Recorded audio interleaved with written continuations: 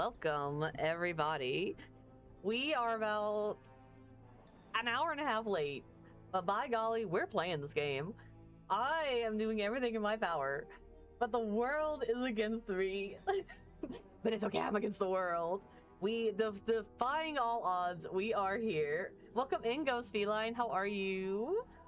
Let me just get this little thing started. You guys don't understand. Like, you just don't understand the struggles I've been going through. Let's make sure everything's good. Because I noticed that Arcane pointed it out, that the YouTube thing, for some reason, went to Mario Kart from so long ago. So, ugh. So normally you don't stream on Mondays. Normally not. But there's a new game that's coming out in like 20 minutes that I want to play tomorrow. But before that, I want to see what happens to this thing. I think it's only fair you give us a 1k channel points and a redeem. You know what, Arcane? Which redeem do you want? Which redeem do you want me to give right now? I can't give you channel points, but I can at least activate a redeem. Hello, Ghost Feline. Here to support. I played more Pikmin 4. Ooh, exciting. How far did you get in that one? Hope your stream goes well. I'm hoping it goes well, Ghosty. You don't understand.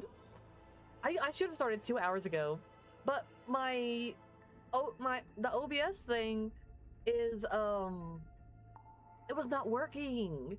So I don't know what happened, but it would not start. It kept crashing, even if it was the only thing running, and it was so crazy. TB Tater will be acceptable. All right. Nah, I'm not gonna wear myself out. I'm gonna try to finish the game though. Ooh, you guys are gonna see a little bit. Another thing that bothers me is when people update stuff. Like, it was working fine before. Why did you mess with it? Now I can't find anything. Nothing works anymore. It's too much. Okay, it is way too much. Hope everything is doing well. It is doing well overall. A big hiccup today. So I uninstalled the plugins that I had that was causing the issue, and I installed something else. So now I'm still able to do the multi thing, which is good, but definitely caused issues with everything else. Tater doesn't get tired. It's her super. I really don't. I might get a little tired, but like, give me a 2-hour nap at most. Let me make sure Chibi Tater. It should be good. I don't know what we're gonna see, but let's go for it. Let's see. That's the one you wanted, right, Chibi Tater? Let me check on chat. Yeah, Chibi Tater. Yeah, I can definitely do that. I think we're almost done with it, finishing loose ends. Ooh, it's another game with no time limit. Ooh, nice. I hope you're having an awesome time. By the way, hey everyone, hope everyone's doing well. Tater doesn't get tired. Exactly. Well, there you go. For the extreme delay, I will do Chibi Tater. So, let's go. We should be able to just switch over. I think it's... Yeah, there's something going on in here. I don't know why my dress is on here, but it's okay. I can get rid of that. I already know what's going to happen when I do that, too. Whenever I get rid of it, it means my face is going to come back on. And... there we go. My face is going to show up, but I will have no body, which is okay. We can be floating head Tater. That's the vibe we're going for right now. Ooh, I wonder if my replay thing is working. I hope it's working. That shouldn't be affected. Now I'm just like paranoid about everything. Let's see, live stream. Just checking my folders. And then that is the third. Yes, all the way down here. Okay, that looks good. Yeah, from the last 5 minutes. Okay. Let me check this one. Yeah, okay. The little thingy I used to capture clips is still working. Yes, we are good. So yeah, don't get spooked when you see that I'm just a floating ghost head. It's okay. That's the vibe we're going for today. Sounds like me when they updated Hazama in Blaze Blue Continuous Shift. I hated it. Exactly. It's like, why are we changing everything when everything is working fine? Do not mess with my settings. Do not change the outline. Do not do that. Ugh. I'm doing great. Just got home and relaxing. Ooh, followage. Nice. Oh, yeah. It's okay, guys. Like I said, stream's working for now. So we're just going to get into it. Ooh, a dad joke. Why did the knife dress up in a suit? Because it wanted to look sharp. Ha ha ha. I do like the dad jokes, it says. It's pretty funny. Oh, that's right. I need to start the bingo game. Like I said, the universe is against me right now streaming. But by golly, I'm defying it. I'm being defiant today. Let's see. Where is it? There it is. I was like, where the heck is my bingo card? Let's go ahead and do that. That's the wrong button. Perfect. New newt works! Nice. I'm so happy the new newt works. There we go, we got our game started. Be afraid as it stares into your soul. Okay, cool.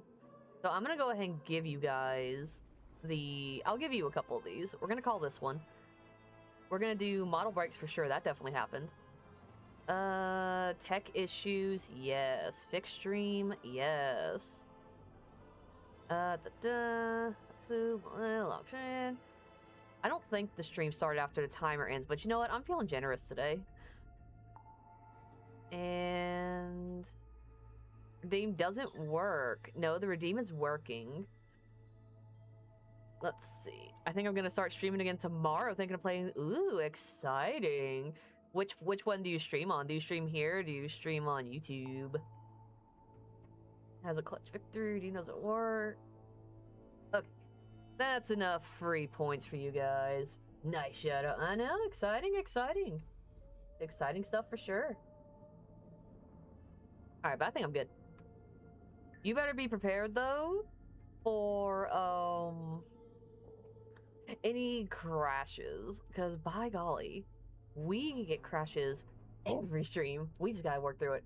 Switch through our PS5. Ooh, nice, nice, nice, nice. I've never streamed through a console though, so that's pretty interesting. I have no idea how to do that, but hope it goes well. I'll try to stop in. Hopefully I'll be home. I'm gonna be kind of busy tomorrow, but hopefully I'll be able to catch it when I get home. We're gonna go ahead and start. Oh yeah, we were talking to people. Also, let me know if that's too loud. I also had to do some stuff with the game capture. It wasn't working. Thought you were gonna say be prepared for arcade shenanigans. Oh, definitely be prepared for that. I mean, that goes without saying. Why do I have to warn about that? It's gonna happen. All right, who I've talked to her, but I don't know if we finished. I know we talked to the two guys. We didn't talk to her about the clues, but we did talk to her about everyone but Cynthia. Cynthia Seafoam, the daughter of Harbour Master Sylvia Seafoam. Don't be blocking me like that. Ooh, let's see if my body shows up. Oh, heck yeah, floating head only. Let's go. You can't even see. There I am. Yes. All those in favor of ghost head, let me know. Otherwise. Let me see. I do unironically love it when this happens. I think it's the funniest thing ever. It's like, look at this. Oh, I love it. You can really see how long and luxurious my hair is. Do you like my shampoo? It's Maybelline. I go all out. I knew it was gonna happen. The minute I saw my body on the the chibi thing, I was like, it's happening. But alright, Toddy's gonna watch you guys. You guys behave yourself while I get ready. Your hair is gorgeous. It's so beautiful. Alright, let me just get this started. It'll only take a second. I know right where it is. Spooky goes well with the game. I'm playing Silent Hill 3. Ooh, exciting. maybe whenever I finally like do the spooky season, we'll do like just a floating head or something. That'd be so fun. Hello again. Let's see. Let's see. Done and done. Okay, we are good. Da da da da da. Okay, what did you have to say about the harbor master? Also, why can I not? Oh, I gotta fix this on my end. And let's get this over here. Perfect. All right, let's go. And the stepdaughter of Donovan Drummond, the shipyard owner. That's a pretty solid nautical heritage. By all accounts, Sylvia Seafoam was an ambitious and outgoing sailor, but I believe they raised Cynthia to be a mechanic. Still, sounds like Cynthia actually does have the expertise to be captain. Who said she doesn't? Oh, that's right. We were talking about the little sea captain girl. I totally forgot that was her name. Okay, so now we're gonna start on all these, and I still have to find these, and then we have found all the clues. 1, 2, 3, 4, 5, 6, 7, 8, 9. 9 left. Done tablets. Mariana, can you tell us what these tablets are? It's rather more difficult when it's something synthetic like this. Some kind of vitamin. I love that she sniffed those. All 3 of them? Yes, the 3 tablets seem largely to be the same thing. Okay. So they're all the same When did you take this one? tablet. Hello. Says it right there. On the night of a full moon. How come that guy has glowing red eyes? Perhaps it's because of his demonic essence. Or you used a flash?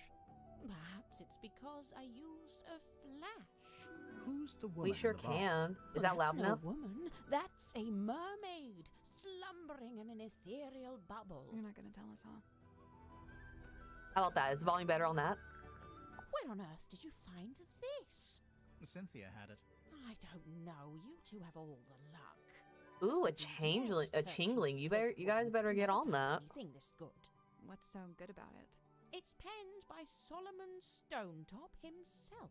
They say he built the Stonetop Inn with his own hands, and in doing so, he founded the town of Silkworm on Sea.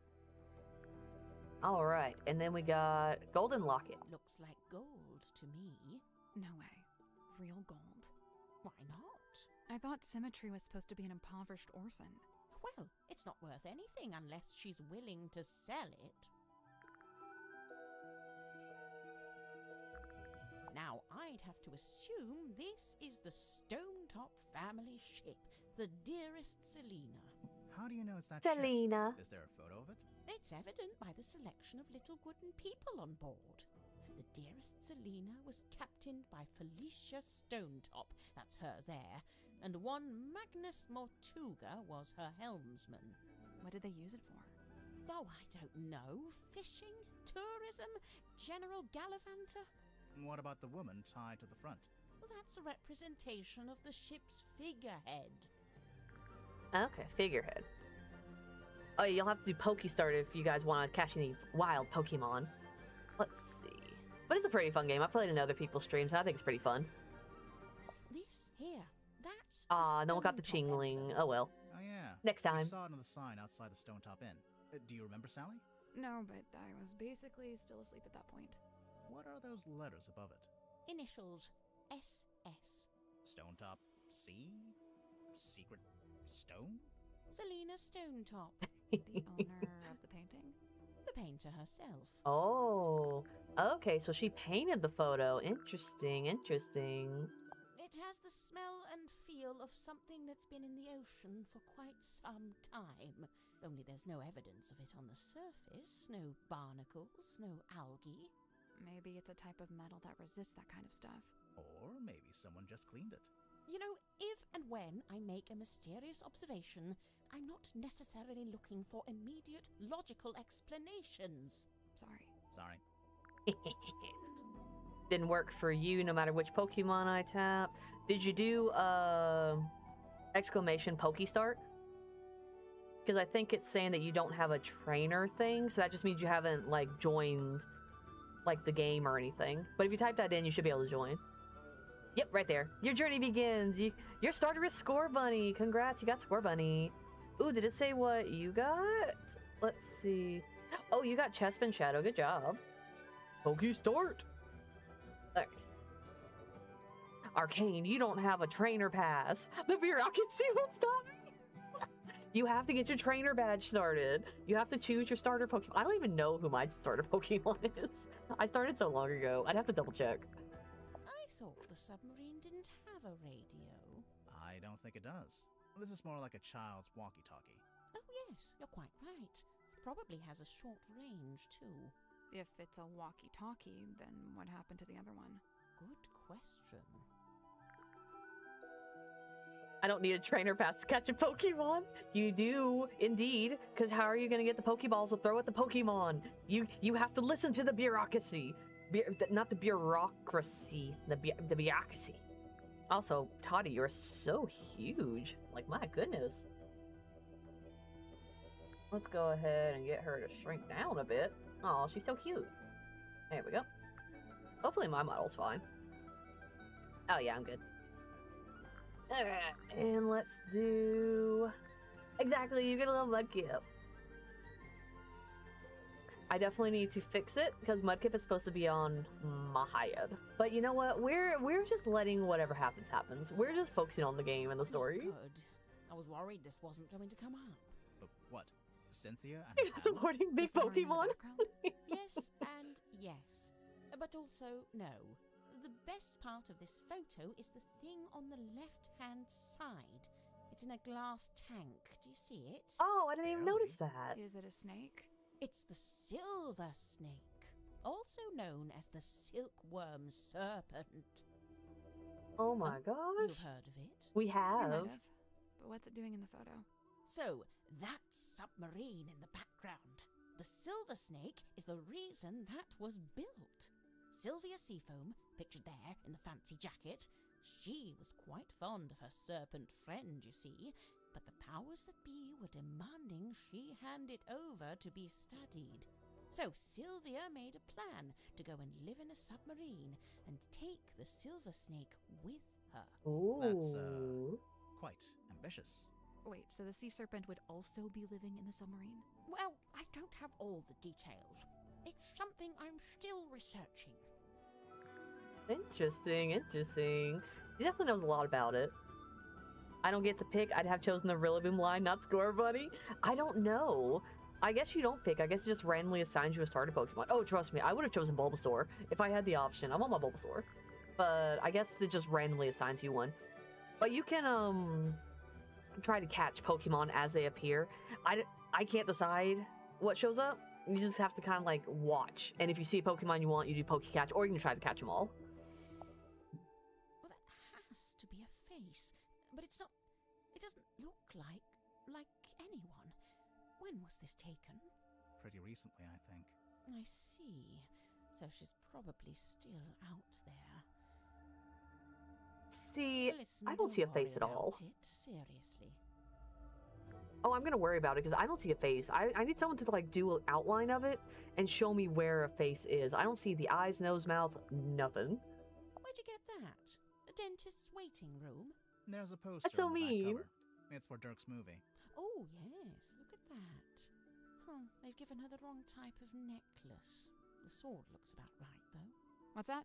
Just thinking out loud. Everybody on this submarine suspicious. You know, one of the reasons I found it hard to research Mortuga was that there really wasn't much of a paper trail. Well, seems like he changed his ways. Yes, it's rather odd, isn't it? I wonder what compelled him to draw up a contract like this. I can't help but feel like the idea must have come from someone else. Interesting. And what about the blueprints? I'd love to know where Cynthia got the diagram of the wooden ship. I thought it was supposed to be a submarine. Oh, no, the yellowish parts. They're from an old drawing of a sailing ship. Looks like it might be from the original, too. I just wonder where she got it. From the family. It was passed down by the family. Let's see. The thicker wood is mahogany, very old mahogany. The thinner wood. Though I don't know, some kind of cheap timber, perhaps. Somebody skimped on the repairs, huh? And the jacket? Emblazoned with the seafoam S, I see. It's quite an elaborate... Oh, how strange. It's never been worn. Never? What? Once or twice, at the very most. That's weird, because she's been in the picture wearing the jacket before, and she's saying it's pretty much brand new. Unless she only wore it for the photo. I'd heard Mortuga wasn't one for writing things down, so I'd given up hope of finding a diary, but this might be the next best thing. He made a record of every time a new person joined the submarine. Except for when you joined, Mariana. Well, I suppose he'd never had the chance. I was gonna say, when she actually got onto the, I'm gonna make myself, well, there we go. Whenever she actually got on the ship, he kind of, like, died immediately. No, he didn't have the chance to write down for her.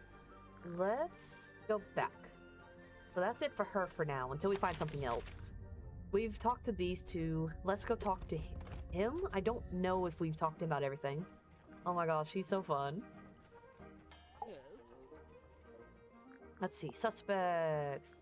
That means, okay, we have to ask him about all these too. Young Cynthia I also have no idea where to go, so hopefully talking to people opened something up for me. Mortuga's death. Sounds like you don't agree. Well, now, I didn't say that. It's just... You don't think she's up to the task? On the contrary, from what I've seen, Cynthia is a remarkably bright and capable young woman. So much so that I bemoan seeing her spend her best years hidden away down here in the dark. Oh, it doesn't have to be permanent. She could be captain for a little while and then go do something else. He's like, I'm pretty sure this is a permanent situation. Is that a sun? Probably. Although it could be a wheel. Oh, yes, wheel tablets. Aha! This must be where Madame Tadpole got her stage name. You think? She's not called Madame Mermaid Orb. Rip, what do you know about this document? Ah, yes. I believe it belongs to Cynthia, and she gave it to Mortuga shortly after she first arrived. Bingo! Lillian's locket in the flesh! And Lillian is... who? By all accounts, some kind of sorceress. How come you know about this? Well, it's a brass trinket, and thus it's often placed within the jurisdiction of my expertise.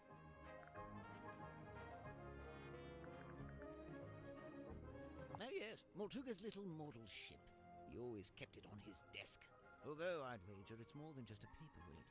Is it based on a real ship? It's likely. Mortuga did have a ship, or rather he worked on board one. I very much doubt he was the owner. Do you know what this is? Oh, I'm not sure. Maybe something left over from when it was painted?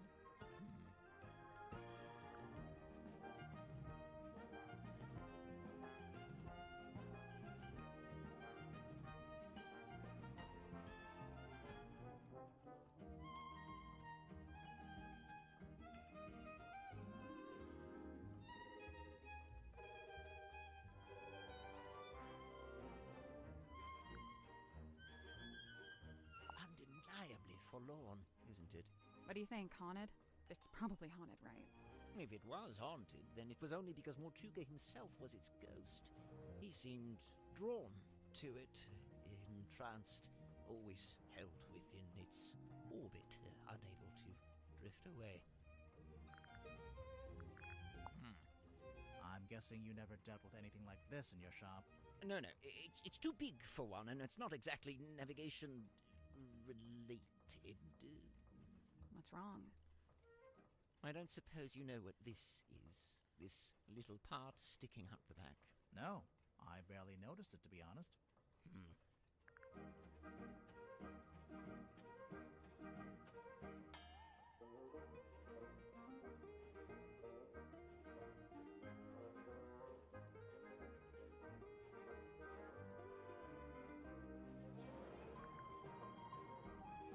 Could this be Cynthia's attempt to get our submarine up to code and finally install a radio?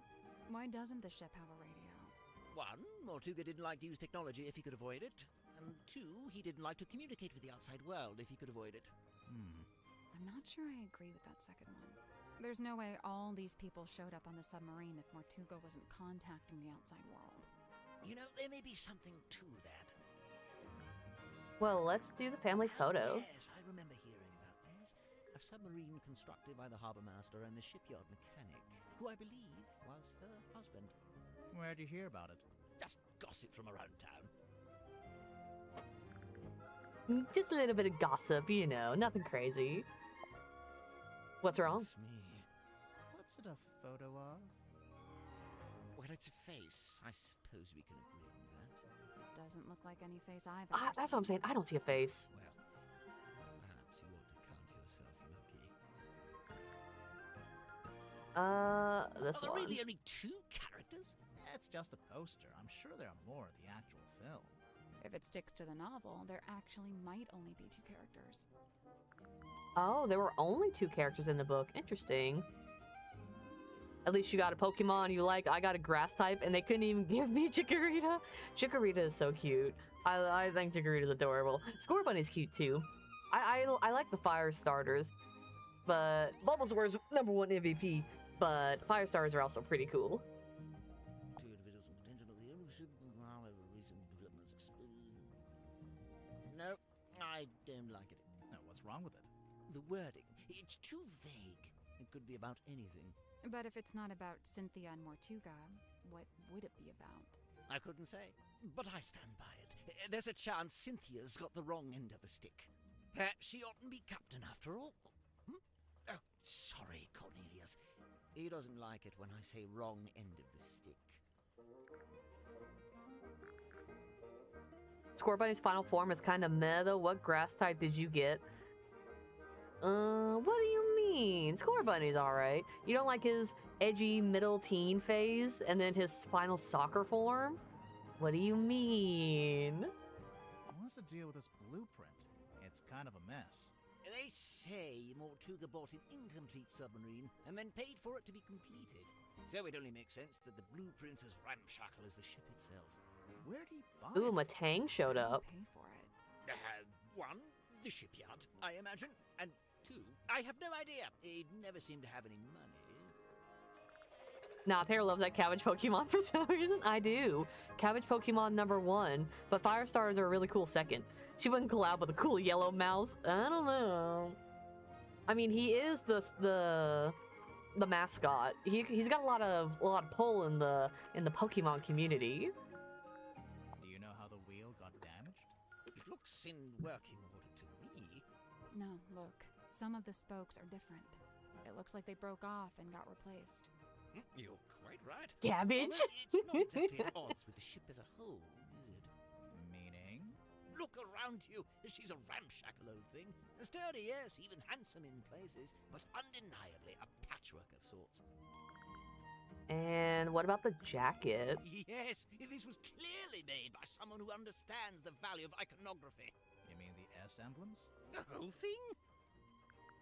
Mortuga's log. Let's find the entry about me, shall we? Here it is, right after Zephyr's. Godric Grip rescued from hot air balloon accident. To refer to it as an accident, a merciful gesture indeed.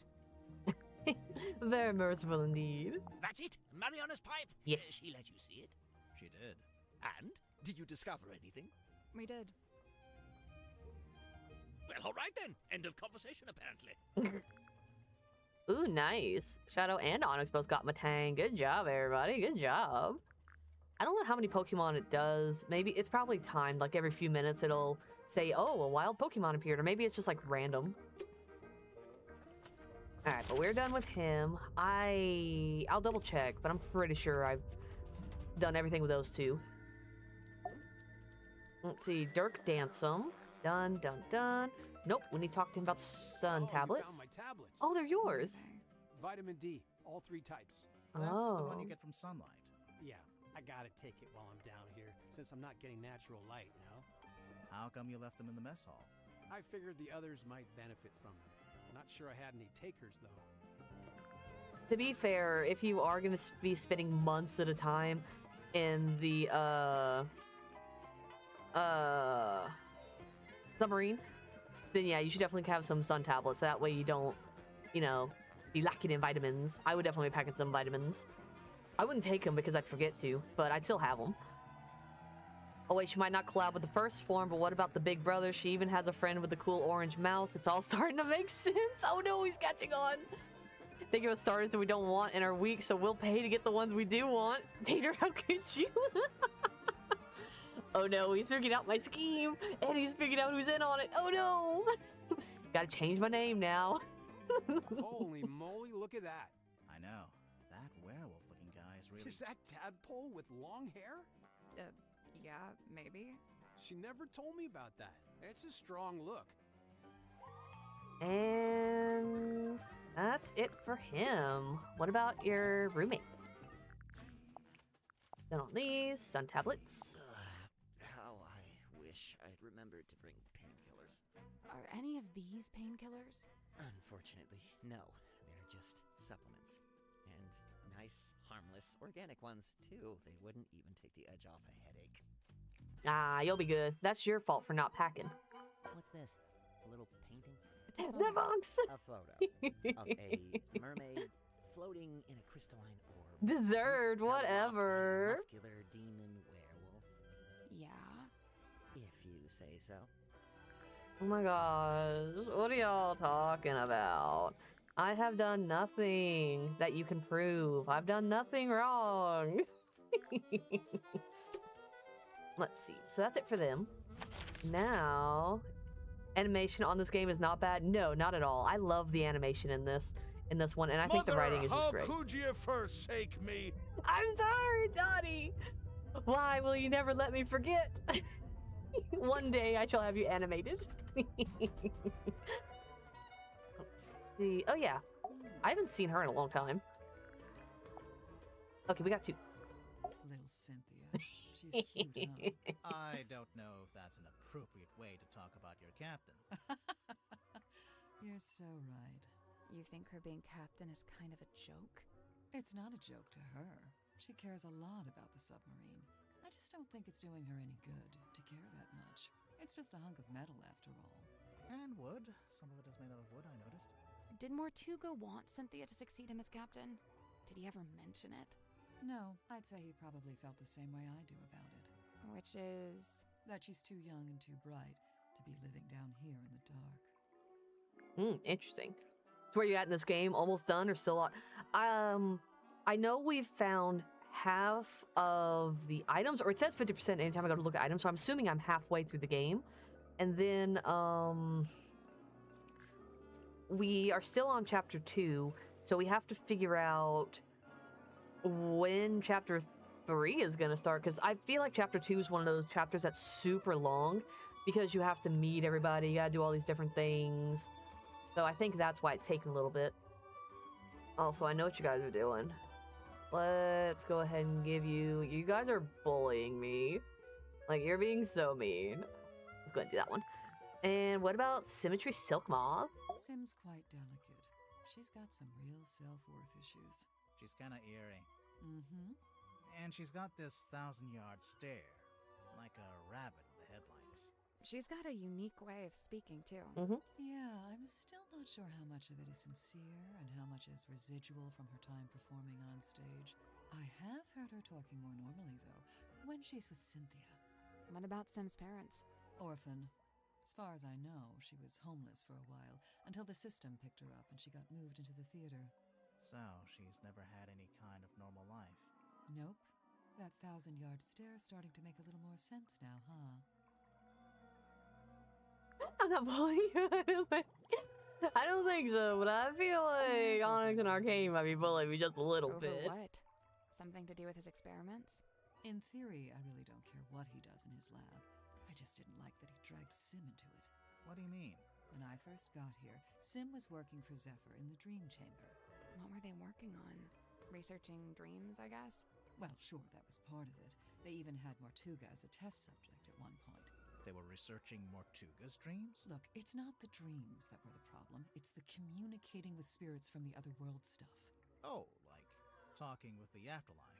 Zephyr's a grown man. If he wants to research that stuff, he's free to do so. But Sim's still young. I didn't want her getting misled, so I put a stop to it. How? I made Zephyr tell Sim he didn't need her anymore. Ouch. It's for the best. How could she? So rude. Let's start with the items. Turk tried to get me to take these. He's convinced we've all got a vitamin D deficiency. He said that's why everyone on the submarine is, in his words, moody and weird. Is that you in the photo, Miss Tadpole? No, I'm not that buff, and my beard isn't that thick. The woman in the glass ball. She looks just like you. Except she has long hair. And a mermaid tail. It's a fake tail. I don't wear it anymore. It actually slowed me down.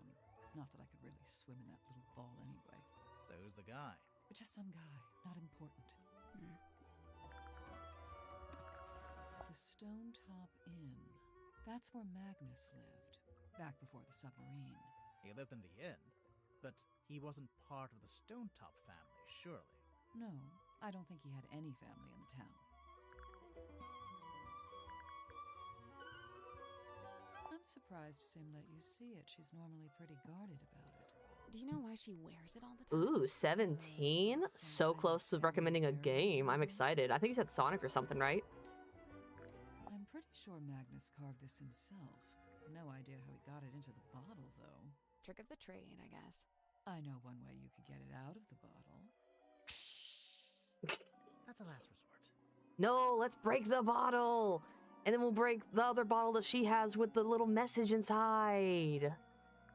You know, I think this painting is the answer. To what? Everything. Magnus Mortuga. What he was doing, what he was thinking. Even, maybe, how and why he died. I swear, there's always a painting with a secret in it. I mean, that's why you gotta break open the paintings. They want us to break the bottles. They want us to break the paintings. Let's just break everything. Let's just break a hole in the submarine, Okay, you too. can pick it It'll be up. fine. You're pretty strong, right? I could maybe get my arms around it, just about. What about Mortuga? Probably, but he had real big arms, like me. But for anyone else, it'd be a two-person job. Yeah, I think so. Let's do handheld radio. It's a radio, dressed up like a little doll. Do you know who it's supposed to be? Is it not Cynthia? I don't think so. Oh, shit. Yeah, I think you mentioned like Sonic 1 or 2. I can't remember. And you can always change your mind about whichever game you There it wanna is, try out at 20K. In the big tank of water. What is it? Some kind of sea creature? I think it's the reason they built the submarine. They built a submarine to house a sea creature. Mm-hmm. I don't understand. Where would it live? Wouldn't it need to be in water? Yeah, there's a special area of the submarine that can fill up with seawater. Where? You're standing on top of it right this second. I like her character. I think she's very, very interesting and intriguing. I like her character. Tadpole, is this a photo of you? Why'd you say that? It's an underwater photo, and it kind of looks like a woman's face. I just thought... All mysterious. I don't see a face at all. I don't know what these guys are talking about. No, I'm kidding. For the record, I don't think it looks like you. Right. It doesn't. In fact, it doesn't look like anyone. That's what I'm saying. I don't see a face. People keep saying it looks like a face. I don't see it. See, this is what I'm talking about. Dirk looks way better like that. The beard, the long hair, the outfit. You like the rugged pirate look, huh? I can't help it if I have a type. She knows what she likes. What consoles do I have? I have a PS5. I have an Xbox X, I think. It's in the valves. The Xbox. And I got Switch 2, and I've got PC, obviously. Oh, and I have a 64. but we'll have to check on the games, because sometimes they be pricey. But I know I have those 4 things for sure I could play on. Looks like Mortuga chose to use a typewriter for this. Oh yeah, I do have a More PS3, official, maybe? but It's more I to might do not with have the writing games by though. hand. He'd even sometimes ask me to write things for him. Like what? Oh, just little notes, you know. I guess now that Cynthia's captain, she wants an up-to-date blueprint of the submarine. Why was there an out-of-date blueprint? The ship has kind of a complex history. She's been through a few different phases, lived through a few rough patches. And what about the Magnus wheel? used to let me steer. He even taught me how to do it. Sounds like he was setting you up to be the next captain. I don't know about that. And we're gonna do the jacket. It's custom made. Oops. See the S emblem on the epaulet and on the back? Epaulet? I've What? never heard that word See? before. Obviously. So why isn't Cynthia wearing it? I guess she'd rather keep it preserved. Let's see. And the log. Yeah, we'll see. I should be able to get it on like a PS5. If not, I got like a used game store near me that I can check out. It would just depend on whenever someone redeems it, whatever they redeem. But I should be able to. Magnus really wasn't one for record keeping. Well, he did make a few entries, though. Looks like it's just each time someone new arrives on the submarine. That makes sense. He was always people-focused. Human interactions, relationships. It's what he considered most important. Okay, maybe he was also an orphan, and that's why he likes the connections with other people. Mariana's like a little mole digging around for worms, except the worms are other people's secrets. Oh, I can't imagine what you'd get on me. I don't have any secrets. What about your first name? What about your second name? Let's change the subject. Ooh. Like, what about those things? We all want to know. Why don't you tell us? If you watch him closely, Grip holds this tighter whenever he gets sad or nervous, and only lets go of it when he's totally at ease. Sounds like you've really been staring at him. Mm-hmm. Yeah, well, you can learn a lot watching someone's involuntary movements. Okay, do me. You're tired, achy. You only got an hour of sleep on a hard surface. Wow, I feel so seen. I was gonna say, she's so good. She knows. It's because she has cameras everywhere. That's why she also knows. Do you recognize any of these objects? The mermaid's tongue, rumored to be lost at sea. You've heard of it? Tadpole? Oh, Tadpole, No, we're asking you not by name. questions. Maybe Zephyr was trying to get hold of it. yeah, maybe he was. I forgot to do this. Okay, we're good. Tell us about the helmet. This pattern looks a bit like a dream catcher. What's a dream catcher? It's something you hang in your bedroom window when you're a teenage girl. Bingo. I see. And what about the fog ball? That belongs to Ooh, Volbeat's out. Celebration. Nice. It's something to do with her old magic act. You might be right, but we found it in Zephyr's dream chamber. Still, I told him to give all her stuff back. I'll have to have a word with him. She's like, I'm gonna have a word with him. Any idea And what he's not gonna Zephyr's forget keeping in this bottle? my Whatever advice. It is, he dumps it into the ocean every single night. What? What do you mean? Every evening, he comes by the airlock and empties the bottle into the water tank below. And the water tank leads out into the ocean. Yeah, and then each morning he comes by with the empty bottle and fills it back up again. Why? What's he doing? I've never managed to work it out. And okay, we got two more. I think. Yes, we got two more. Hey, where did you... Does this belong to you? We found it in the bilge. You dropped it, maybe? I think she threw it in Ocean there. Rescue Divers Association. Is this an organization you used to work for? Maybe. And what about a device? Looks broken. Does it? How can you tell? I just assumed it was waterlogged from the bilge water. How did you know we found it in the bilge? Because it smells, and it's still wet. Oh, yeah. Good point, good point. Sally, you take it. I don't want it. You keep it. He said you keep it, it's gross. We got that, got the suspects. Good. We are done with her. Ah, no one caught the Volbeat. All good. Alright, sweet. Talk to these guys, these. Let's talk to her. Get out of that mirror. Suspects. Okay, you're all good. Do you have anything I could talk? Okay, I got these three things. Because I talked to her pretty late. Bring along a bottled form of sun. Sunlight's good for you. Vitamin D, I guess. What does it do?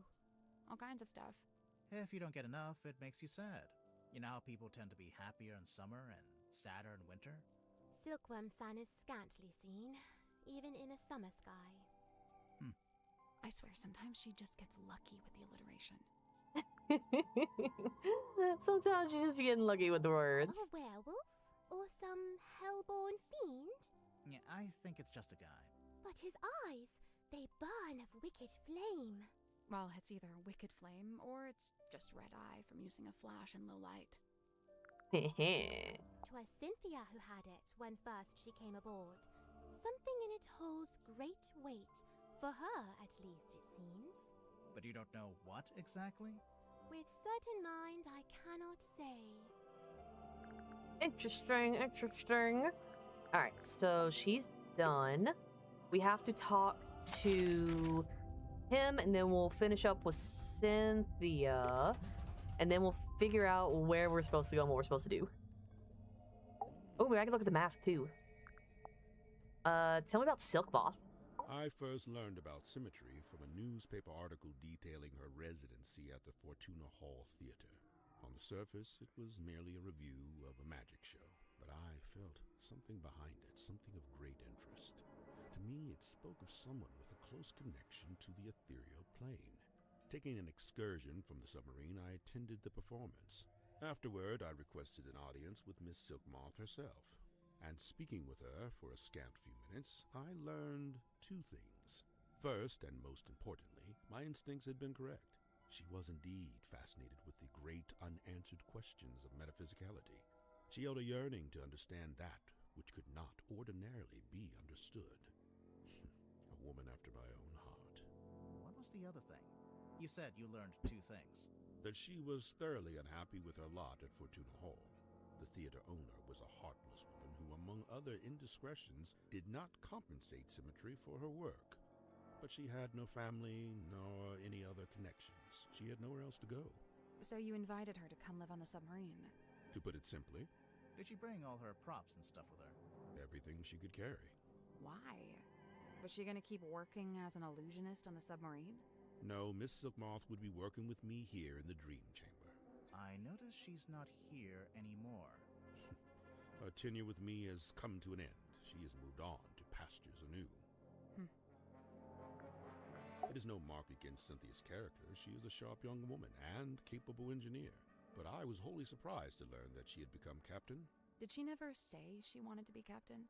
On the contrary, I was aware she'd held such aspirations initially. But I was under the impression that her campaign had ended in failure.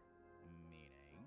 That Miss Seafoam had made her ambitions known to Magnus, but he had shut them down. Interesting, interesting. What about clues? Oh, we got a lot we can talk to him about. Let's go ahead and get started. We haven't talked to him in a long time. He's about to info dump on us. Bottled sunlight. It appears somebody's looking to protect themselves from vampires. There's no vampire on board. Is there? Of course not. What about Mortuga? I'll admit, it was a rumor for a time. And the photo. A photograph of a divine moon ritual. The man holds the orb aloft, and the being within is imbued with rays of mystic light, granting eternal moon wisdom. Eternal moon wisdom, huh? I have that. I skipped the ritual, though. I was just born with it. Impressive. Also, I can shoot moon lasers out of my eyes. Now you're just being ridiculous. Now you're just being silly. I love her. She's so silly. I stayed at the stone top inn myself. Back then, it was under the care of a woman named Felicia, but it seems to have passed on to Magnus sometime later. I find this strange, for he was not a member of a stone top family. Yeah, that's definitely interesting. I'm wondering if him and her were the ones having a fling or something. Now this is a talisman, surely. On the surface, it appears so. However, in this instance, I think the concept has been inverted. A reverse talisman. You don't know info dump until you played Metal Gear Solid 4. Oh, I'm gonna play it at some point, and I'm ready. What is it, a hour and a half cutscene, 2-hour cutscene? I'm ready. I'm ready for the movie marathon. Did Mortuga make this himself? Of course, much like his model town, it is specific to his life and his memories. So he made the model ship and the model town at around the same time. I believe so. Interesting. I believe this is a painting of Magnus's old boss and landlord. Is that who she is? Felicia, her name was. I laid eyes on her briefly when I first visited Silkworm. What happened to her? I couldn't say. Mortuga never told you? No. Maybe he didn't know either. Interesting, interesting.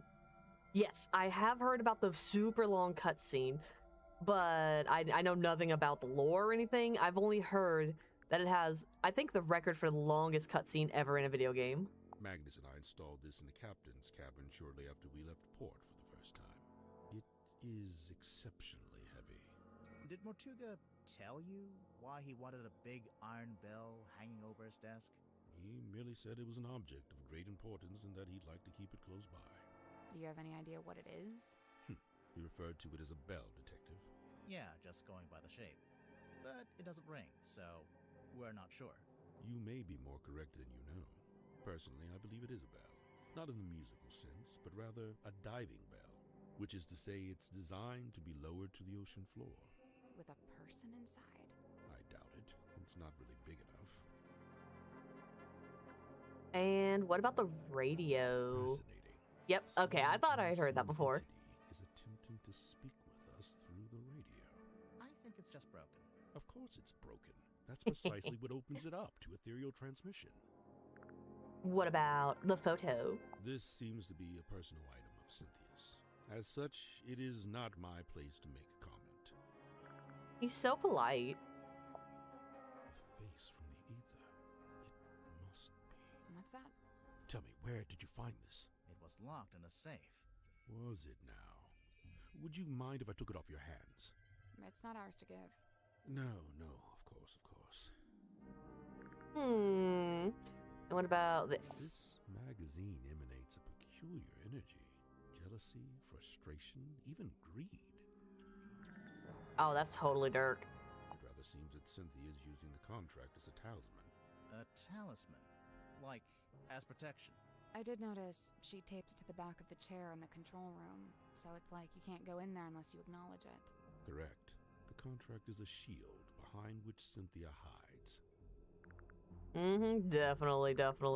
Still trying to figure out the whole Cynthia being in charge of the boat thing and seeing what happens with that. You know, Magnus never liked the name Mortuga Submarine. Surely he was the one who chose that name. I believe it was something that just happened. He didn't have a willing hand in it. All told, Magnus was rather dismissive of the notion that the submarine should bear his moniker. But it was his submarine. He was dismissive of that notion, too.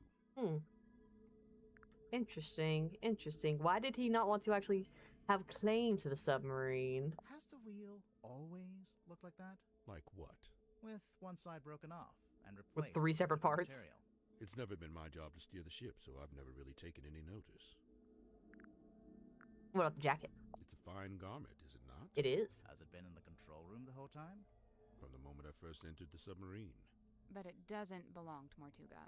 It does not. Nah, that belongs to her mama. Magnus was fairly averse to record keeping. He can't have been that against it if he bothered to write in the captain's log. However, standard protocol would be for the captain to keep a record of every single day, whereas Magnus only filed a handful of these log cards in his entire tenure. And what about the wooden pipe? Mariana Moon's tobacco pipe. Yes and no. It's actually a dictaphone, like a little tape recorder. Curious. Is Miss Moon some sort of covert operative? Who knows? Maybe. I think she's just nosy. I think so too. I think she just likes to be a little gossipy and just know all the information. Godric Grip's hand-carved talisman. You think everything's a talisman. I thought it was just a part of the branding for his shop. It may well be.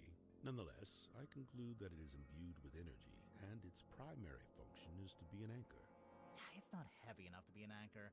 I'm pretty sure it would float. He means an emotional anchor. Oh, right. It would float. What an enchanting thought. Uh-oh. You've given him an idea. It may transpire that the true meaning of the cane is found in its unsinkability. So it's a reminder not to sink, not to drown. Like some kind of life preserver? Maybe. I also think you guys are looking a little too into it sometimes.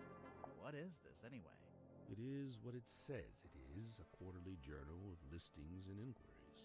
I noticed the prices are listed as ounces, and that's gold, I'm pretty sure. These numbers are merely a way to ascribe a universal value. Most transactions take the form of a trade, exchanging items of equivalent worth. Oh wait, so Are these things that people have and they want to sell? Or is it stuff people want to buy? Both. What about that last one? The mermaid's tongue. Likely the most contentious item ever to be listed in the journal. Desperately coveted by those who believe, and disdained by those who don't. Those who believe what? That such a thing could even exist. I know it exists. It's on your bookshelf right now. Let me grab it. How come the goggles are blacked out? It is a weighted sleeping mask. To induce REM sleep? Correct. What's REM sleep? That's the kind of sleep where you dream. Aha. So, what's the big funnel on top? It is an energy filter. So it filters the dreams as they come out of your head? The opposite. It filters the dreams on their way into your head? Correct. Oh yeah, dreams are transmissions from another dimension. I forgot. But what's the point of filtering them? What does it do? To study the transmission, it is first necessary to change the format of the energy signature. Oh, like when you change a WAV to an MP3. This is a syntax with which I am not familiar. You speak in riddles, young one. I do not understand your question. Where do you get this from? It is on loan from Miss Silkmoth. So it's for some kind of magic trick. I thought it was a crystal ball, like a fortune teller would use. Indeed, it is a divining orb of a sort. However, I am not using it to see into the future, for such a pursuit is not but folly and nonsense. Right, but I'm sure whatever you're using it for is totally rational and sensible. Do not question the orb. I'm always telling him that. Do not question the orb or its powers. You know not of what you mess with. Okay, I'll bite. What's a hex bottle? It is a glass container with a hex inside. A hex like a magic spell? I've been forthcoming thus far, unusually so for a man of my nature. However, certain things I shall be keeping to myself, especially if it has no bearing on your investigation. What if we can prove it's got something to do with the murder, or the crime scene? Well then you'd have forced my hand, wouldn't you? 100%. Let's see. Okay, that's it for him. I've asked him about the suspects. Am I allowed to look? Now, Oh, I think Sim's hiding something on the submarine. Something we haven't found yet. A certain piece of equipment she uses in magic tricks? That's the one. Problem is, we already searched the child's room and her bunk room. Well, there's only one other place it would be. ooh, the Illusion Theater. Let's go. Things are beginning to happen. Oh, I thought those were teeth. Let's see. Someone's taped the drawing to although it's... I think it's supposed to be a poster. Yeah, we already looked. Oh, it even tells us all the little notes. Hand-drawn poster. I didn't hang it upside down. I hung it right side up. Okay. And title here. Okay. What about outside It's a the little mirror? window that looks out into the endless. What? I don't know. What about in here? It's Mortuga's stone cauldron.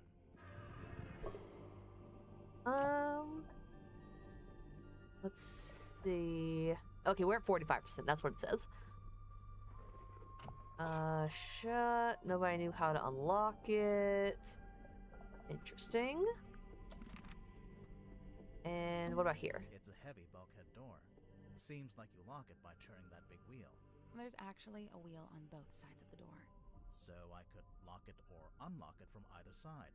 If you were strong enough, maybe. Ouch. What about this towel? There's a cloth hanging up on the wall. Oh, it's a sales clock. Ooh, nice. Shadow and Oliver's got the manti. Good job. You guys are becoming Pokemon masters. What about the curtain? Someone's hung up a curtain here. It's tied to the wall right now, but looks like it could be drawn across the middle of the room. No, like a theater curtain. Finally, something to justify the name. What else? In here? This wooden panel. Surely there's something behind it. I mean, I think so. Buttons. Hello? It's a little set of tiles. Ooh, swap the tiles into the correct slots. Oh, we're gonna struggle. Heart.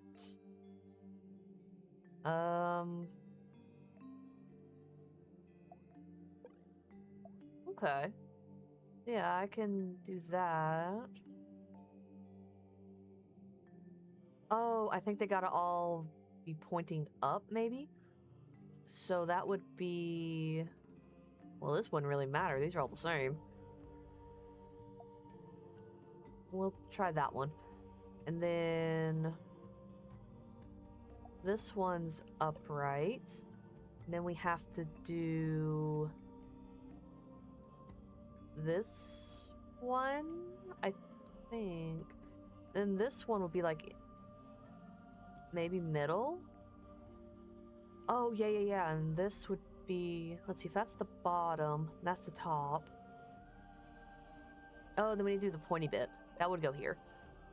And then this one would be here, which would be the heart.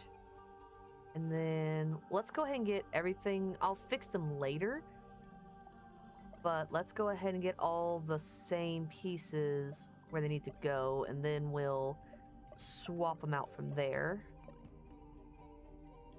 And then I can already see that one of these, this is probably something up here. And I think this goes here. And then all of that looks good. What would that be? Oh, that would be this piece. So this piece. Okay, let's start with this one. That's upright. That's gonna be if they were like split and touching.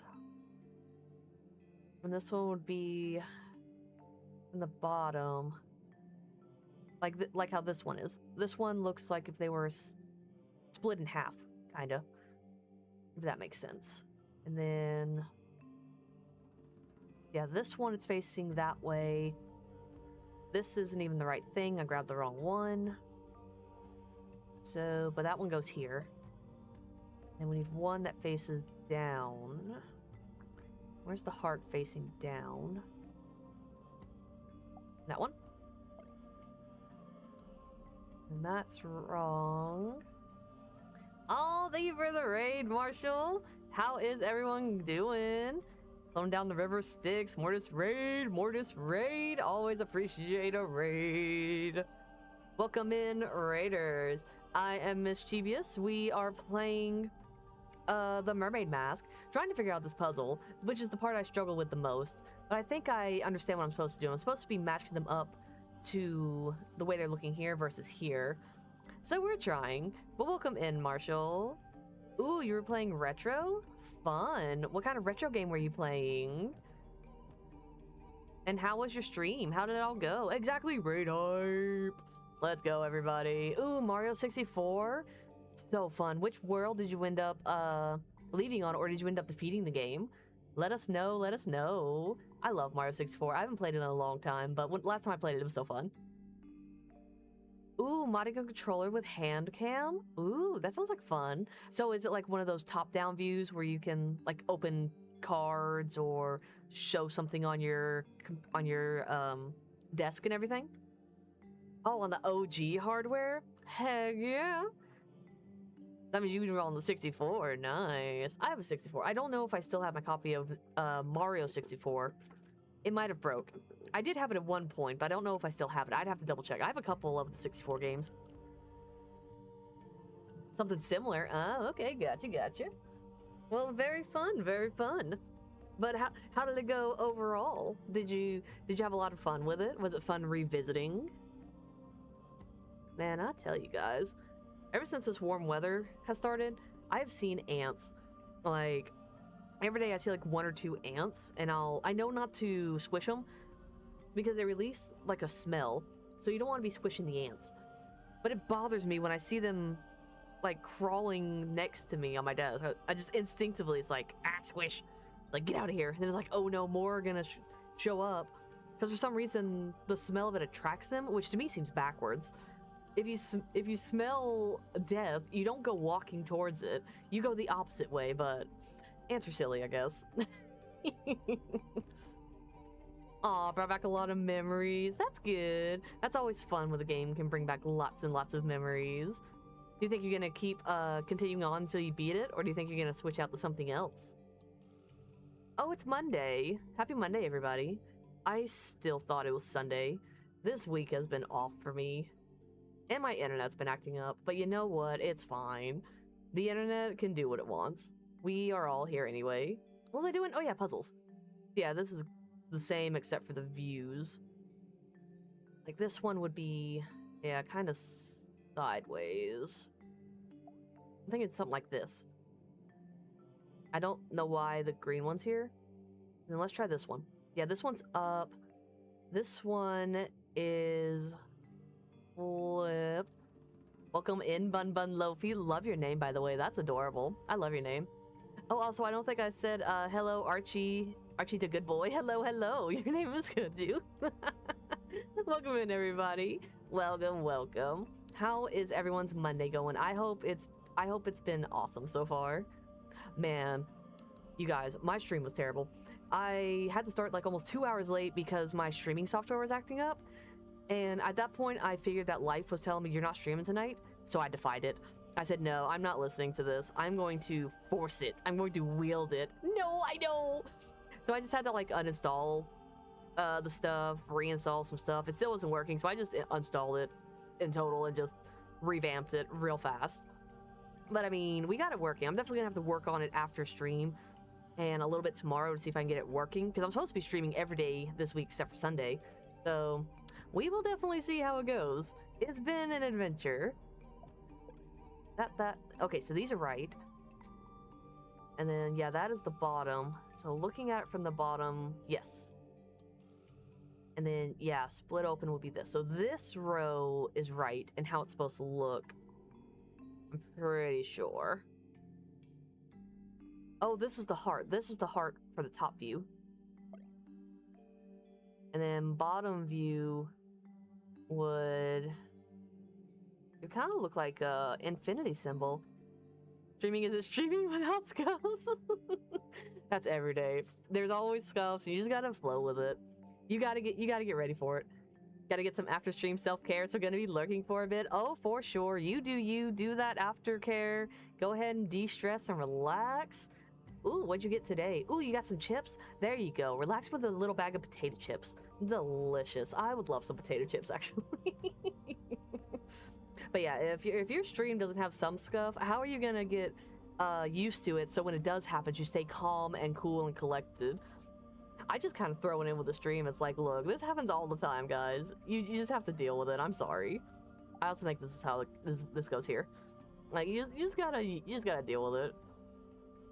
Oh, and then this goes here. Okay.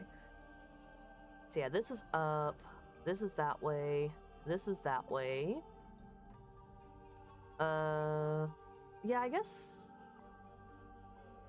the top view and the bottom view would be the same. I have the hiccups.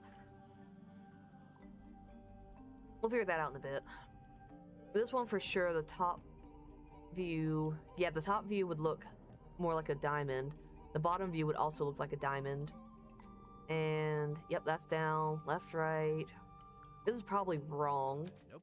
So there's 4 rows with labels off to the left. As for the tiles, I don't think the colors matter, just the shapes. So Okay, cool. So yeah, colors don't matter. Okay, up. This is up, this is up, this is up. And then... yeah, pretty much split. Or like top view, I mean. So if this is top view, yeah, this is the bottom view. It would be, well, maybe not. Maybe, I think this one's wrong. This one's wrong and this one's probably right. If you look at it from the top view. Yeah, I think this is top view, this is bottom view. But this is up, that's right. Left would actually be like this. And then left, right. And then this would be right. Yes. Yeah, left, right, and then down would be the same. Yeah, left, right.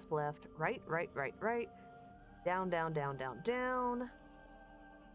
So I have to figure out this these 2 rows right here are the ones that are wrong. Let's try it now. I guess that's wrong. Each slot is a part of one. So when we place a tile, it has to work for the... Yes. Okay. So let's see. Yeah, I think that's just gonna look the same no matter what. There's no circles on it, so that's right. This one I think is right. Yeah, from a top view it would be pointed. And from that one would be pointed. No, there would be some circles on it.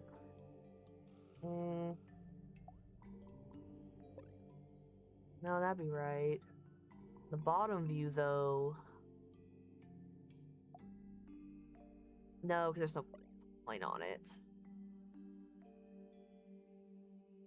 Yeah, these are the ones that are confusing me. But we'll get there, we'll get there.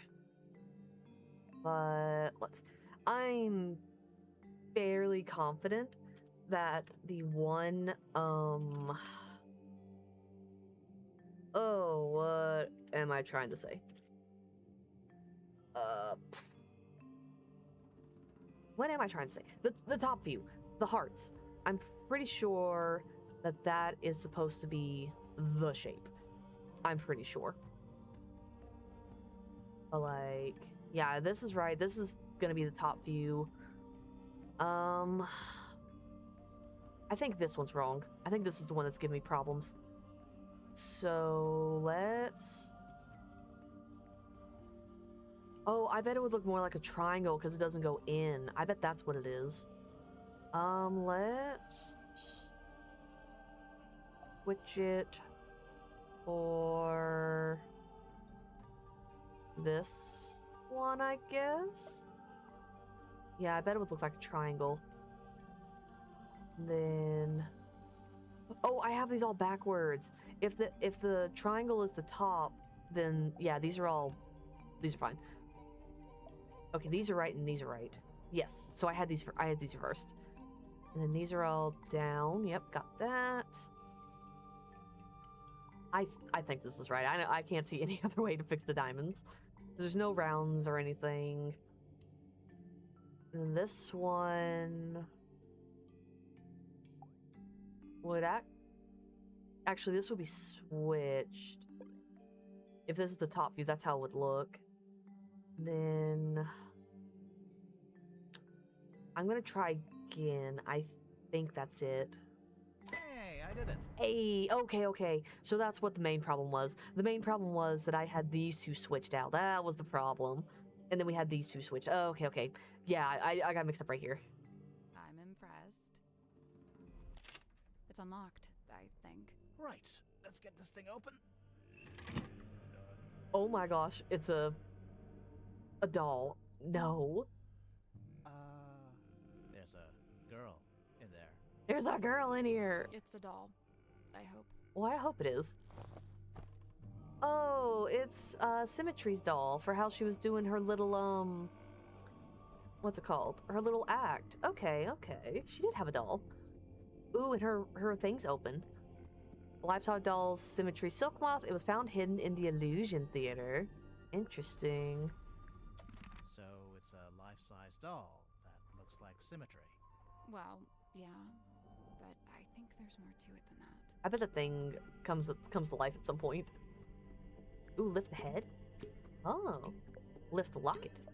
Ooh, open the flap. Ooh, touch it. Is that a camera? No. Oh. I think it's a projector. Oh. Ooh. A vintage film projector. A film reel has been placed in the top. Interesting. Ooh, a button. Okay, button does nothing. Use. Oh, that's creepy. Oh, that's the Grim Reaper. Close your eyes, my love, and be still, for this is the end and the beginning. Okay, and then whoosh. Okay, so that's the only tape on here. Okay. Sorry, why was there a projector hidden inside the doll? Safekeeping? Interesting. Was there anything else in there? It's Mortuga's stone cauldron. No, I didn't want the cauldron. We've already looked at the cauldron. We want the doll. Hi there. Look at the doll again. Pull, open. Okay, I guess. Yeah. Okay, so that's it for that. And I've already looked at the projector. So I guess the only thing to do would be to talk to everybody and try to figure out everything, what's going on. First, let's talk to her, because we have to get all the information out of her.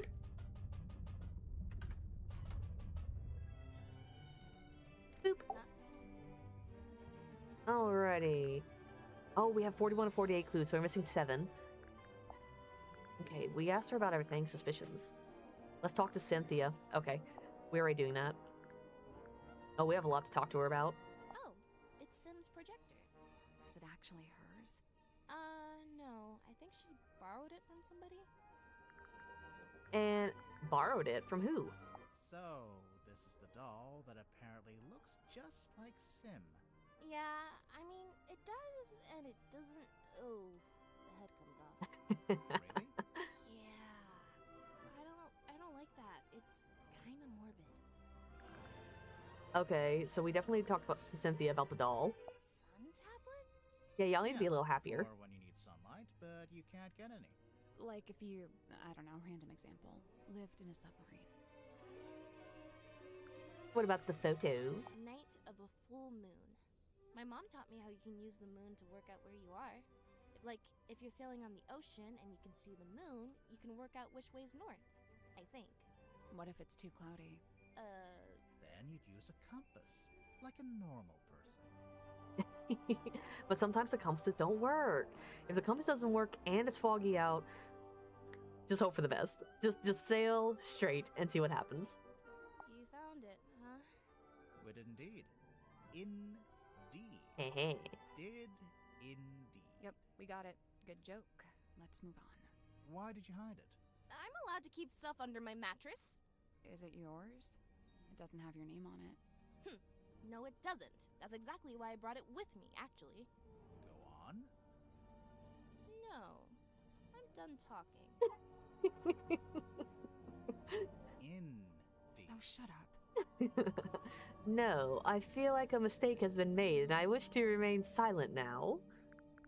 Sim let you see her locket? Do you know what's inside? Did she ever show you? No, and I didn't ask. She's allowed to have secrets. Wait, you didn't open it, did you?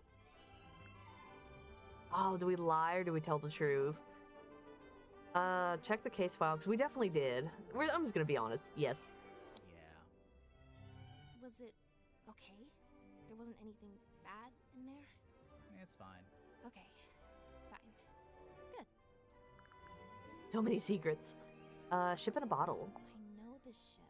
I used to look out my bedroom window and see it sitting in the harbor. Does it have a name? Something Selena? Precious Selena? What about her? I remember one time I went into Mortuga's cabin and he was standing in front of this painting, and he had his hand held up to it, like he was touching it. Maybe it got knocked and he was straightening it. No, he wasn't touching the frame, he was touching the painting itself. Okay, well, he is within his right to do that. I don't know. Might be worth a second look. Oh, I will definitely be taking a second look at the picture. Don't you worry. What do you know about this bell? That's no bell. It's got a fluted drive tip. A what? For a fluted socket with 6 flutes. Oh, yeah. I agree completely. I agree completely. I totally knew that's what it was. Obviously. Cynthia, this radio looks kinda like you. Aw, you really think so? Why did you take that as a compliment? Does it belong to you? Of course, I brought it with me. That's how I first contacted the submarine from the outside. You used the radio to contact Mortuga, and you asked him to let you into the submarine? Yep. Oh, wait, so there's a receiver in the control room? No. Well, kinda. So, you know what? Never mind. You know what? We're getting tired of this. Let's just move on to the next question. That's your mom? Yeah, she was the harbor master. That's a pretty fancy jacket for a harbor master. Looks more like a naval officer. Yeah, well, she had a lot of big ideas. She was super ambitious, always making plans. My dad could barely keep up. That's your dad on the right? Yeah, stepdad, but yeah. Are you too close? Not really. We kind of drifted apart after a while. After your mama died. It's okay, we already know about that. I locked it in the safe. I didn't think... What is it? The night of the murder, when I was in the control room by myself, it was right around the time the ship's compass was freaking out. You used the underwater imaging system? I don't know why. I couldn't resist. But then this came out. I wish I hadn't done it. I put it in the safe so I wouldn't have to think about it. I can understand that. Really? Yeah. Sometimes you gotta compartmentalize. One thing at a time, you know? That's true. One thing at a time. You don't have to have it all figured out when you first start out. This article's kind of unfair to Dirk. It barely mentions him. Probably because it was written before the movie came out, so he wasn't famous yet. Oh yeah, true. The movie was a hit, right? So Dirk's famous now? I guess he must be. He told me he's getting all kinds of offers from other studios. Lucky him. He must be thrilled. No, he feels like his lawyer who wrote up the contract did a terrible job. Let's go look at that painting again. Yes, let's go, let's go, let's go. Alright, painting. Maybe we should take another look at this. Ooh, her. Talk to all suspects about the her painting and the underwater. Nice, we got an achievement. Let's look closer. Search the entire painting for anything that seems strange. This. Is that the sun? Rotate it. Oh, I knew it. The sun was upside down. Do you hear something? Oh, that was it. Oh, cool. That's it? What? It's just going to hang in the middle of the room? Obviously. You can reach it, can't you?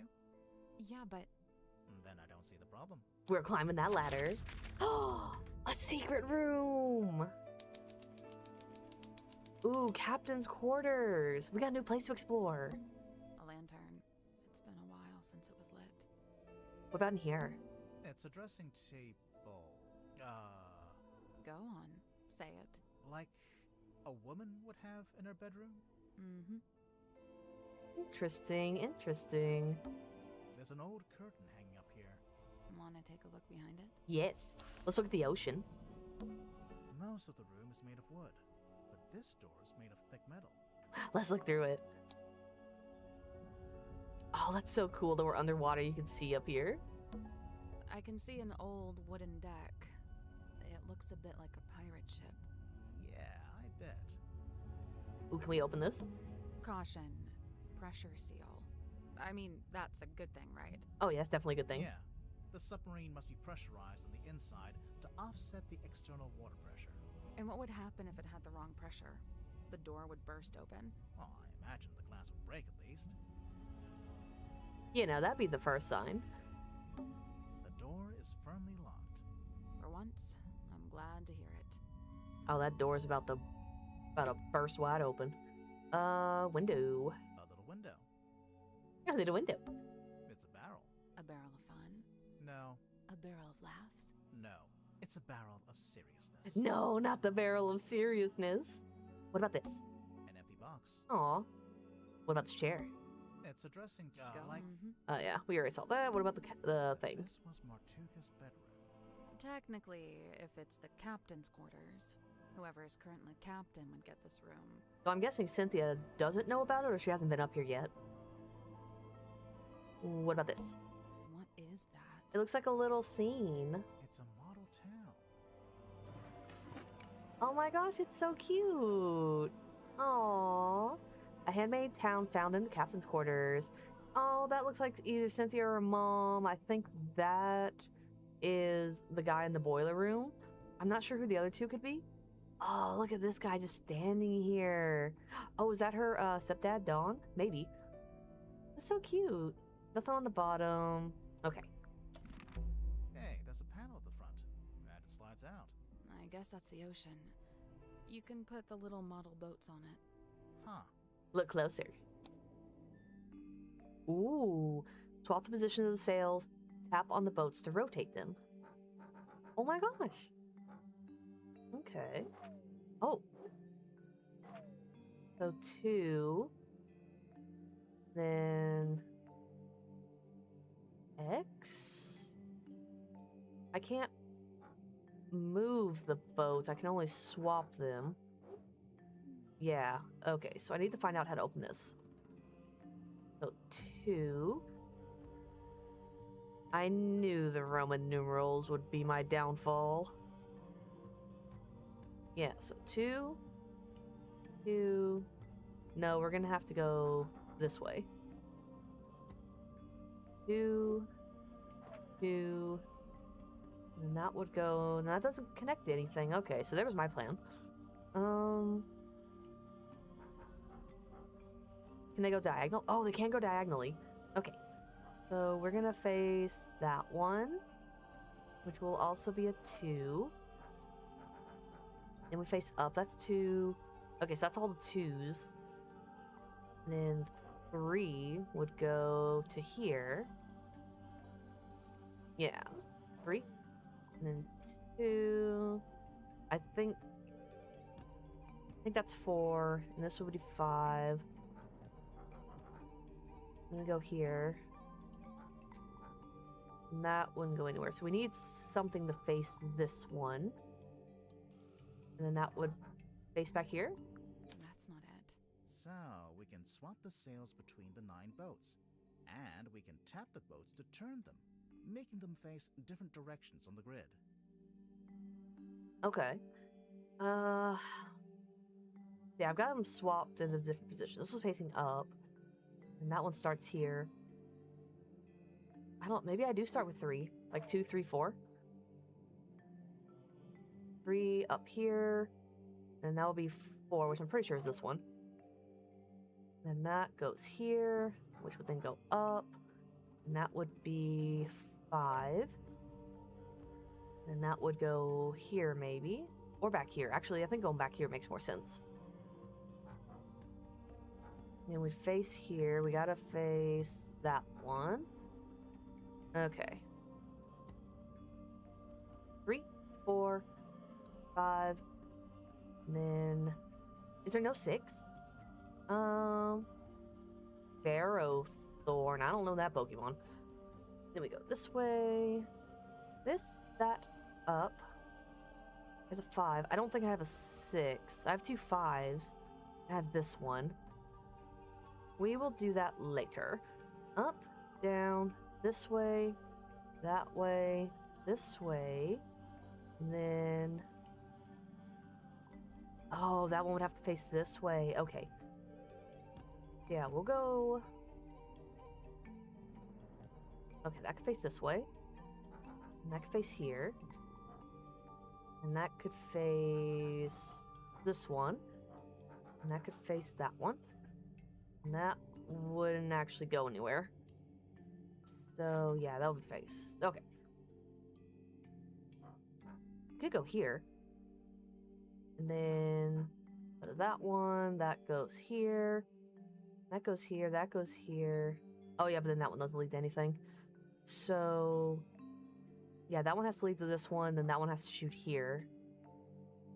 Pretty sure. The question is, no, nothing works from here. Okay, so how many can actually face the X? Let's start backwards. Usually with these puzzles, I'm better if I start backwards. This one or this one could attack it. And everything else looks like it goes around it. And let's see, this one? We'll start this way. We go here. We could do this one. No, I think... Yeah, because nothing can actually hit this. But I think this ends up being the one that attacks it. We go backwards. And then the only one that can hit this one is this one. And that one could be attacked from here. So we start here, here, here. And then go down to this one. And that one could lead here, which goes to here, which goes to here. Oh, but I don't think that matters. So we would go this one. Okay, here, up, down, this one, this one, this one. Okay, then that one goes down, and then it just kind of loops. So they're stuck in this loop. Let's see. Here, here, yeah, here, here, and then that one has to face here. And so that means nothing can hit this one except for that one. So the only one that can hit this one would have to be this one. And then the only one that can really hit this one is that one. Did I do this one? I did not. That one. That one. That one. That one. Then... yeah, I could hit that one. No. So something has to hit this one. We're going backwards. Here, here, here, here. Okay. Okay, anyone with a 2, we've already done. Yeah. That one, that one, that one, and that one. So these are all lined up. These will all work. Then we gotta go... what can hit this one? Yeah, the only one could be this one. And the only one that hits this one... that one. The problem is, maybe it doesn't have to be all of them. I guess that's wrong. I think it's supposed to be a sequence, like a journey. The start point is the arrow tile on the left side, and the end point is the red X. Seems like the boats can only point in straight lines or diagonals. A bit like chess. Okay. So 2, 3, 4. And this is 5. There's no 6, though. Unless we're missing one.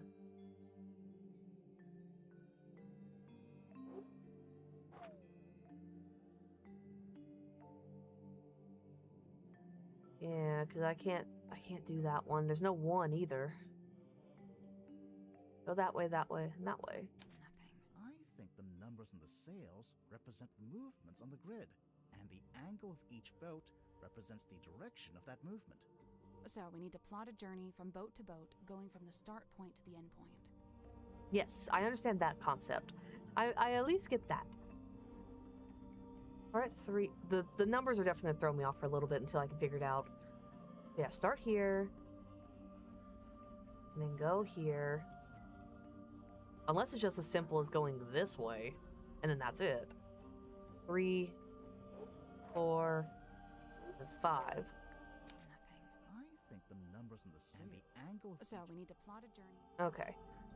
Yeah, it can't just be as simple. We have to use all of the boats. Okay. We gotta use all of them. So let's start with 2, 3. Yeah, because that's 4, then 5, and then down. Okay, so we don't go that way. We could go this way first. No, we can't. I can only hit that one, or I can hit this one, but I'm pretty sure I'm supposed to go this way. And then the only one I can hit is going to be this one. And the only one this one can hit from going here is going to be this one or this one. There's nothing else I can hit besides hitting this one again, or I could go up to the red X. Okay, so went there, and then I know, Arcane, we gotta put on the Beard of Wisdom. We're gonna figure out this puzzle. This puzzle has to be a little stumped, but we're gonna get it. Up, diagonal here. I think it's gonna be leading up here. And then, gonna go down. No. I could face this way, though. Which would face here. And then that wouldn't... no, it wouldn't go anywhere. The only... I could go back here, but then that's like a separate thing. But no, that's not where we go. Let's see if we turn it around. Get here. Down here. Let me go up here. Oh, I think I got the thing. That one? Yep. Then we go here, then we go here, then we go here.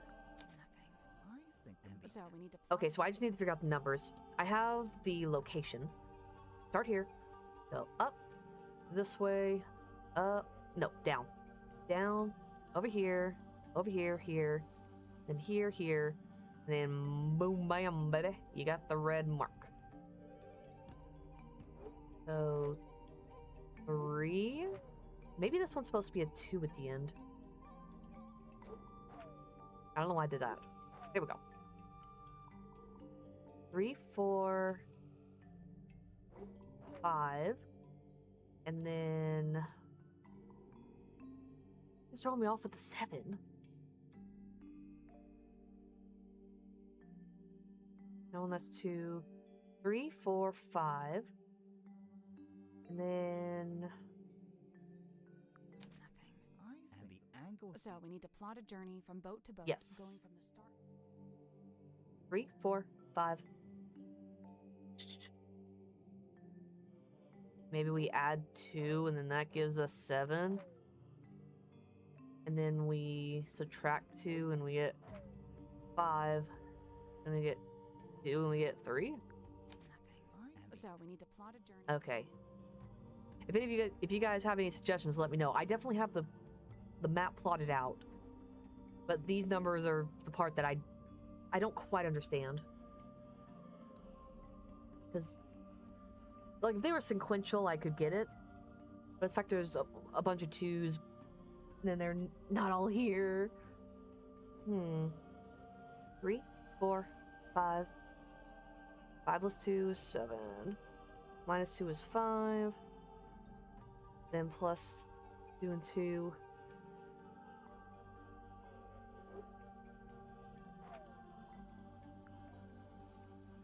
Nothing. So we need to plot a journey. Okay, that's not it either. 2, 3, 4, 5. And then... Oh, wait, is it the number of squares? So that's 2. 1, 2... Yeah, 1, 2, 1, 2, 3. 1, 2. And then 1, 2 again. 1, 2, 3, 4, 5, 6, 7. It's lining up. 1, 2, 3, 4, 5. Then 2. 1, 2, 3, 4. And 1, 2, 3, 4, 5. What? That's not it? I think the number. So we need to plot a journey. I'm really surprised it's not the answer. 1, 2, 1, 2, 3. 1, 2, 1, 2. 1, 2, 3, 4, 5, 6, 7. 1, 2, 3, 4, 5. 1, 2. 1, 2, 3, 4. Oh, it's because I need another 2 right here. Okay. Let's see. 1, 2. 1, 2, 3. 1, 2. 1, 2. 1, 2, 3, 4, 5, 6, 7. 1, 2, 3, 4, 5. Then 1, 2. 1, 2, 3, 4. So this needs to be a 2, but where's the 5 at? 2. Oh, it's these 2. Let's see. Nothing. So we need to plot a journey from. No, this one needs to be. Yeah, because that's 7. 1, 2. 1, 2, 3, 4.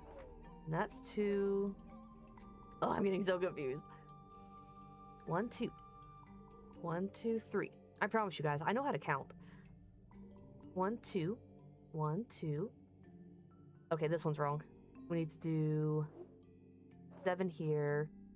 And then 1, 2, 3, 4, 5, which is this one. 1, 2. 1, 2, 3, 4. And 1, 2. That should be it. Nothing. What? So we need to plot a journey. 2. 1, 2, 3. Okay. So that's 2. And then we need to go 3. Yes. Okay, I think that's it. That's 3. Then 1, 2, 3. Then we move 2. 1, 2. There we go. There we go. I had to mix up on the first one. Nice. The little lighthouse. It opened up, and there's something in there. it's another one of those things. There was a film hidden inside. Let's use it. Oh no, we don't want that one. It's Mortuga. You really want to turn back after you got the map sussed out and everything? There's no wind. It's an ill omen. Oh my god, Magnus, you're so dramatic. All I need you to do is steer, all right? I'll handle the scary stuff. Felicia. You can't change my mind. Sorry. I spent too long planning this. Anyway, we'll be there in a few hours. Beware, exactly. Ew, the eyes. I didn't really explain it yet, huh? I've asked several times. You always wriggle out of it. Well, I've got nowhere to wriggle now, do I? Ew, there were some eyeballs. Like, look. Ew, that's gross. So gross. Are we not going to talk about that on the video? What's that on the bed? Some kind of box. Can you get it open? Oh, another puzzle? Push. Push. Rotate. Push.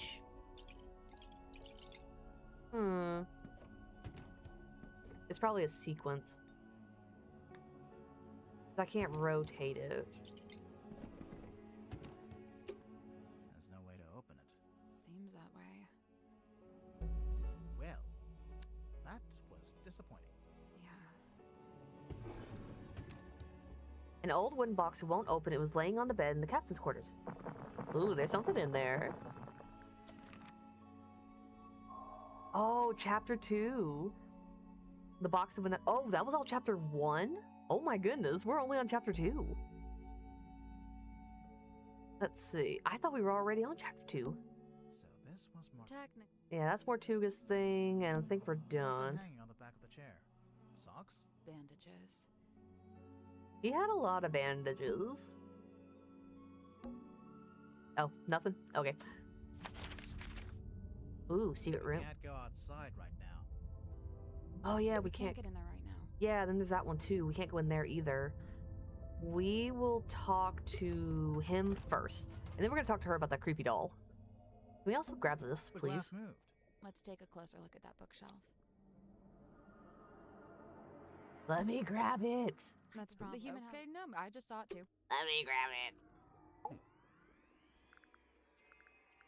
Let's see. No more suspects. What about clues? How many more do we have to find? Oh, we only have to find 5 more, and they're gonna be in the other room. I am unfamiliar with this. Where was it located? It was in the captain's quarters. Ah, then it is no mystery, for I have never set foot in that room. Understandable. Magnus built this himself, from the scant materials we happen to have on board.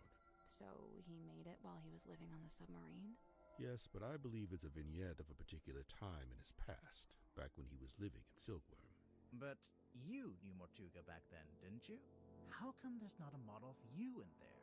It's specific to the town and its history. As an outsider, I would have no place in it. What about the films? An apparition of death. Intriguing. But it's a woman. Wow. Death could be a woman. You don't know. What about the Mortuga film? We're just not gonna talk about that? An effigy of Miss Silkmoth. It's a doll she used to use in her magic tricks.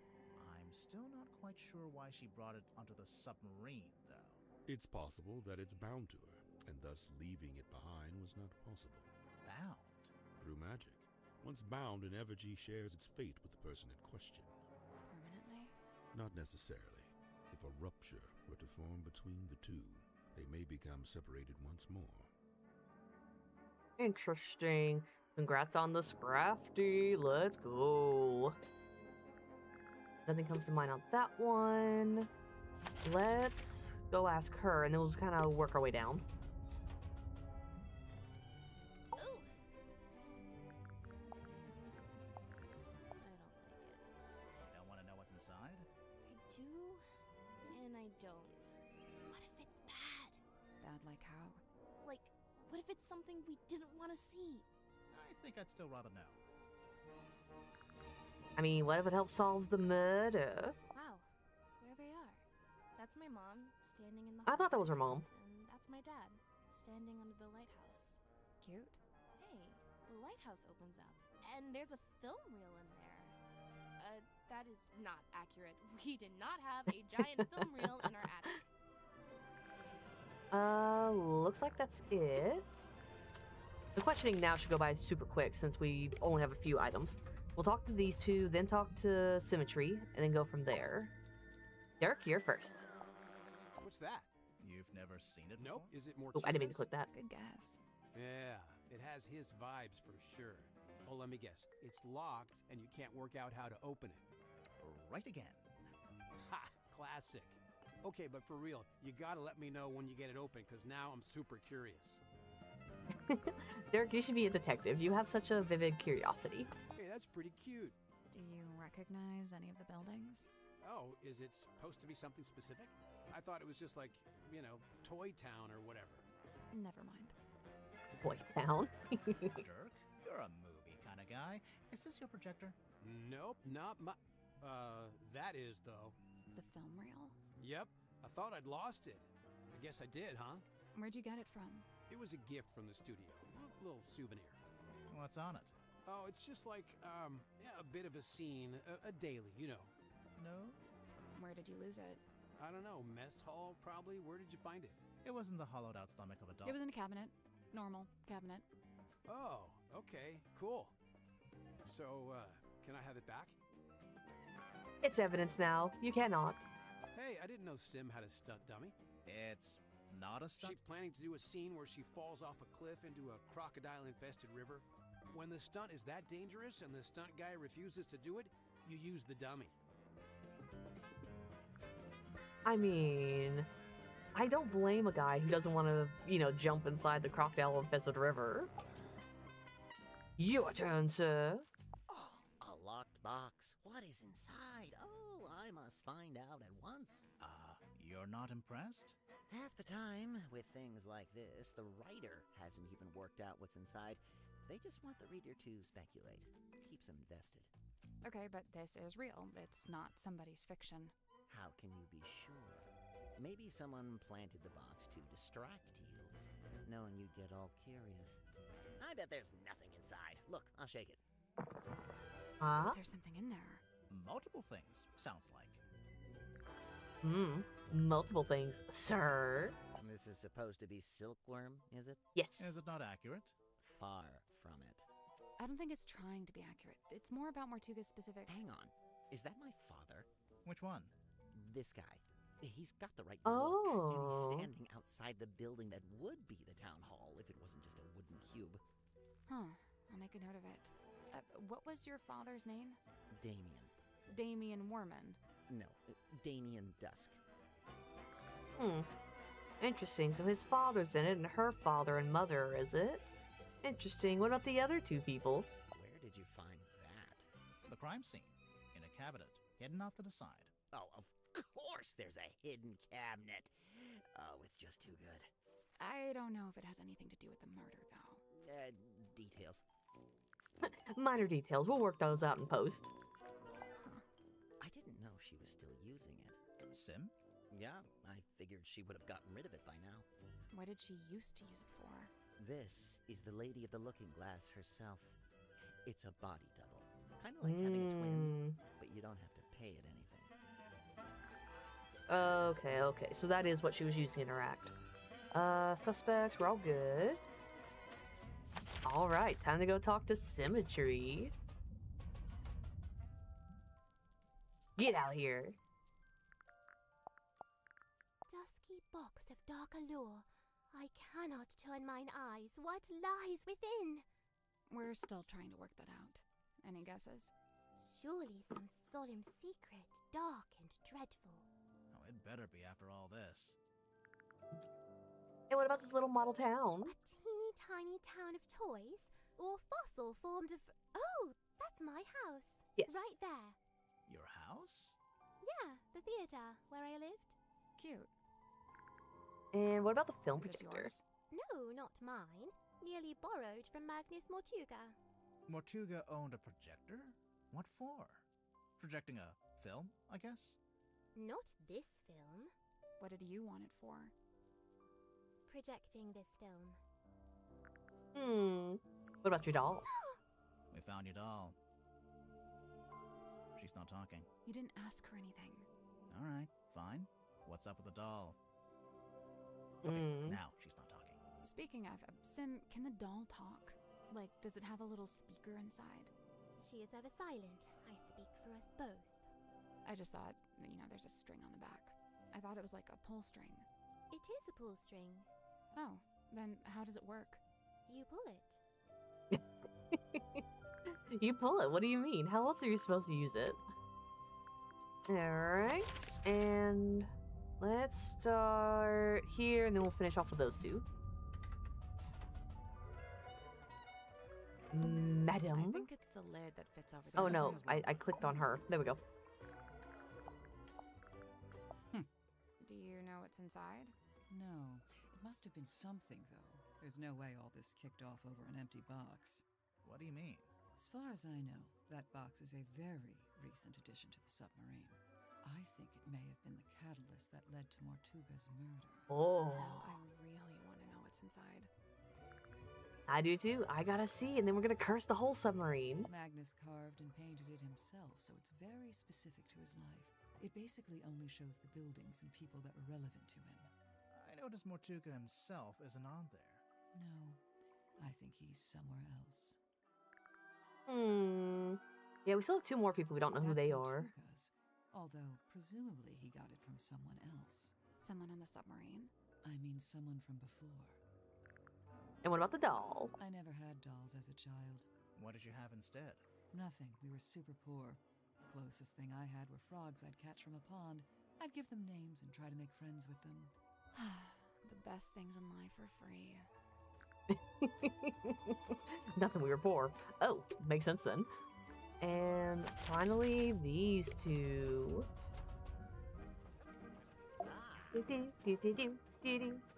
I love the music in here. Did you open it? Not yet. We don't know how. Have you tried pushing the diamond thingy? That was the first thing we tried. Perhaps you need a key. Personally, I think we just need a crowbar. Just smash it on the ground. A quaint little pretense of silkworm on ski, as beheld in the mind's eye of one Magnus Mortuga. Did you know Mortuga had made this? I'd seen it once or twice when he was first working on it, but I always got the impression it was something he wished to keep to himself. And the film. Close your eyes, my love, and be still, for this is the end and the beginning. That phrase. I heard that phrase spoken aloud when I was in the bilge with Mariana Moon. And this was around the time of the murder. Yes. I wager it was. Okay. So that's what he heard when the murder happened. Interesting developments. And his also a talented seamstress, and she carved and painted the head too. And now to talk to her.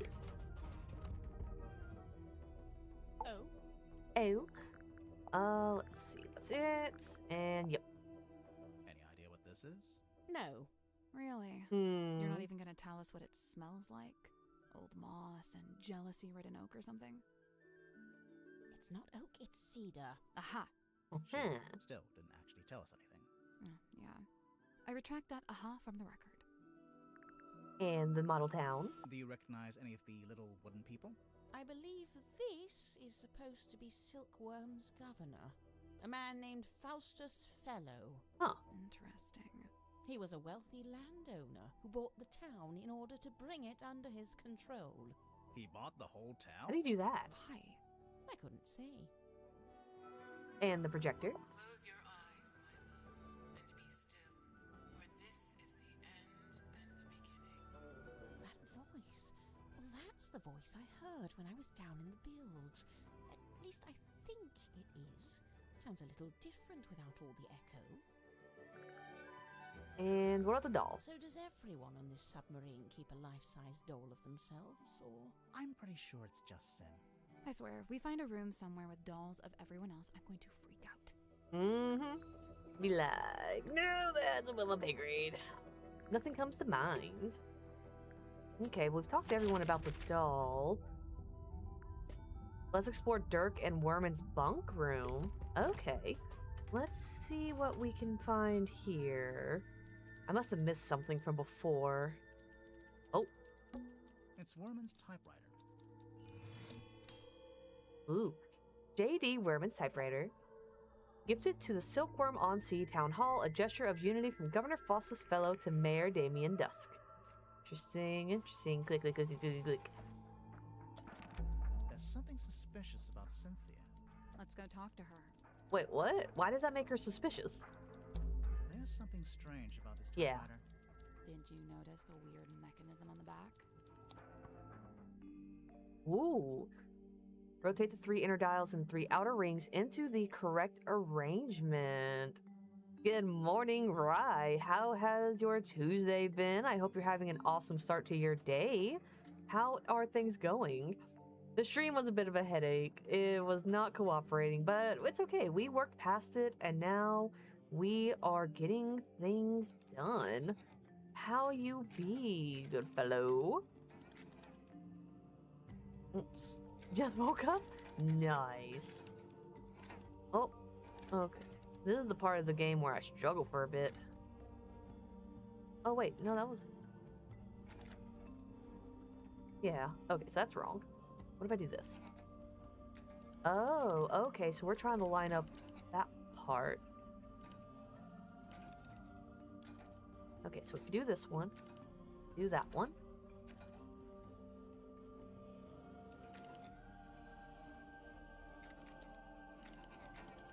Okay, so I just need those 2 pieces. And I got that. The problem is not lining up. Ooh, more curvy layer today? Awesome. How are you enjoying the Kirby game so far? I think you said, what, it would be finishing up in October or something? It's definitely a longer one, so I'm excited to see how things progress. Never actually played it myself, but it looks so adorable and so cute. We don't need that. We need this. Pretty sure. No, we need... Okay, we need this piece. Then we need...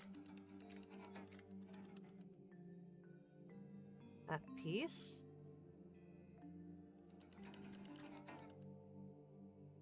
That's not it. There's 6 different things we can rotate. The 3 outer rings and the 3 inner dials. The solution's something to do with how they all relate to each other. I can rotate the middle. Oh! Okay. Interesting. So how is it supposed to look? That's that. Yeah, that's that.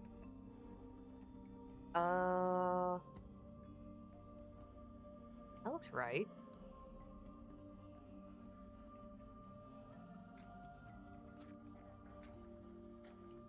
Okay, I don't think it's actually supposed to be... Yeah, I think it's just supposed to be a straight line. It's very much fun and based on math, either September or October, depending on whether I do Star-Crossed World. Ooh, what is Star-Crossed World? Is that like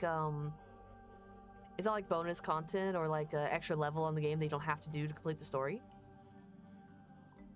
Let's see, Pokey Catch. You don't own that ball. You need to buy more Pokeballs, sir.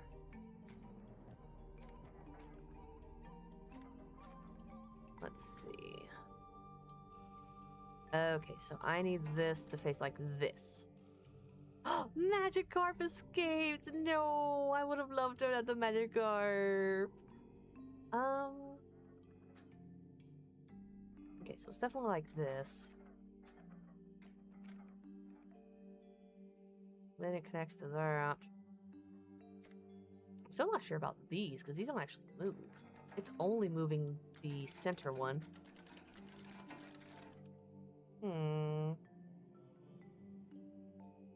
Let's do... That's the additional content they added to the Switch 2 edition. It's like a bit of DLC. Oh, okay, so it's like bonus stuff that wasn't included in the original game. Okay. And have you actually played this game before, or is this like your first time playing through? I don't remember if you said anything or not. I feel like you mentioned that you have played before and you're just kind of like replaying it. I could also be wrong.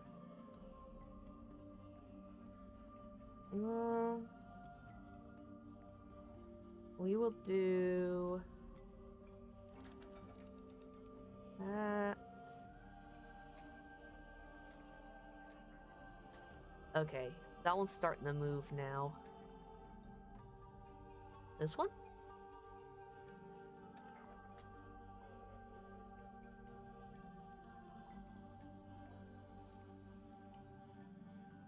Where's that one? Or am I supposed to be getting the pieces that aren't connected? Like maybe that's it. None of them are supposed to be touching. I have played this game far too many times. You're about to show everybody all the secrets and how to 100% that thing. Yeah, I think that's it. There's a circle here and here and here, but there's not one at the top. But I think that's what we're supposed to do. I think we're supposed to do something like that. So the arrow would work here, I think. Yeah, because I don't see an arrow. Let's try that. And then here.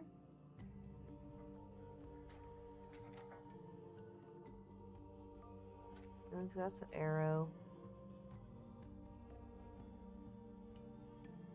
And then what about this piece? Well, maybe that's right.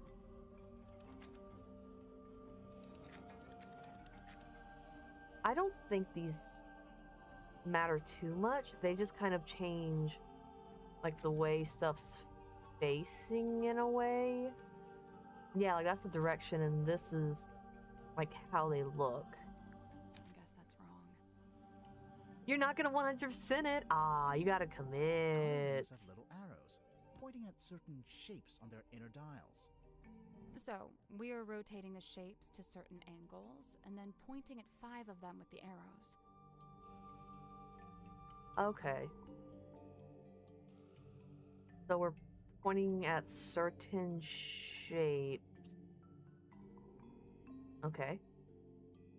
I need a couple more hints, guys, because I don't really know what. But yeah, it's so much fun. It looks like you're having a lot of fun. It does look like a super fun game, though. How long did it take you the first time to complete it? Were you able to do it pretty quickly, or did it also take you a little bit of time? Nothing. We're looking for a set of 5 rotated shapes. Yes. They'll look a certain way if you combine them all together. The diagram at the bottom shows the combined shape that we're trying to fit into the sequence. Oh, are we trying to make it look like all those shapes together? Like a unified one? Okay, so that's wrong then. Like that? And then... because that looks like this flipped over. About 10 hours, I think? Oh, okay. Fun, fun, fun. Did you 100% it the first time you played it, or... I know you said you already done it before. Well, you said you've beaten it. Have you ever 100%ed it? I don't usually 100% games. Unless I'm, like, really into them. Like, this is one I would probably 100%. But the other ones, I don't think I would. Like, Dino Blade, I could go back and 100%, like, off-stream. If I wanted to. I think I'm missing a few hidden objectives, but I don't know all of them. I'm pretty sure there's one for Metal Gear if I wanted to go back and do that one. Definitely would be an off-stream thing. But yeah, usually I don't 100% games, but I definitely try to if it's one I'm interested in.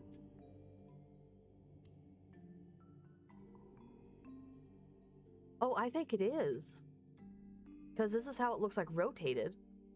Like this starts here, then it goes here, and then the circle would go here, and then here, and here. So yeah, we're rotating it. So then... I think I have it right then. Because this is up here. It's got a little space, so that already has a space. And that goes over here. And that goes... Okay, okay. Yeah, we're just rotating the shape. That was right. Nice! I'm impressed. The little hatch opened. What's this? A letter? I also love that we're just totally invading his privacy while he's currently at his typewriter. Just saying. I think that's pretty silly. I've never 100%ed it. Some Waddle Dees are far too hard to get. Oh, you have to get a bunch of Waddle Dees still? Man, so is it kind of like a Yoshi game where it takes a long time to get 100%? The one Yoshi's Crafted World that I did for a long time, I looked up what the reward was. It just wasn't worth it for me, so I didn't 100% that one, but I got close. I got really close to it. A letter in an envelope. Werman was keeping it hidden inside his typewriter. Let's read it. J.D. Werman, care of Kristen Kale Publishing, Hillwood Boulevard, Sunlit City. Dear James, I've just finished reading your novel. Indeed, some congratulations are in order. As I've been informed, it is turning a tidy profit for you. However, as a fellow writer and fellow resident of Silkworm on Sea, I am sorely disappointed in your lack of integrity regarding the socio-historical foundations of your story. As it stands, your narrative is only scratching the surface of the deeper mythos surrounding the cursed helmsman Magnus Mortuga. I know you want to go deeper, so I'm here to help. Inked on the back of this letter are coordinates detailing how, when, and where to find the Mortuga submarine, the mysterious underwater vessel in which Mortuga still resides. Good luck, T.W. Ibis. Okay, interesting. So I guess now we ask everybody about the letter. More things. Oh, we have 2 to ask him about. Oh, we're only missing 3 more. Oh, hey, you found Werman's letter. Have you read it? No. Generally speaking, you do not read another dude's fan mail. What makes you think it's fan mail? Werman read that thing 100 times over on the journey down here. I just figured it must be something nice, you know? What about the typewriter? Wermo's typewriter. Oh, it's a bit like that? Yeah, there are some that is so impossible to get. Alternatives, but he wouldn't hear it. Why do you think he insists on using it? Other than the fact that he's a big old poser? I mean, probably because it used to belong to his dad. He called him a poser. I think my highest percentage is about 80-something%. Ooh, nice. You should boost those numbers. And while you're making your Let's Play series, you should totally try to get it like to 90%. I have the hiccups now. You should totally try to get it up to 90%. Oh, clicked the wrong thing. A locked box. Oh, no, we talked to you about that. It's mine. Yes. As you were well aware, seeing as how you just fished it out of the back of my typewriter. See, I was saying. Right. I was watching. I don't disappear when you stop talking to me, you know. The envelope's addressed to you, but I mean, you kind of says, just didn't stop us "Dear either. James" at the top of the letter. Congratulations. You've sussed out what the J in my name stands for. If that's the height of your investigative prowess, we're all in trouble. It's signed by someone named T.W. Ibis. Another astute observation. You know, of all the detectives I've met, you two really are the most recent. Grimoire, he's being mean to us. He is. He's being so mean. We've solved 2 detective cases, sir. You need to give us a little more respect on our detective names. How come the keys are all messed up on your typewriter? It's old. Sometimes they fall off. I guess I don't always put them back in the right place. And, what have you typed on that page? I'm taking another swing at a story outline for my next book. I can't make it out. It's some kind of weird grid. Cross-writing. Look it up. People used to do it all the time. What about these brass panels on the back? This one's my father's emblem, Mayor Dusk. That's why it looks like a D. And this is the governor's emblem, Governor Fellow. So that one's an F. There's something suspicious about Werman. 100% suspicious. Oh, he's sweating. Ooh, suspicious. Ooh, Stranger Than Fiction. An awesome movie. Werman, you're from Silkworm on Sea, is that right? So technically no. My father and I moved there when I was very young. But for all intents and purposes, let's say yes. Why not? And you first worked as a newspaper journalist, but then moved away to be an author? I literally left my small town to go make it in the big city. It's so banal. I'm not a man, I'm a walking cliche. But then, right as your writing career was peaking, you came back. And now you're here on Mortuga's submarine. Remind me why you're here again. 2 words. Writing retreat. I've been trying to write this accursed book, but I couldn't focus with my publisher breathing down my neck. That kind of pressure is not conducive to one's creative process. Surely there is something specific that made you come back to the town and seek out the submarine. Something specific? This letter. A teaser for a new episode. I hate ice levels. Oh, me too. I do not like ice levels. They are terrible. They're so much fun, but boy, I don't like them.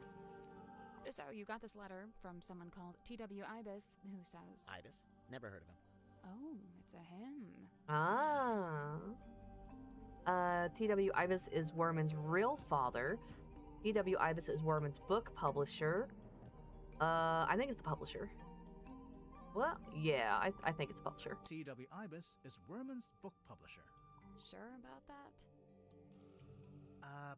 Not really.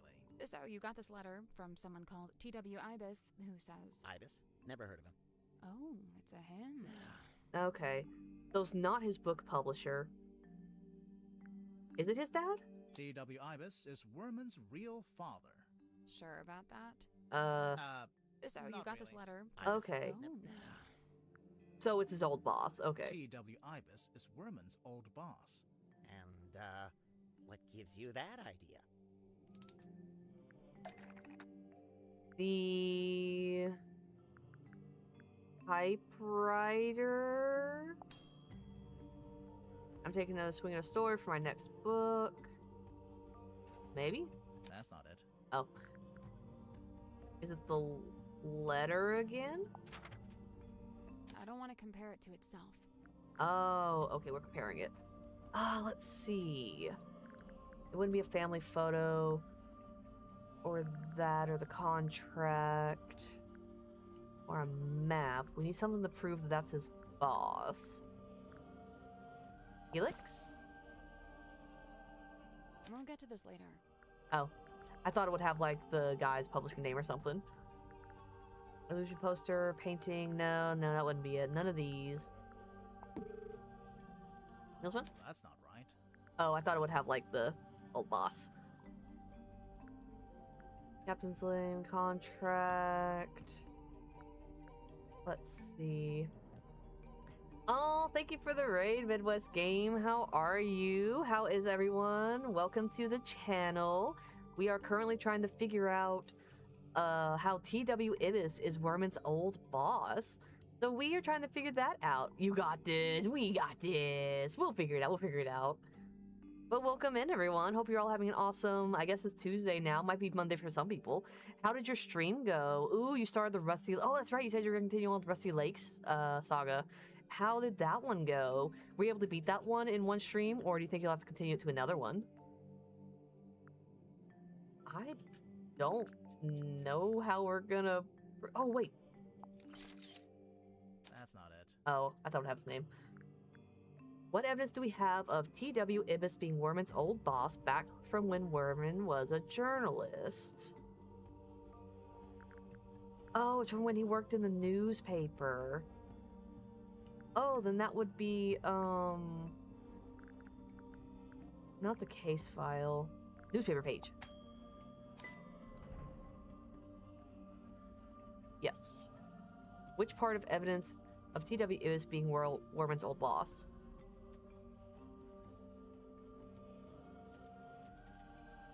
This is the correct clue, but we need to choose the... Oh.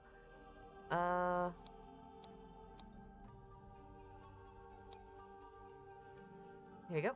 Oh, look at you guys doing a little investigative journalism of your own, huh? So this Ibis guy, this is someone you really looked up to, like a mentor. Steady now. He was just my boss. Let's not get all schmaltzy with this. Interesting. I am going to finish Roots tomorrow, but just got about halfway done with it today. Ooh, exciting. I think you mentioned you've played them before, right? I know you mentioned that they... or that you're gonna play their newest game, which comes out, I believe, the 13th or 14th of this month. So you've already played them all. Are you replaying them now, or are you working your way up to one that you haven't played before?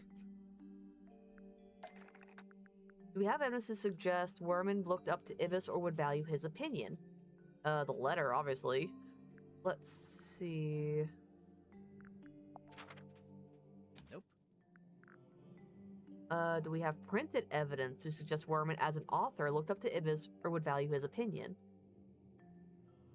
Printed evidence that Werman looked up to Ibis.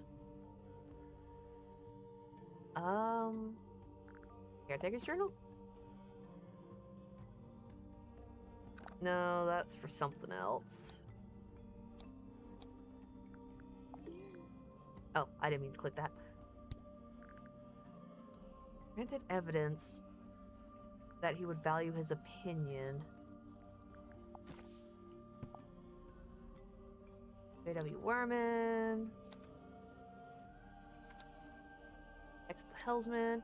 Yep, for T.W. Ibis for imparting upon me what it is to love the art of writing. Which part suggests Werman looked up to Ibis? Oh, I already have it. It's my first time playing through the entire series. I actually never played the games. Oh, so you've never played them before. That's interesting then. What do you think of the series so far?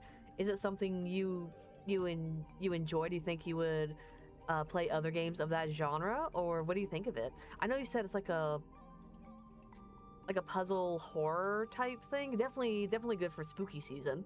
But what overall is your opinion so far of the games you have played? You're so smart. Finding that in the book took me too long. To be fair, the hints help. When it says printed material, it definitely helps. What game is it? This one is the Mermaid Mask. The one that me and Midwest Gamer are talking about is Rusty Lake Roots. Rusty Lake, Midwest would probably explain it better, but I'm pretty sure Rusty Lake is an overarching story with subplots, and Roots is one of the games he's currently playing. But the whole thing is like a puzzle game with like horror elements, like it's supposed to be scary and stuff. But he might be able to explain it a little bit. I haven't actually played it. I've just done a little light research because I saw they were coming out with a new game. And I instantly recognized that art style last night. I was like, oh, I know what this is. I don't know if I would play it. Yeah, I know what you were playing. Oh, okay. Yeah, that's what we're talking about. We're talking about Rusty Lake Roots. But I think he can explain it a little better than I can. For T.W. Ibis, who imparted upon me what it is to love the art of writing. I'm aware of what it says, all right? Can we just settle down? Guys, there's something bothering me. The letter has a diagram on the back showing you how, when, and where to find the Mortuga submarine. Of course. How else do you think I managed to find it? Magnus Mortuga's submarine is the stuff of urban myth. It's not exactly public knowledge. That's my problem. How would Ibis know about it? He's not on board, is he? No, and as far as I know, he never was. He's not even living in the town anymore. But then how— Yeah, no, I have no idea. FYI, I've officially decided not to worry about it. Looking at the actual letter, he first insults your integrity as an author, and then presents a solution, basically offering you the chance to get onto the submarine and find Mortuga yourself. A chance to meet Mortuga. So that's what convinced you to come back here. Oh, Sally's little gears are turning in her brain. Ooh, I love these parts of the game. It's a good mix of horror and mystery. Oh, they're point-and-click games like this one. Okay. It's an overarching series over like 18 games so far. So each of the 18 games are all connected. I will say that's a lot of games. Congrats on them for making such an overarching story over so many games. Oh yeah. Mordoom's catchphrase. Marcus Mordoom. Dirk Dansom. Magnus Mortuga. J.D. Werman. Mordoom's hair care routine. Real life story. Okay, I think that's it. So, J.D. Werman wanted to reveal, needed to kill. Originally created, needed to steal, started a rumor. Yeah, wanted to reveal Mortuga's real life story for a newspaper article. No, to use as a plot for his next book. Yeah, I think this is it. J.D. Werman wanted to reveal Mortuga's real-life story to use as the plot for his next book. Almost. Maybe just change one thing. Oh, his love interest? Maybe that? J.D. Worman. That's not it. It wanted would have to changed. reveal Mortuga's love interest to use as the plot for his next book. That's not right. Okay. Why would Worman be interested in meeting Mortuga? Originally created, needed to steal, started a rumor, wanted to reveal. I think it's wanted to reveal. J.D. Worman wanted to reveal. Wanted to reveal. To use for his next book, to use a script as a political statement. Evidence in court. No, it wouldn't be a newspaper article. It's definitely for his book. Wanted to reveal Magnus Mortuga. J.D. Worman. That doesn't make wanted sense. To reveal Magnus Mortuga to use as the plot for his next book. That's not right either. We were so close. No, I don't want to hint just yet. We got this. Needed to originally created. Oh. Marcus Mordoom as for a newspaper article. Uses the plot for his next book. I don't think it's this one. Some of these are way easier to figure out than others. Originally created Marcus Mordoom. J.D. Worman originally created Marcus Mordoom. That's definitely not to it. use as the plot for his next book. That's not right either. Darn, we were so close with this one too. I might have to get a hint. I don't know why it wouldn't be this. Needed to kill. Originally created. Mortuga's real life story.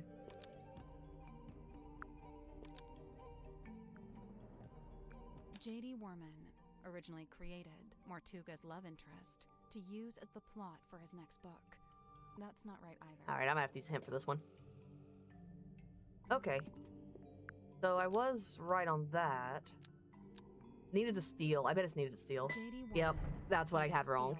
Mortuga's real-life story to use as the plot for his next book. Darn, I was one noticed off. You went straight for my sense of self-worth there.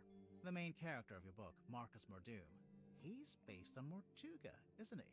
Loosely inspired by. That's an important legal distinction. And you're currently in the process of writing a sequel. I've said as much. And how's that going? Look, I don't plan on stealing Mortuga's real-life story any more than I have already.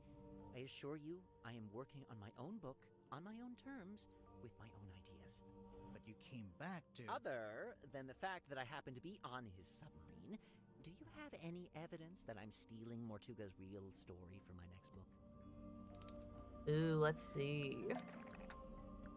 What evidence is there that Worman might be playing his next book around Mortuga's real-life story? I think... Oh, what evidence do we have? I don't think we're gonna reuse stuff we've already used. Would it be... I don't think it's the model town. Maybe it's the painting? Let's see this. Oh, it could be like this? That's not right. Okay, so that's not it. I was thinking maybe like picture on the back. It wouldn't be the fog machine. Newspaper article we did. That's not right. Yeah. Okay, I need evidence. It wouldn't be any of this stuff. It wouldn't be the doll or sun tablets. I don't think it'd be this. Nope. Yeah, that's just a picture. Not the locket. Ship of the bottle. I don't think we found that here. That's not it. Yeah, we didn't find that here. That's something else. Iron Bell he wouldn't have. That's not his. He wouldn't have that. He wouldn't know about that. Action figure? That's not right. Okay, that's not it. It wouldn't be on his cell phone. That's hers. Go for a map? Nope. Okay, sorry to bother you with that. Let's see. What evidence? What written or hand-drawn evidence is there that Worman might be planning his next book around Mortuga's real-life story? Written or hand-drawn evidence. Oh, written or hand drawn. Welcome back, Shadow. We're doing good, doing good. Just trying to figure out why this guy might be planning his next book around his real life story.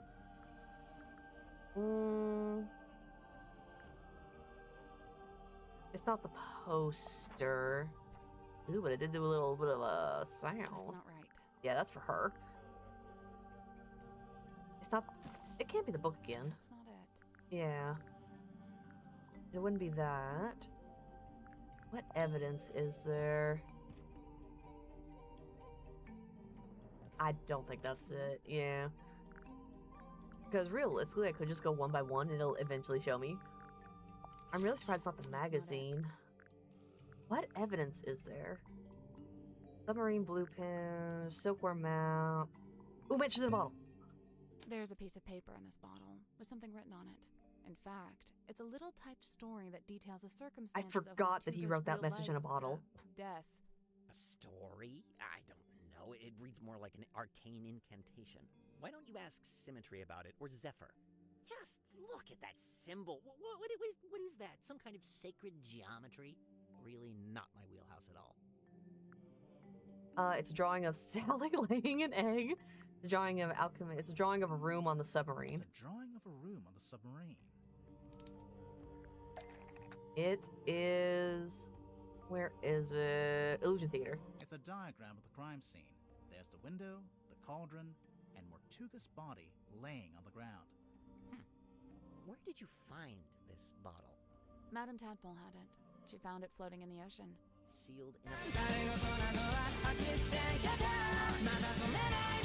Ooh, a new one. I love that theme song. I think it's so good. Oh, and found the ocean, but you think I typed it? Yes. What evidence? The typewriter.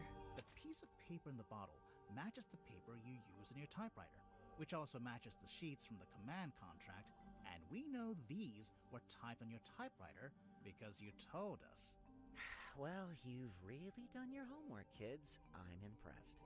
You admit you typed the story? It's not a story, it's just record keeping.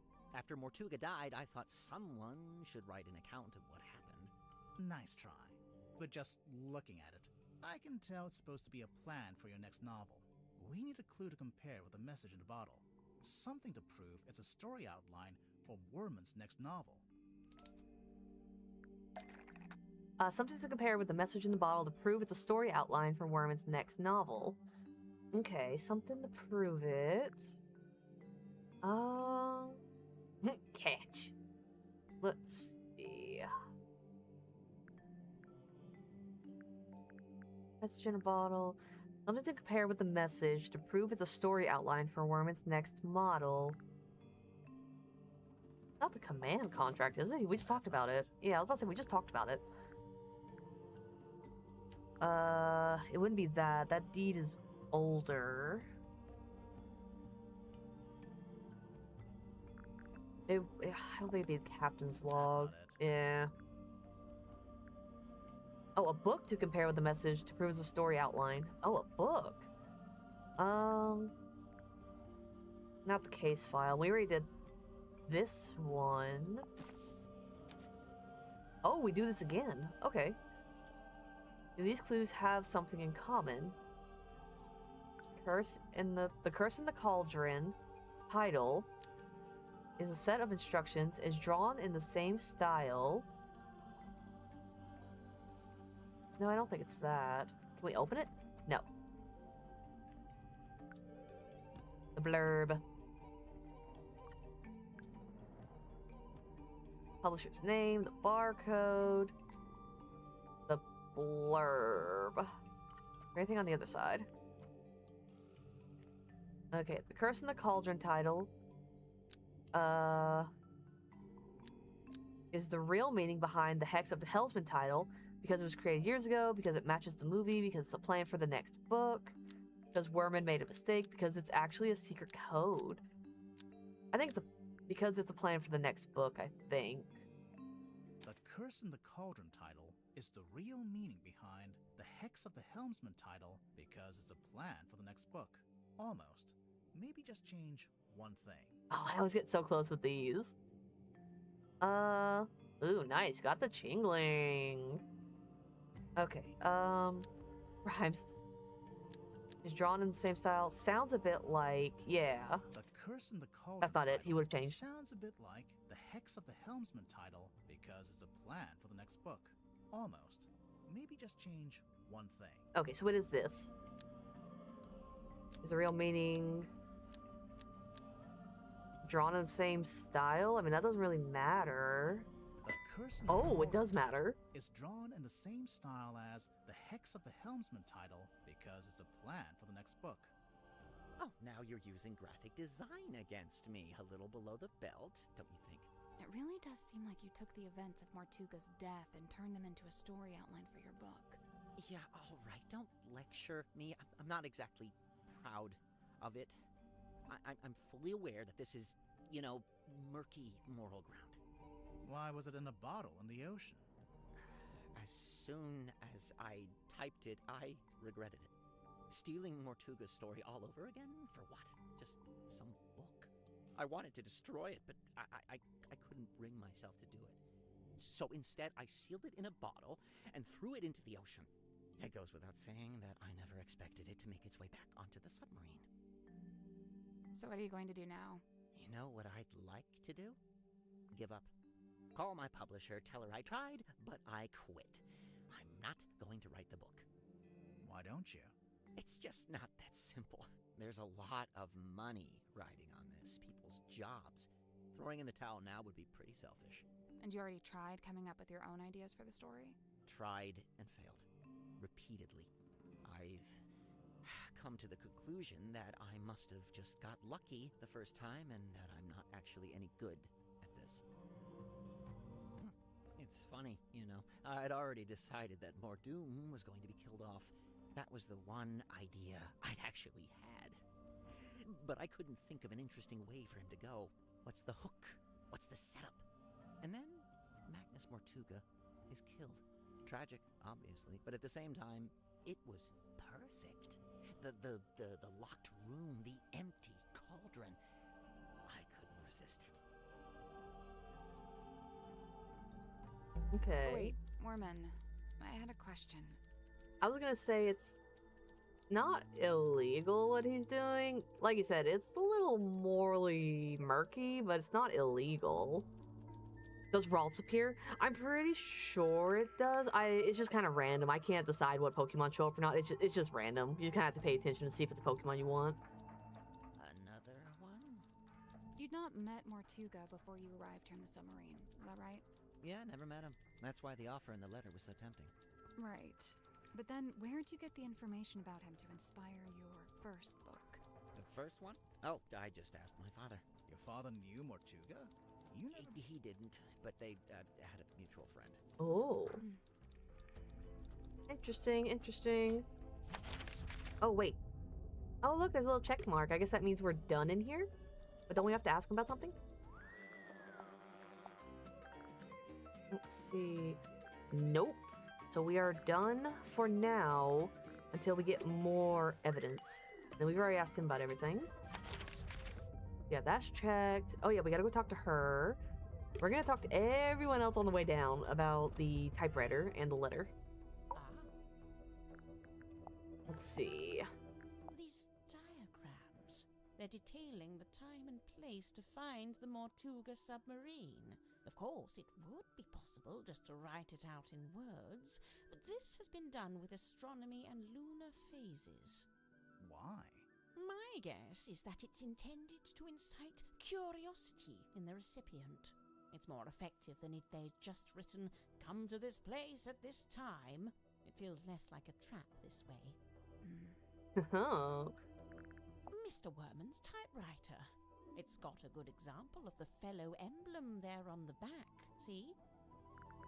Okay, that's it for her. And now for him.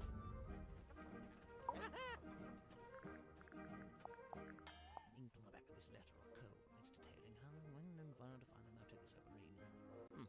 This Ibis person claiming to have information on Mortuga. You know who that is? No, Mortuga never mentioned anyone by that name. Not to me, anyway. And what about the typewriter? Anna, you're all good. It's late, so yeah, go ahead and get some rest. Hope you have an awesome Tuesday, and I will be streaming tomorrow as well if you're able to join. Should be playing Beast of Reincarnation. It just depends on how long this game goes. Might start to stream off to finish off this one and then do Beast. We'll just have to see how late the night goes. But yeah, have a good rest of your evening. Have a good one. Thanks for stopping by. Werman's still attempting to wrestle his grand opus into existence, is he? I rather thought he'd be done by now. Yeah, so that's it for him. And we'll talk to her. Because we'll come back. So, no, I want to talk to you. Get back over here. Alright, I'll talk to her about the letter. I don't know anything about that. You sure? Never seen it before. What? Nothing. Everyone's suspicious. I really don't know why Werman brought that bulky old thing with him. That's no way to talk about Dark. Maybe the typewriter's got some kind of sentimental value. It must do. Otherwise, he'd upgrade to something more modern. I don't doubt he could afford it. Alright, and that's it for that. Now we can continue on to her room. Boop. We just want to ask you about the handwritten letter. Who penned this page? We don't really know who they... Is she not aboard the ship? She? What makes you think it's a woman? The handwriting? That's girl's handwriting. Interesting. It's so heavy. I can't imagine lugging this around everywhere. Werman likes writing on it, I guess. And supposedly, that's the whole reason he's here? To write his next book? I think it's just as likely to be the exact opposite. That he's here because he doesn't want to write that book. Ooh. And is here to hide from it. He's so terrified. Alright.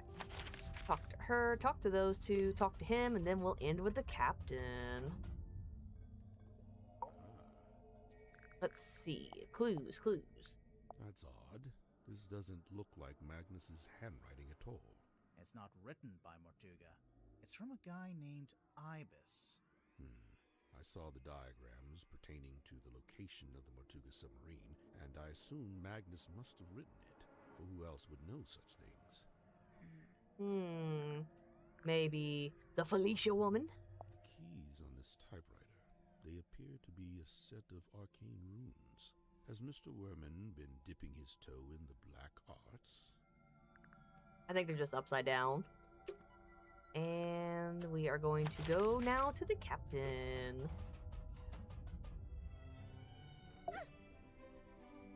Ooh, suspicion. A captain's legacy. Cynthia, you became captain after Mortuga died? Yep. It's just the way it's meant to be. Just the way it's meant to be, right? We got it. But, there was something you used to claim the captaincy? A document? Yes, she used... Where is it? Command contract. Correct. Okay, but you have to admit, the wording on this thing is kind of vague. It doesn't actually say, "Hi everyone, Mortuga here. Cynthia gets to be captain if I die." Let's review, shall we?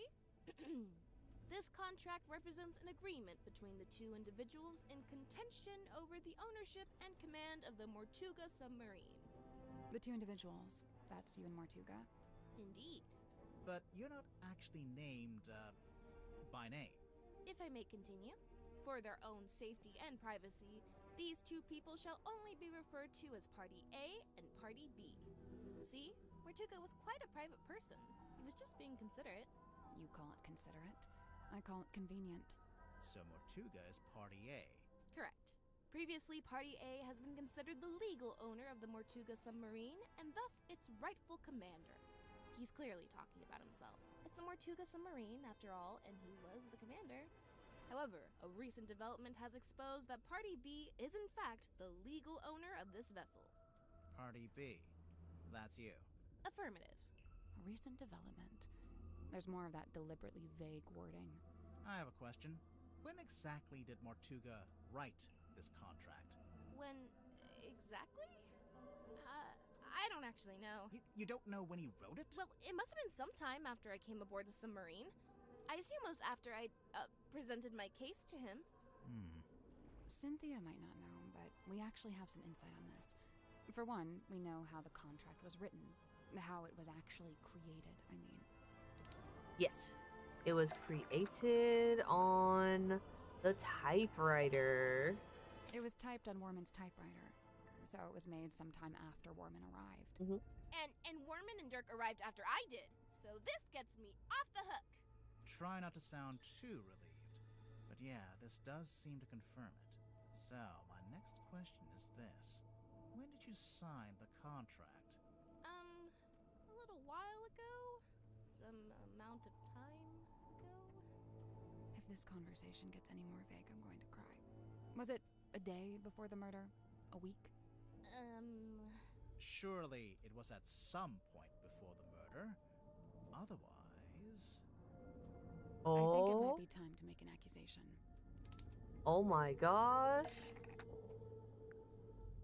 Let's see. Sign the contract before, after. Cynthia Seafoam, murder. Signed the contract after Mortuga's murder to avoid because nobody else wanted to, and forged his signature. Cynthia Seafoam signed the contract after Mortuga's murder and forged Mortuga's signature. Such a rude accusation! So rude! I assure you, that is Mortuga's exact signature. Do you have any evidence that it's been forged? Yes.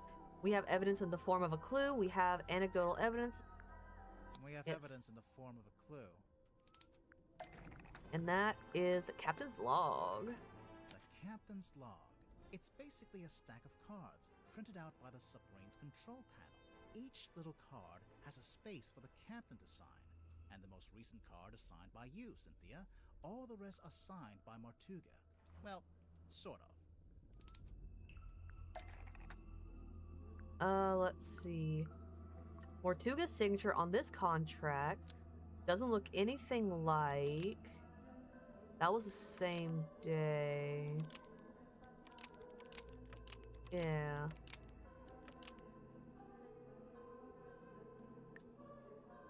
Mortuga's signature on this card. Let's see, because it was written...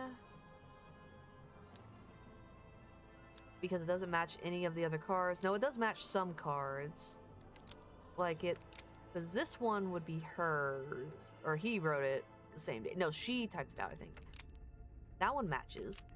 That one doesn't match. That one doesn't really match. Yeah. Yeah.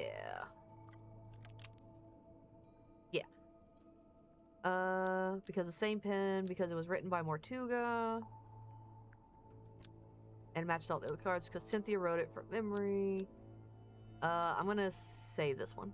Mortuga's signature on the contract doesn't look anything like Cynthia's signature on this card because it was written by Mortuga.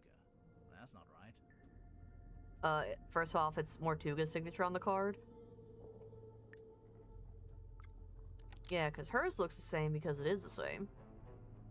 So Mortuga's signature on the contract. Let's see. It's a mirror image. Oh, it's an exact match for this one. Because Cynthia wrote it from memory. Mortuga's signature on the contract is an exact match of Mortuga's signature on this card because Cynthia wrote it from memory. Almost. Maybe just change. Okay, we almost have it. It's probably this one. Mortuga's that's it. on the contract is an exact match of Mortuga's signature on this card, but it doesn't match any of the other cards. Yeah, it's a perfect match. What's the problem? The perfect match is the problem. You were too accurate. If you'd done a worse job, you might have gotten away with it. What do you mean? If you look through the cards, Mortuga never signs his name the same way twice. But the signature on the contract matches one of them exactly, which seems to be proof that you copied it, or traced it, or whatever it was. Oh, whoops. didn't notice that. I thought it was his signature. Why doesn't he have a signature? So, if Cynthia forged the signature, that means Mortuga had the contract typed up, but then never signed it? Right after Mortuga was killed, I went looking to see if he'd written a will. That's when I found it, laying inside the little hatch in the control panel. I grabbed it and hurried back to my room to read it. After reading it, I could come to only one conclusion, that he wrote it about me, but never got a chance to show it to me. Remind me why you were so sure it was written about you? A recent development has exposed that Party B is in fact the legal owner of this vessel. You're really the legal owner of the Mortuga submarine? It was originally the Seafoam submarine. Cynthia is Mortuga's daughter. No, that's not right. Mortuga sold the submarine to Cynthia before he died. I think it was Seafoam. It was originally the Seafoam submarine. Because of this. We'll get to that in a minute. Oh, it's not this one. Let's see. That's not it.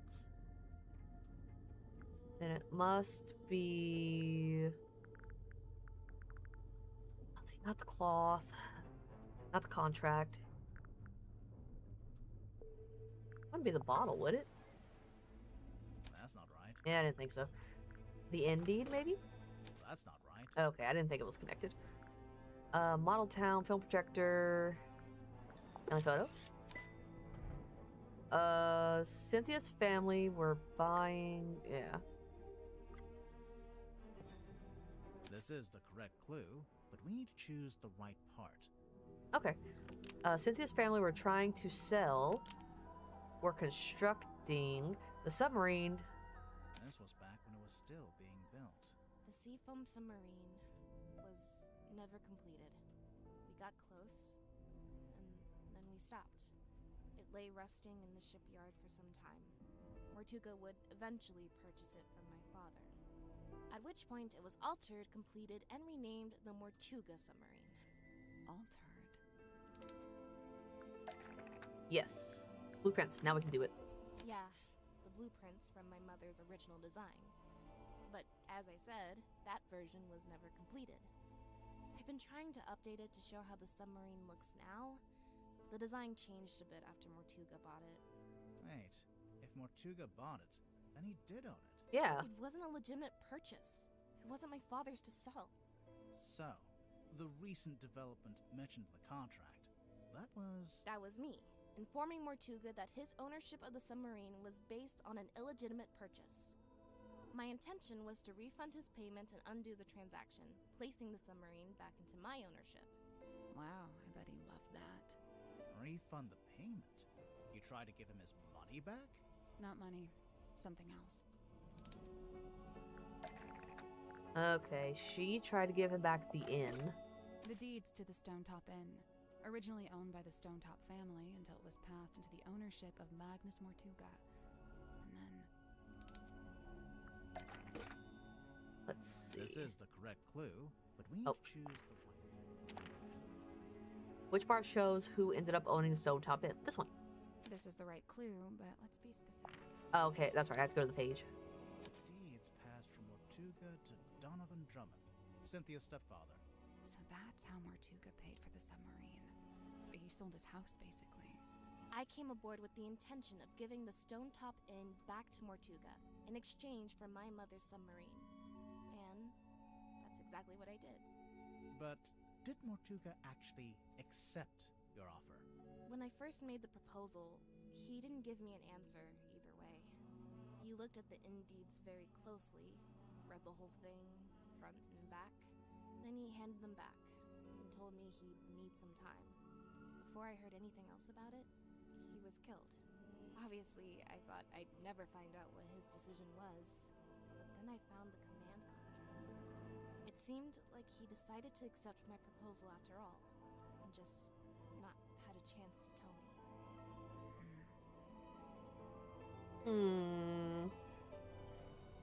Well, I'm just saying, you forged your signature though, so it's technically not legally binding. Alright, so we're done with that. Let's go talk to everybody else about what we just found out. Let's spread the news. Nothing, nothing. Oh, wait, we already talked to everybody. We didn't learn anything, really. Where'd we go? Examine the clues in our case file. Oh, okay, okay. Let me go in here, then. We're gonna sit down in a nice conference area.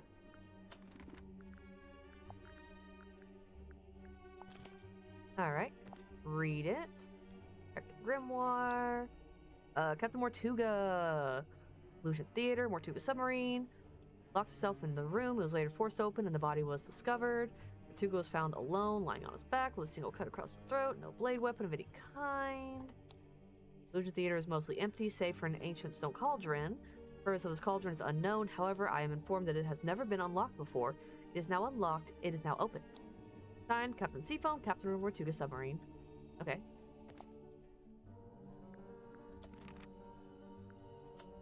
Let's see. So does that mean I have to go back to the theater? Oh, the engine room. Okay, I'm completely wrong on that. I am back from switching between streams. Awesome to have you back. Developments are being made. Oh, explore the engine room. We must find something else that we've forgotten. We already solved it. Oh yeah, that was a puzzle. How many mystery writers does it take to change a light? 2. Any others? Nice. Alright, we did that.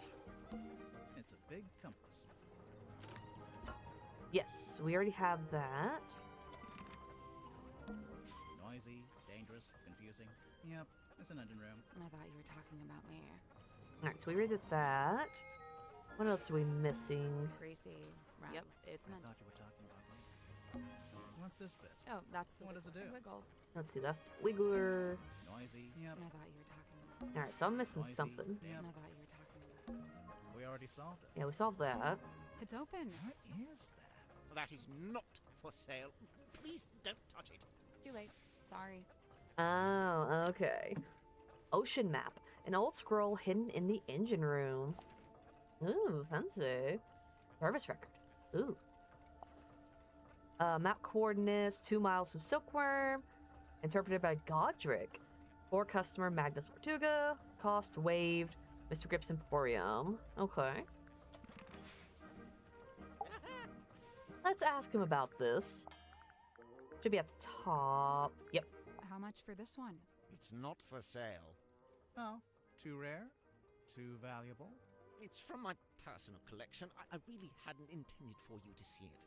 Well, we did see it. What's it a map to, anyway? What's at the red X? Now that's the question, isn't it? You don't know? Unfortunately, not. Interesting. Interesting. Alright. Well, we'll just ask the airlock grotto. Okay. Yeah, I just want to watch you both at the same time. Oh, that's right, you're on your phone. I was gonna say, if you're on your computer, just pull up both tabs and then just minimize them so they're both on the same thing.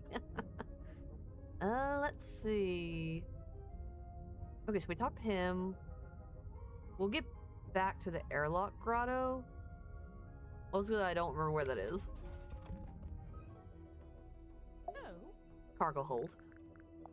As much as I love an old map, I wouldn't know where to start with his.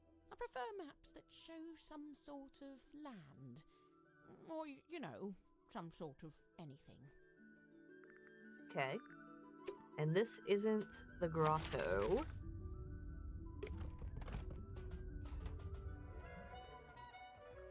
Oh, this is the airlock grotto. Clues. That drawing of the coral, it looks familiar. Oh, it's just a generic piece of red coral, isn't it? It reminds me of a piece I found in the ocean recently. Can I see it? Do you still have it? No. Great. Okay, okay.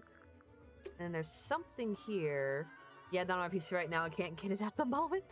That's fun. That's fun. Can we open this bottle now? So what? You want to bring Maybe. it in? Oh, that reminds me. I need to. Sally, what's up? We did that. Sally. Nope, not happening. Oops. Sally. Nope, not happening. Let's see. We looked at that. Yeah, and then there's the treasure It's a chest. treasure chest. What a tease. Yeah, then we looked in there, and It's a I ladder. know, or, you know, she sells seashells. Anyone can get them. yeah, I talked about that It's one. a collection of small You mirrors. know, it might be fun to really see. Yeah, we did that one. We did this. Looks like a jellyfish. It's Right. jellyfish. What about this? These shells are grown from real coral. I thought coral only grew in the ocean. Well, there's a... Oh yeah, lamb. Please stop. Blam, blam, blam. It's a curved piece. Looks like it's from the hull of a ship. Okay. Oh, wait. I saw something shiny over there. Right here. These aren't the bottles I'm interested in. Okay. Oh, no, it's just shiny over here. Okay. These aren't the bottles. What kind of hints does it give me? Okay, so there's something in here I need to find. I've already talked to her, so I just haven't clicked on something. She sells Terrible. seashells. Anyone can get them for free. Decorative seaweed. It really ties the room together. What about... I think I already clicked on here. It's 2 glass bowls and some Right. jellyfish. What about this? It's a diving helmet. You think it's a safe? Nah. A safe. Oh. Oh, okay, I need to click on this. Drag the diving helmet to rotate it, tap on dials to rotate them. Ooh. Oh. Okay, interesting. Let's see. So I think we start here. We follow the line. Oh, I can't rotate it too much. And then we go here. And we go here. And then we would go up. Oh, if I could get it. And then, yep, go up and around. That's not it. There are 9 dials placed around the diving helmet, and each one can be set to one of 4 different angles. Okay.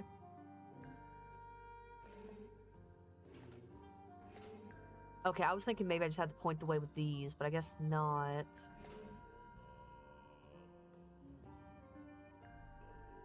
Let's see. So that's lined up now. And then maybe like that. So that would make this go straight, which would then make this one go up. And that's down and up. I guess that's wrong. The dials are connected by little pipes along the surface of the diving helmet. Specifically, the pipes attached to one of the 4 quadrants of each dial, each of which is bearing a symbol. Okay. Oh, Skitty. I love Skitty. Let's see. Alright, so the dials have to match. There's a circle. There's no circle. They have an open triangle and that, but they don't have a circle.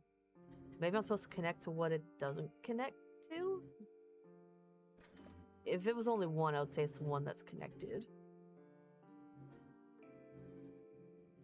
I do see a bunch of those. And then these 2 don't have... No, these are the same. Then they go like that. Nothing. Okay. Basically, the pipes connect some symbols to other symbols. Okay.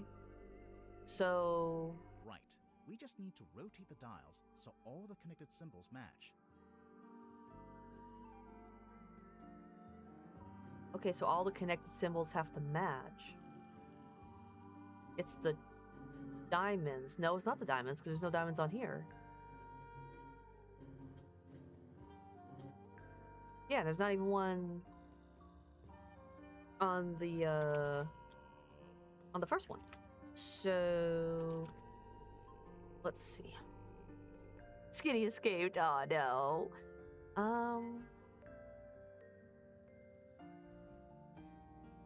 Okay. Let's try to triangle again. Most of them have a triangle. And then... Strange, I have 3 great balls and an ultra ball. Wonder why it's not working. I don't know. I don't know why this one's being iffy. Or... did you actually like purchase it, or do you just see it on the shop? There is a shop. I don't know if maybe that's what you're confusing it with.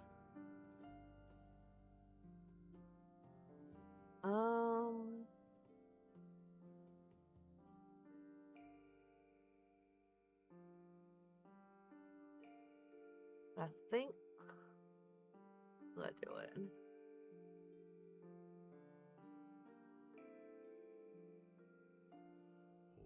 I have them because if I click on them, it gives me the option to sell them. Interesting. Anyone who's... I haven't played too much of the Pokemon community game, so I don't really know why it's doing that.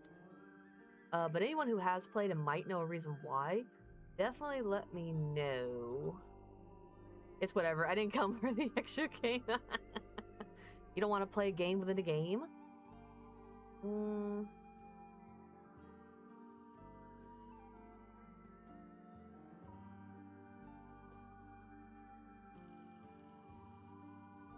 Let's see.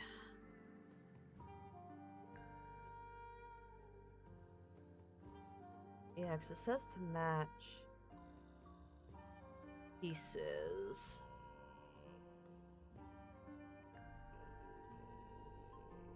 Unless it's talking about, like, making the same symbols match up to each other. Like, this one doesn't have a circle, so I wouldn't use a circle. And then... that one has one of everything, so that would be fine. Maybe that's what it is. Maybe their symbols are supposed to match up. So, like, we start with that. Then that. And then we need to connect triangle. Okay, we can't do that one, because that one doesn't have that. So... let's do that piece. Oops, one too many. Okay, those match up. And then that's a plus. You have a triangle. Yes. And you have that. And that looks like a B. Okay, so that's good. Circle. Circle. Triangle. Okay, let's try that. Hey, okay. I'm impressed. The wording was very confusing on that one. You're supposed to match up the symbols like that. That's what they were talking about. What's inside? Ooh. A pocketbook. That's a notebook. Scary looking one. Rugged bloodstained pocketbook. It was hidden in the airlock. Ooh. Number. 1, 2, 3, 4. 2, 3, 4, 5. Shake, shake, shake. Alright. We can ask her about it. Hands off. It's mine. What's this symbol on the front? Looks like someone scratched it in with a claw or something. None of your business. It is all How my do you business. get it open? You don't. You don't know the code? Oh, I know it. But you don't. Is it your phone number? Your birthday? Name of your childhood pet? Sally, it's a number. Oh, yeah. Alright, so it's something that she would care about. Maybe the... Magnus really wasn't one for me. Looks like it's That just... makes sense. Oh, I didn't actually want to talk to you about that. Tadpole didn't give us Oh. the code for the pocketbook. I noticed. So what now? Maybe someone else will know it. Yeah, I doubt it. How about this? If we ask everyone and nobody knows it, we can break it open. Let's break it open now. I knew that would cheer you up. Alright. I think we're done questioning her. Yes. We're done. We're done with the basics. Alright. We stepped here. Let's start with the airlock grotto.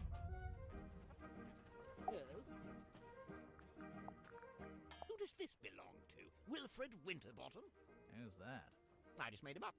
Oh, then no. Alright, so he's a dud. I thought he would be. Let's talk to the lady who has all of the info. Oh? Well, that's quite some book. Did you take it from a werewolf, perhaps? Ah, that explains it. No, it doesn't. Sniffing it and saying that explains it does not, in fact, explain it. Okay, so she's a dud as well. Let's try these two. He might know. Because he's got a little crush on her. Ooh, we have to ask him about the map. Sweet treasure map. Yeah, it doesn't specifically say it's a treasure map. Dude, there's a big red X. You gotta assume that's a treasure. Big chest of gold doubloons, you think? Oh man, that would be awesome. Although thinking about it, do you think anywhere still takes doubloons? What's that? It belongs to Madame Tadpole, but it's locked. Oh, a combination lock. Let me try.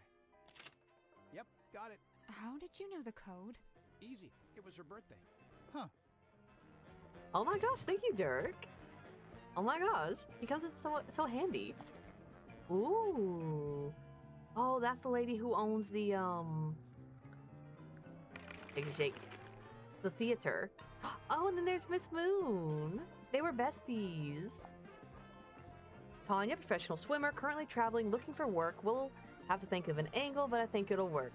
She's tough, doesn't complain, could be a keeper. Moon. Caught her snooping, taking photos, said she's on the trail of a werewolf.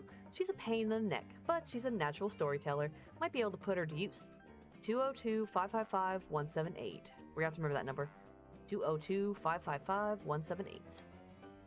Oh, another one. Wait, she didn't have a number. Nope. Her theater's seen better days, but still the best spot in town to set up. I tried to cut a deal, but she's being tight-fisted. Might be a problem, hopefully not for her sake. 311-555-930. Okay. There's something suspicious about Mariana. Let's go talk to her. Yeah. We'll get back to you later. Ah. Suspicious. The black box. Mariana, you arrived in the submarine shortly before Mortuga was killed. Correct. And yet, you still haven't told us how or why you're here. I find that pretty suspicious. Oh, it's most suspicious. I quite agree. She's not talking. We'll just have to make an accusation. You've actually been on the submarine for a long time. You found the submarine by complete accident. I think somebody asked her. Somebody asked you to come onto the submarine. And how, may I ask, would somebody do such a thing? They called your phone. They called your phone. A phone, you say? Well, not me. Oh, no. I'm no good with technology. Huh. I'm not sure that's entirely true, is it? Yeah, because of her little thing. It didn't escape our notice that your pipe is a fairly sophisticated dictaphone. I'm pretty sure that counts as technology. A dictaphone, yes, but not a telephone.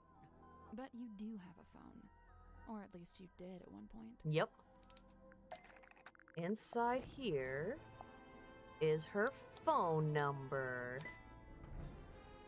We found a photo of Moon, which includes a phone number.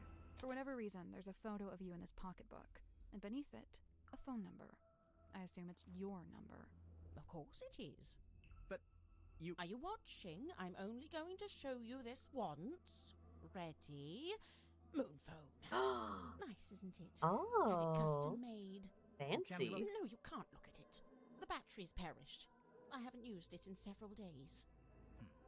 But if your number is written down in the pocketbook, then anyone on the submarine could have called you back when you still had battery. They'd have the number, but how would they call me from the submarine?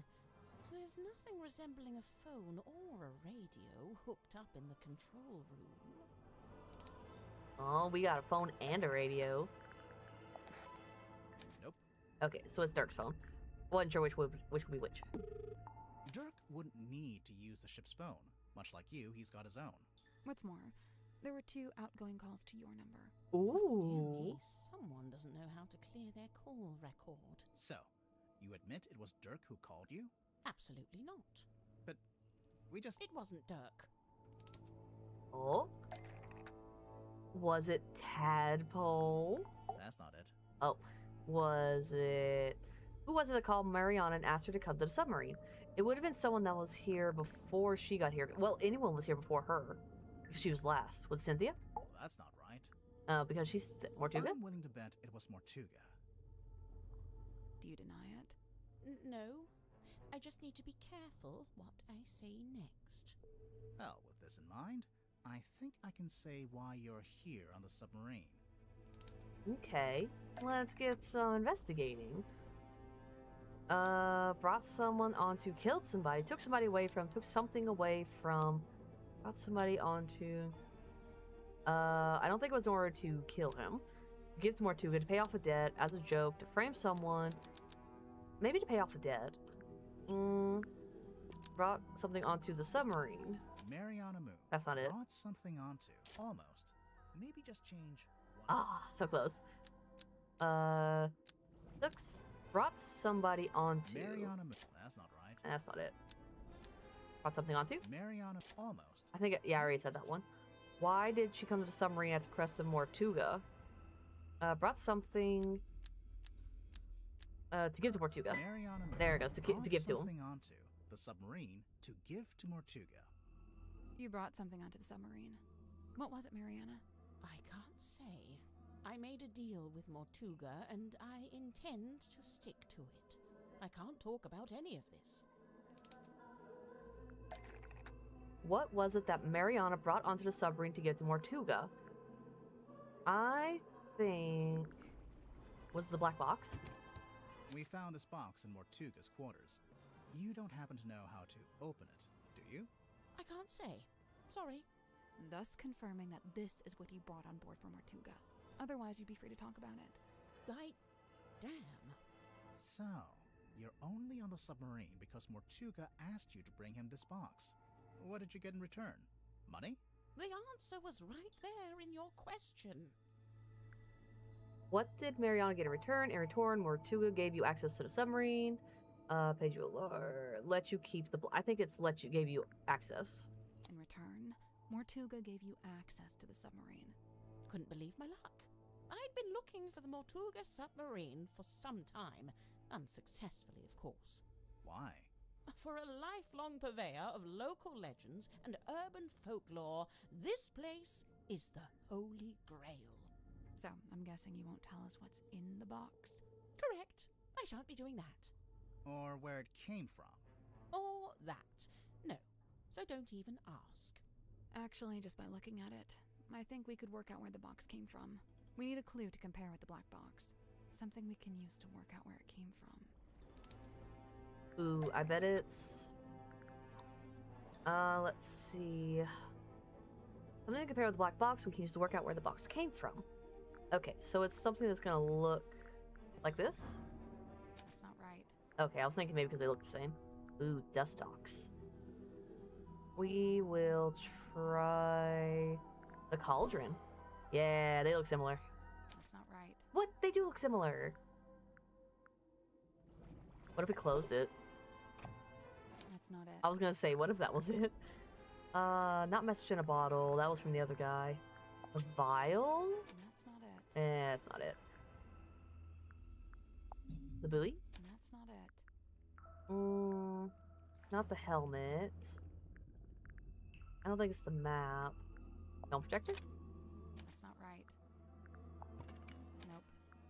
A map to compare with the black box we can use to work out where the box came from. Oh, the ocean map? That's not it. Oh, not that map. Then it must be... Look for a map. Okay. Does the map tell us anything about the black box? The F emblem. Yep. Is the mirror image is the same as the F emblem. It's from Fellow Manor. No, the Governor's Manor.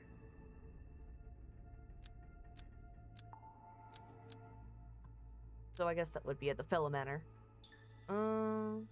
This F Yep. emblem is the same as this F emblem, suggesting the box is from Fellow Manor.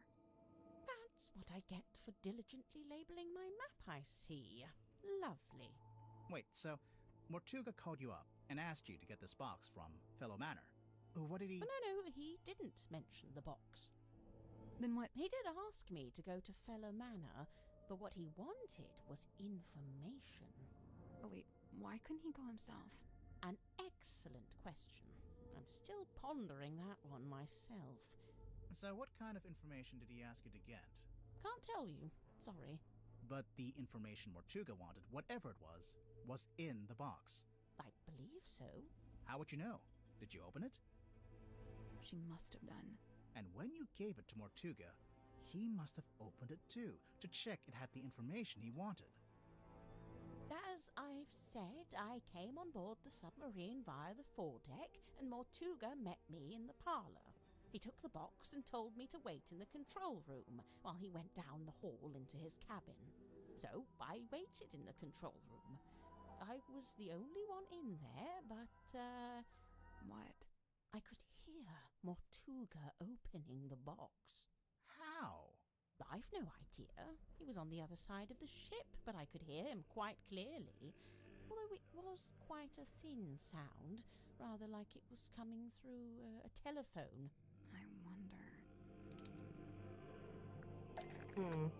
Do we have evidence to suggest how Mariana might have heard Mortuga while he was in his cabin? Could it have been...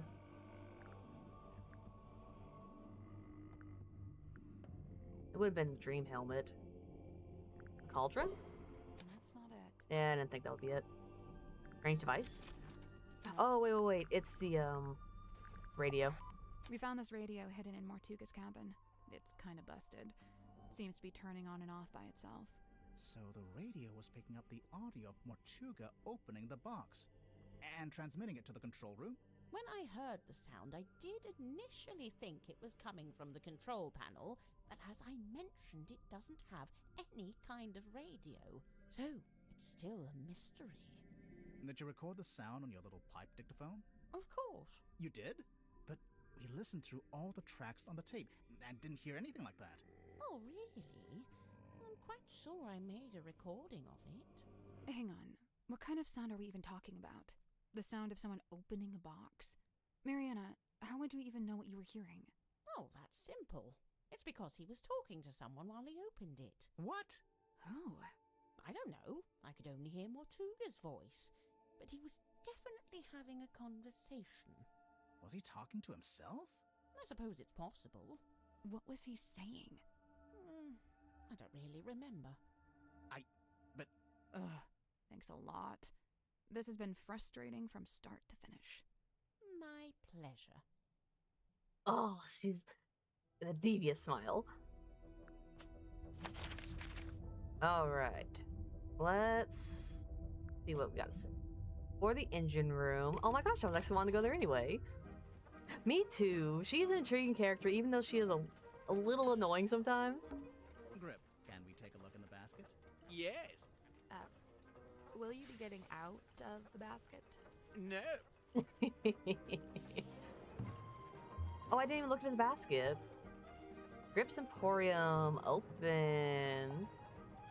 It's Grip's Emporium, buy, sell, repair. Here at Mr. Grips, we chart the unchartable, plot the unplottable, and measure the unmeasurable. With the right contraption in your pocket, even the great unknown may be quantified and calculated. Open 10 a.m. to 6 p.m. Monday through Saturday. Nice. Ooh, we found all the clues. Hold on, I gotta check now. I'll talk to him again. Oh my gosh, we found all the clues. We're probably almost at the end of the game then. Oh wait, I didn't ask about the basket.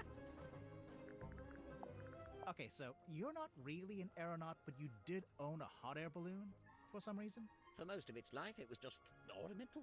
We put it out the front of the shop as a billboard. No wonder you crashed if you were trying to fly an ornamental billboard. And then after you crashed it, you brought it inside the submarine? You'd rather I just let it sink into the ocean? Besides, it's useful.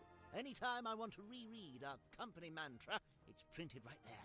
And anytime you wanted to check your opening times, they're right there. Quite right. Oh look, there you are, with the cane, as ever. Of course, Mr. Grip always has Cornelius Kane by his side. But why? What's the point? I don't know what to tell you. It's just my shtick. Oh my god. There's something suspicious about Grip. 100%. Let's talk to him. Oh, he's sweating. The Curious Case of Cornelius Kane. Ha ha! How about you? I've been looking forward to this part. Yeah, there is something or someone that I'd like to ask you about. Let's ask Mr. Grip about his faithful sidekick, Cornelius Kane. Cornelius? What about him? What's weird about Cornelius Kane? His function, his appearance. I don't think he looks quite like he's supposed to. What a thing to say! You've only just met him! Do we have reference for what Grip's cane is supposed to look like? Yes, it's a picture on here.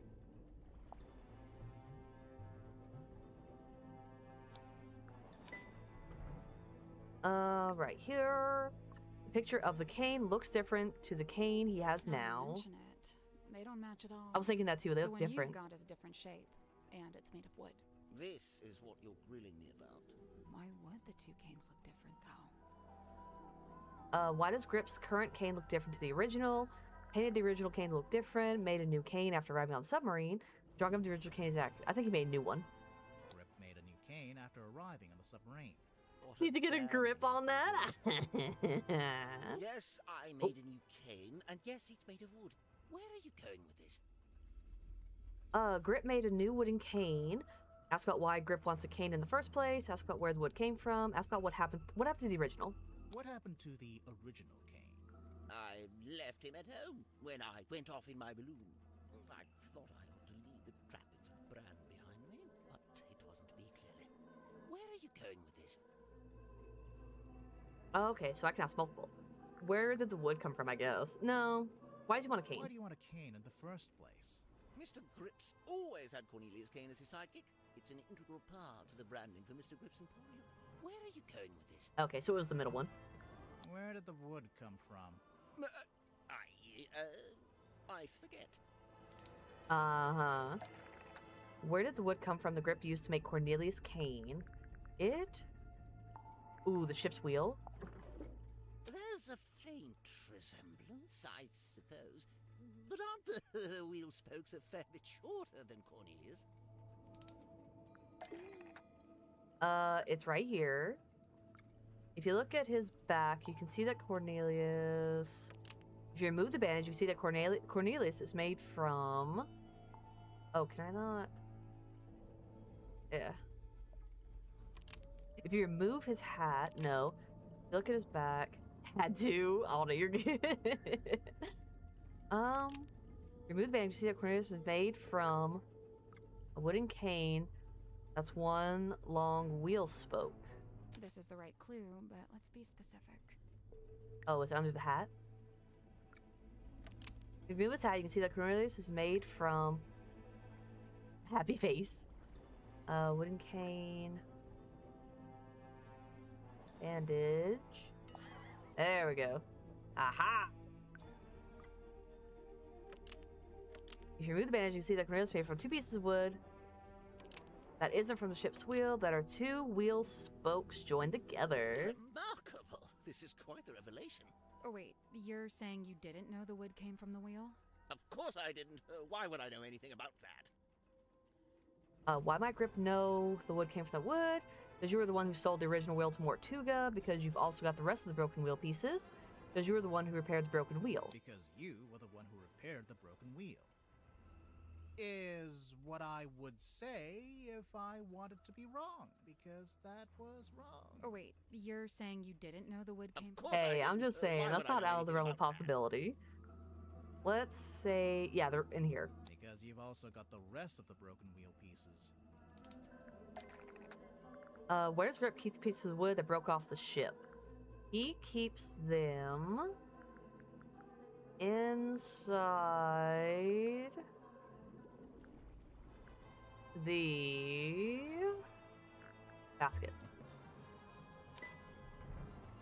Aha!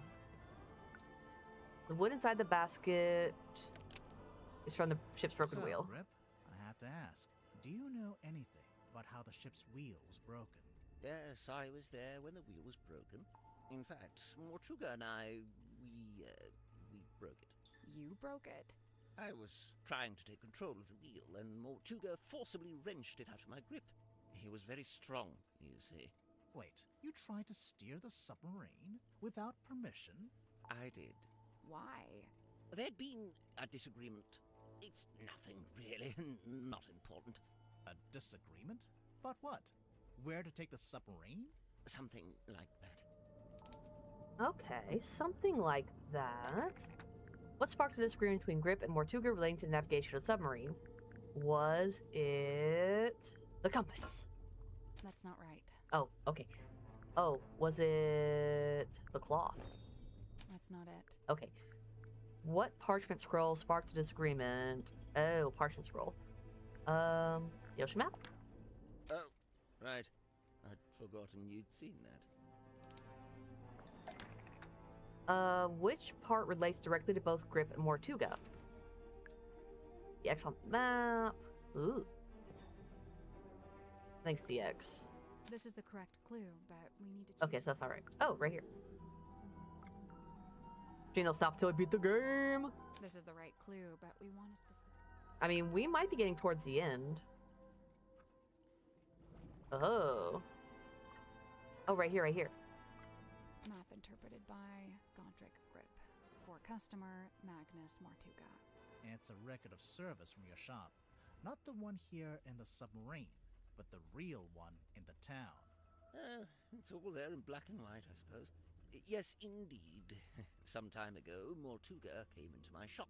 He showed me the map and asked if I'd be able to interpret it for some voyage he was planning. Interpret it?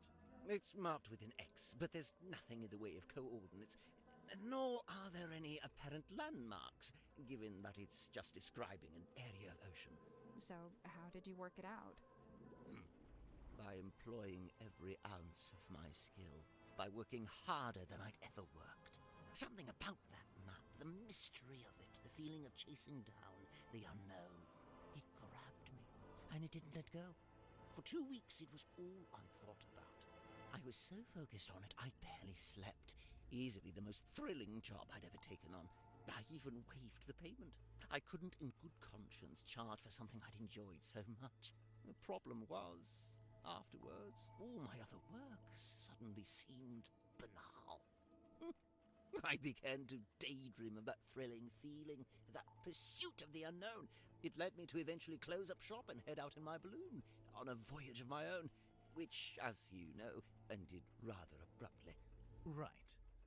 But to be pulled from the ocean by Magnus Mortuga himself, and to find that very same map laying on his desk. I asked him at once if he'd ever followed the map to the coordinates, and he said he hadn't. I was disappointed at first, but then I realized we had the submarine. We could still go, right now. But Mortuga told me we would be doing no such thing. In fact, we weren't to be navigating anywhere. Instead, he seemed insistent in hovering near the Silkworm Coast, like something was keeping him tethered to it. So, you tried steering the submarine yourself? I'd convinced myself it was what Mortuga secretly wanted, even if he was refusing to admit it. I thought a little nudge might be just what he needed. Get him out of his comfort zone, you know. But as I've already admitted, it didn't go to plan in room. Which, of course, necessitated the construction of a new Cornelius cane. There's one thing I don't understand. If Mortuga didn't intend to use the map, why did he keep it around? I don't suppose we'll ever find out. I think I know. You do? There's a good reason why Mortuga didn't want to follow the map. Oh, okay. Just want to check back in with Arcane, but his stream has ended. Arcane is weak. He can only stream 1.5 hours. Weak. You gotta boost those numbers, Arcane. Those are rookie numbers. But yeah, hopefully I can beat the game today. I think we're getting close to the end. Let's see. How was your stream, by the way? How'd that go? I don't know what you were playing. I wasn't able to log in. Why would Mortuga want to follow the map? He'd already followed. He found out the map was a hoax. That was too dangerous. He decided it was too dangerous. Wait, really? You know what? Let's try that again. There's a good reason why Mortuga hoax? He found out the map was a hoax. Wait. You know what? Let's try that again. There's a good reason why he'd already followed Mortuga it. already followed it. What makes you say that? I think, you think you got this? Yeah, we got this. It's all, this is how this game is. It's a long part of finding all the items, talking to everybody, and then it all just kind of starts flowing towards the end. You just have to pay attention. Do we have evidence suggesting Mortuga had previously attempted to follow the map? Yes. With the underwater photo? That's not it. You're right. It is with the captain's log. You're right. I just wanted to test you. It is because of the broken compass. That's not right. You're right. I was just testing everybody. We wanted to... I think we'll circle back around to this. Oh, video evidence. Yes, we have video evidence. Want to say goodnight before you ended, but alas, that's the problem with switching between streams. That's why I read to the other phone or tablet. That's what I'm saying. Get a phone or tablet. This one. This is a film of Magnus Mortuga and a woman named Felicia Stone. And eyeballs in the back. They're talking about their plans to follow the map. Remarkable. Wait, was that filmed here on the submarine? No, in fact, it's not a submarine at all. That is this ship. The ship was called the Dearest Selina, but it belonged to Felicia Stonetop. She was the captain and Mortuga was her helmsman. See, he's at the top there, manning the wheel. You know, that's been on his desk since I arrived, and I never once thought to ask him about it. So, okay, we know they intended to follow the map, but do we know if they actually managed it? Good point. Making plans is one thing, but a successful expedition is quite another. I can't be sure, but there was something we found here in the submarine. Something that suggests to me Mortuga actually did reach the center of the map. And that is... We have something that suggests Mortuga's successfully reached the center of the map. I think it's the Iron Belt. We'll talk about that in a minute.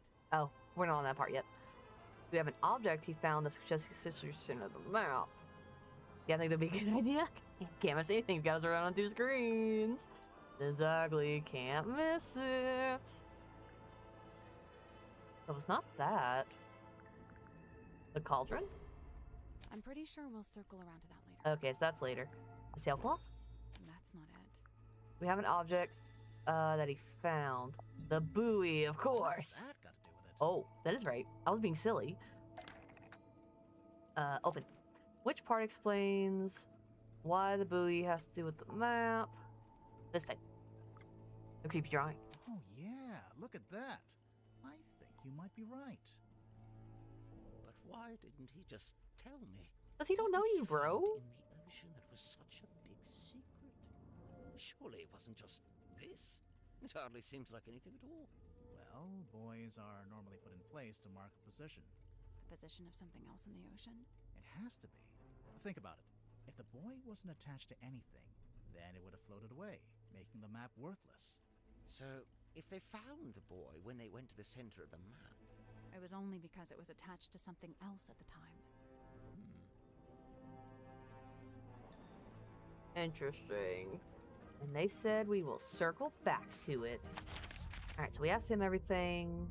I think we've asked her about all the clues. We don't have any more to find. Yes. Oh, she's... Oh, nope. Maybe from Oh, I skipped it. Crashed his balloon into the ocean. No, the basket is made from wicker and carbon fiber. The wood inside the basket, that's the mahogany. Huh. Yes, we have discovered this. And that's everything for her. So we are done talking to her. Unless she comes back up in conversation. We just finished talking with. He's also good. Yeah, he's got all the clues talked about. Talked about all the suspects. Alright, so we are officially done with these two. Unless it tells us to go back to them. We are done with these two. Let's go over to her, because we just opened her box. Let's see. Grip's got his brand figured out, huh? Kind of an 18th century vaudeville aeronaut vibe? Even just the choice to use the word emporium. Alright, so that's it for that. Can we ask her about this? Hands off. It's mine. What's this symbol on the front? None of you are... How do you get it? You don't know. Oh, Okay, so we've Never already... your child. We've already opened that. So we are also done talking with her until we have to come back here. And then let's talk to her, and then we'll go talk to Dirk, because I think we're done with the author. All suspects are done. Okay, we got 3 to talk to her about. Ah, there lies the picture of the cane, the perched upon by Little Hat. I used to be perched upon by a little hat. 'Tis quaint indeed. But wait, is it of a one with that in current Godric's grasp? Yeah, same thing. A book adorned by bloody stain? Might be. Might not. It might not be a book. No, no. I meant the blood stain. A map that leadeth unto naught. What do you mean? It leads to that big red X. Yeah, but it's a big red X in the middle of the ocean. It comes to mind I saw this map upon the captain's cabin desk. When was this? Soon after I arrived. Just once, and then it vanished. Well, now it's reappeared. Ta-da! Ta-da! Alright, so she is now done as well. Alright, so these 4 are done. Let's go talk to Dirk and the author. Apparently, Grip ended up on the submarine because he crashed his balloon over the ocean. I mean, it's a great story, but... You don't think it's true? Grip's pretty smart. In fact, he might even be the smartest guy on the submarine. I just don't see him crashing his balloon like that. Maybe he just got caught in a storm. Oh yeah, I didn't think about that. Okay, caught in a storm. And with that, Dirk is done. He should be done too. Suspects, clues, nope. I got 3 things. Chart the unchartable, plot the unplottable, and measure the unmeasurable. Nice tagline. I think it's a little much. For a shop that sells compasses? It's not about the compasses. The thing he's really selling is wanderlust. Wonder what? The desire to explore the world and experience the unknown. Ding! Points for Sally. What's that? A book? I think so. Let's see. Nope, not a book. Why not? Listen. Books don't rattle. We've already opened this book. We're just getting all the dialogue for the achievement. I was looking for something like this. Why? So I was really banking on Mortuga having some kind of exciting secret mission. Something that justified the whole submarine thing, you know? But he didn't? No. In fact, he was weirdly aimless. Like he didn't even want to be here. Alright, he is now done. Alright, talk to everyone here. Let's talk to him, and then we'll finish... No, we'll talk to her, because she's already done. And then we'll talk to him, and that'll be done for all the conversations involving the clues and stuff we found. My parents used to shop here from time to time. They'd complain that Mr. Grip would charge them full price, even though they were locals. How dare he? Grip's not one to give out discounts, huh? Nah, he's all about the money, money. One creepy book. Wait, are those initials? M.M.? M.M.? You're looking at it upside down. Am I? This weird little drawing. It looks kind of like that thing Mortuga kept up on the foredeck. And the last one. No, you have to talk about typewriter too. Fellow, the guy who owned Silkworm on Sea. I didn't know you could own a town. Well, he acted like he did. Putting himself on the stamps was the least of it. And lastly, the typewriter. Mr. Worman's typewriter? It's a mess. The keys are all in the wrong place. I could fix it for him, no problem. Or Mr. Grip could do it, I bet. I don't think Worman wants anyone to fix it. Oh, weird. And pretty sure, yep, that's everything. Now to talk to him, and that's it for the clues.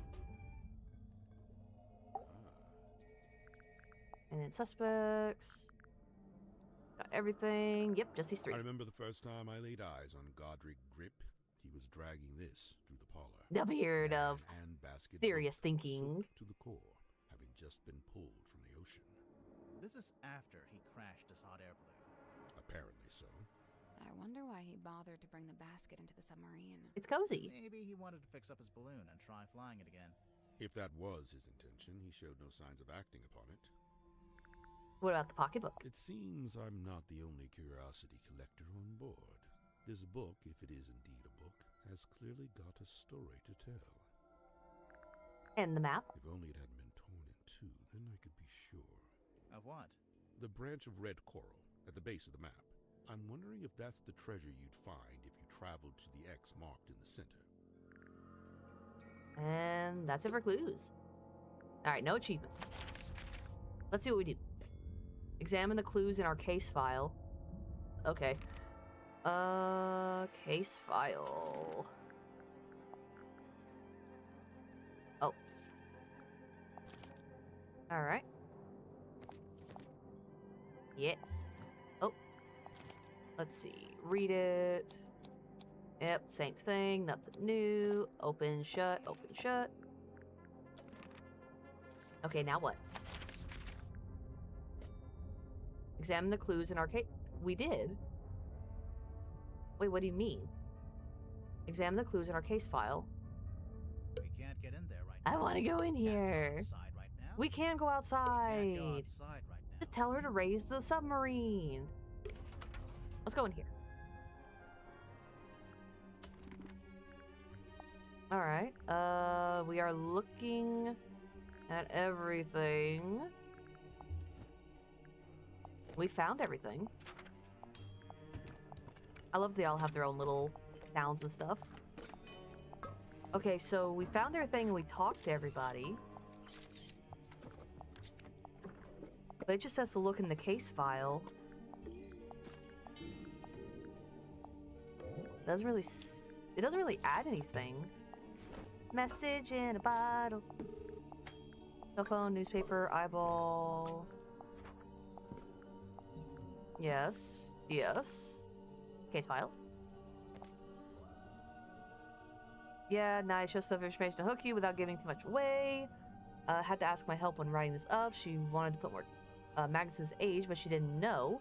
Letter in fair Cynthia's hand. A plan devised by her and her alone. I see Cynthia's proudly wielding the Seafoam S in her signature there. So Cynthia hired you to solve the murder. I see you found my case file. Seems our collective fate hangs in the outcome.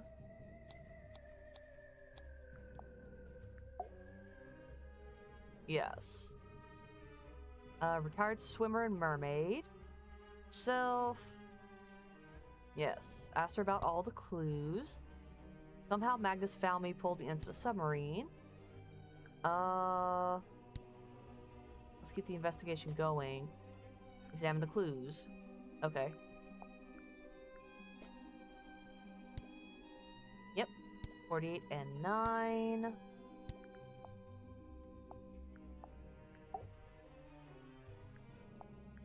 Eight and 9. 8 and 9.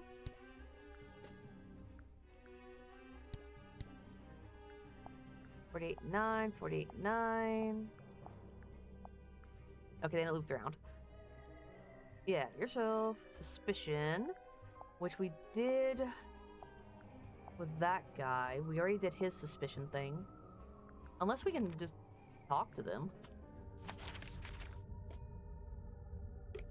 Like, let's start with her.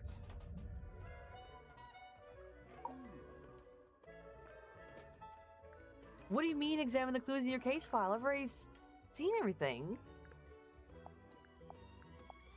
Yeah, we've already done that.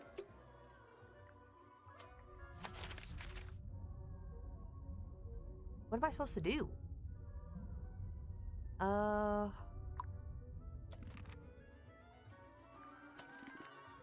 Yeah, we met all the people. And yes, we found all the clues. Settings. Of course, the messages in the settings. Last thing we found was this. The pocketbook. But every time I bring it up, she doesn't really talk about it.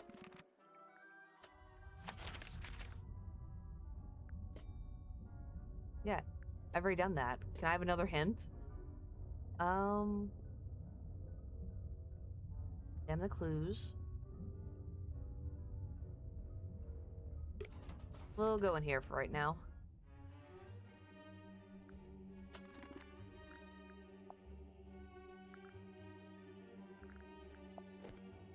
Yes. Already opened that. I already know about all these things.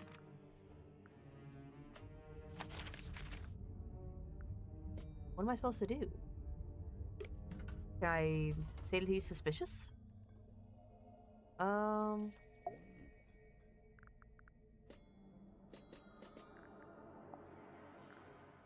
Unless I asked everyone about the stuff. Night of the murder, he already told me that. Yeah, he told me what he was up to. Then she was here. She's already told me. She's actually even answered questions and stuff. I don't think he's done anything suspicious. Which is even more suspicious.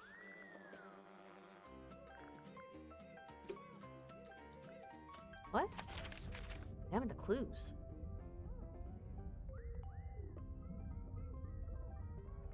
Yeah, I don't have to. I was thinking about the pocketbook for a second. But then I remembered it was already open because it was her birthday, which apparently Dirk knows. Dirk knows all about her, by the way. He is, like, obsessed. He's like, I like you. Let me know. Either that or he just wants to know, like, more about her? I'm not too sure.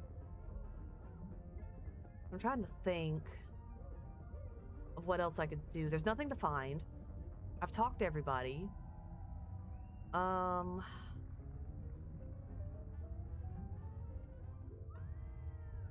it's just telling me to look at the clue file. Okay, I have a theory now as to why it worked that time. This time I bought some regular Pokeballs.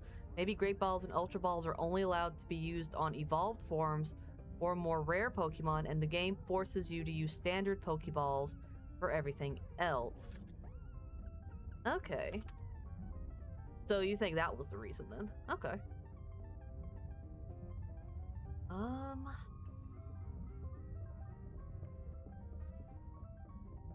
Okay, that makes sense.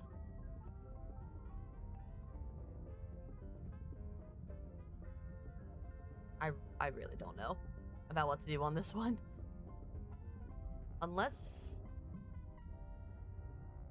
we talk to the captain and let her know, hey, we've got all of our stuff together. Let's talk. Because she's the one that hired us. Oh yeah, it says report. No. What do you mean clues? Have we not asked her?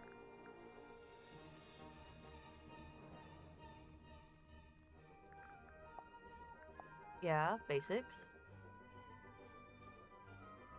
Are we missing 7 clues? We found some suspicions.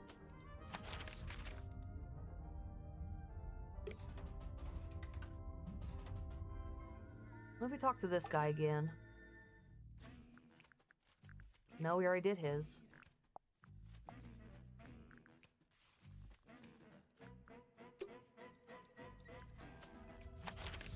So the rest of them are probably like that too. Unless, maybe I can talk to her, like when we're standing in here. This is the weirdest submarine I've ever been on. And the first? And the first. That doesn't do anything. Do they mention anything when we're just standing here?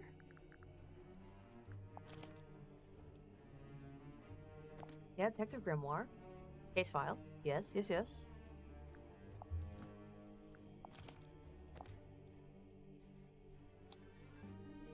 Yes.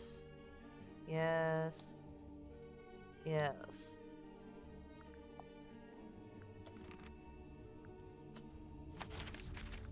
I might have to look up what to do next. Because I thought maybe going to the captain would solve it. But it didn't. Talking to her didn't solve it.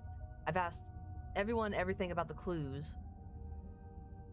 Unless I'm forgetting something, I'm pretty sure whatever I would have to do, it would be like a clue somewhere on the map. Like it would have a little investigation thing, but it doesn't. So let me see what I can find.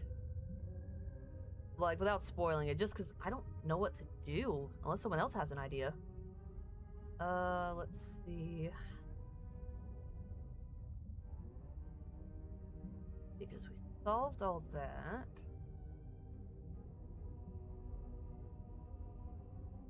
Let's see if anyone else got stuck at this point.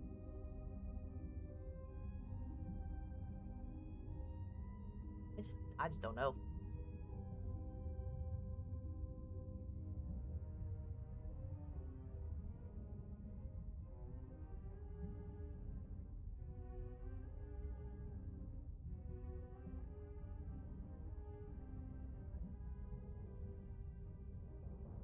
Because it just doesn't make sense to me.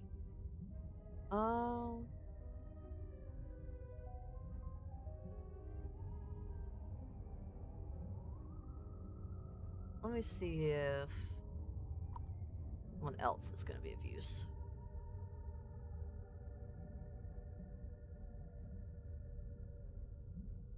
Yeah, because I'm talking to her. I don't know. Let's see. Talk to him.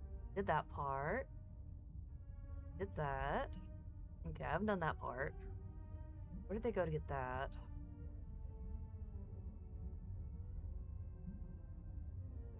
Yeah.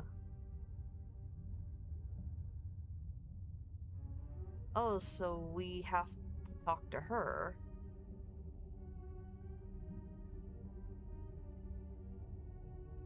Unless I already did that.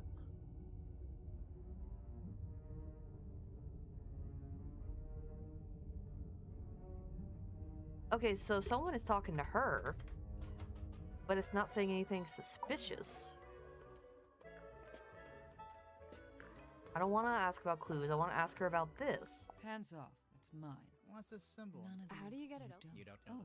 But is it? Name. Sally. Oh. Yeah, why can't we tell her we've already opened it and ask about it?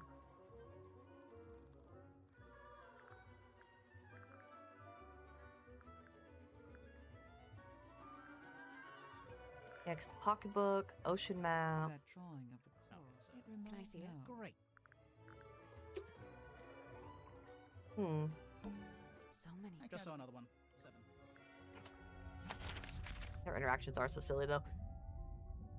Oh, man. How did they do that? It shows her talking to him, and then it talks about... Unless I already did that.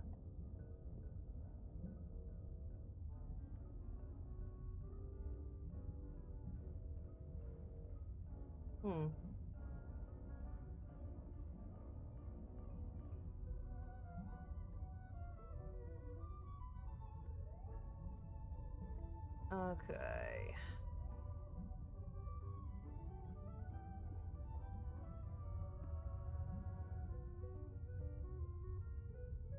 Let's see.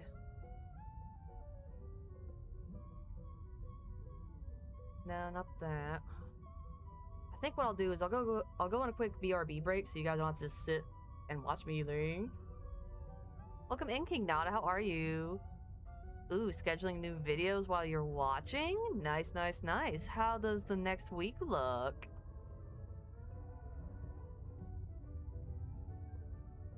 Yeah, I'm stuck. Unless anyone else has an idea, I don't know.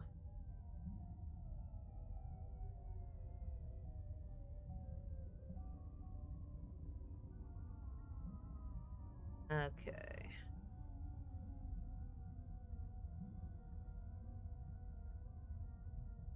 Very good, I think. Nice, nice, nice, nice.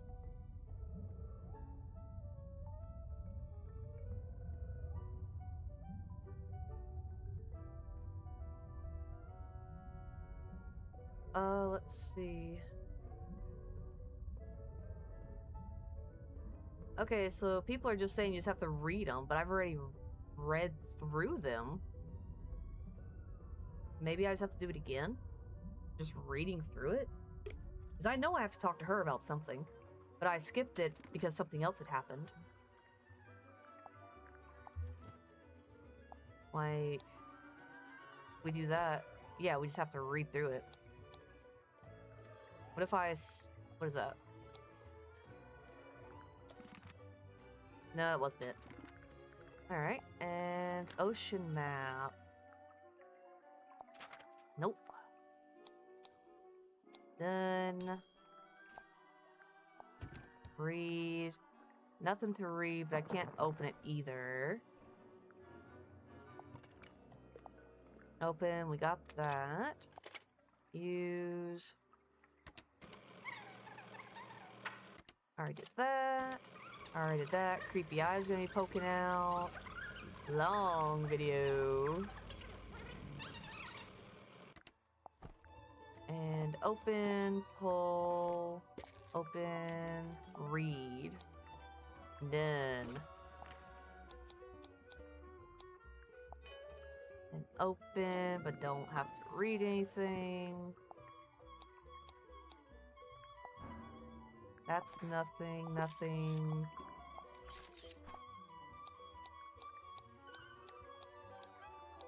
Done. Read the contract. And get that. Read through this. Use it. Yep. Then move. Read. Can't read that, can't read that. Got the driver's license. I need to read through this. Read this.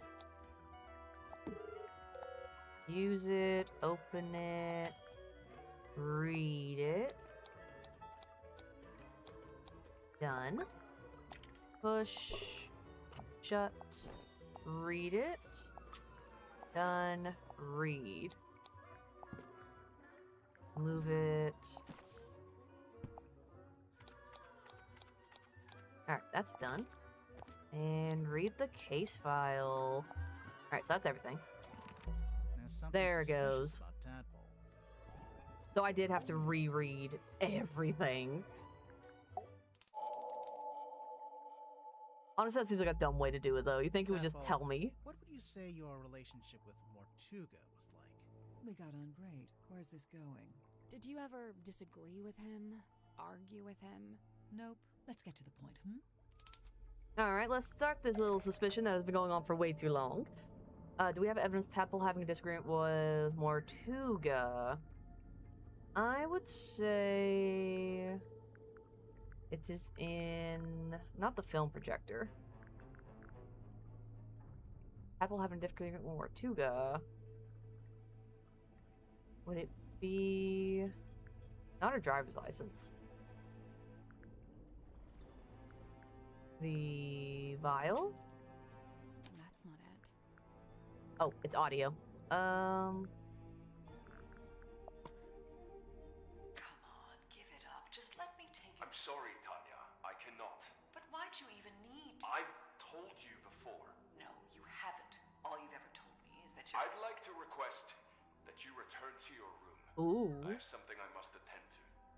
Someone sneaking around recording me with a dictaphone? Seems like it. It may have been recorded without permission, but it's still a record of a conversation you had with Mortuga. It sounds like you're trying to get something from him. Some kind of object he was keeping from you? An object? Nope. So then what were you talking about? I don't want to tell you. You'll take it the wrong way. It's just, you were seen rummaging through Mortuga's bookcase. The one in this cabin. Someone sneaking around watching me rummage through bookcases? I thought maybe you were looking for this. Welcome in, Xeno Future. How are you? Hope your weekend's going well. I think we're getting to the tail end of this, and then we'll do the suspicions, and then we should be good to go. She was looking for... I don't think it was the black box. That's not right. Weird book. This one? Ah, nope. That all you got? I mean, it would neatly explain what that argument was about. Not an argument. And obviously I noticed that there's a dried blood stain on the front of the book. Nosebleed. Very common among divers. Oh, assumed it was Mortuga's book because of the MM initials. Nope, it's nothing to do with him. It's just some old book. It's not important. Now, that's not quite true, is it? It's not even a book. It's not even a book. It opens up into a little box. Mental note. Don't tell your birth date to Dirk Dansom. Well, even if you didn't take the book from Mortuga, there's something in there I wanted to ask you about.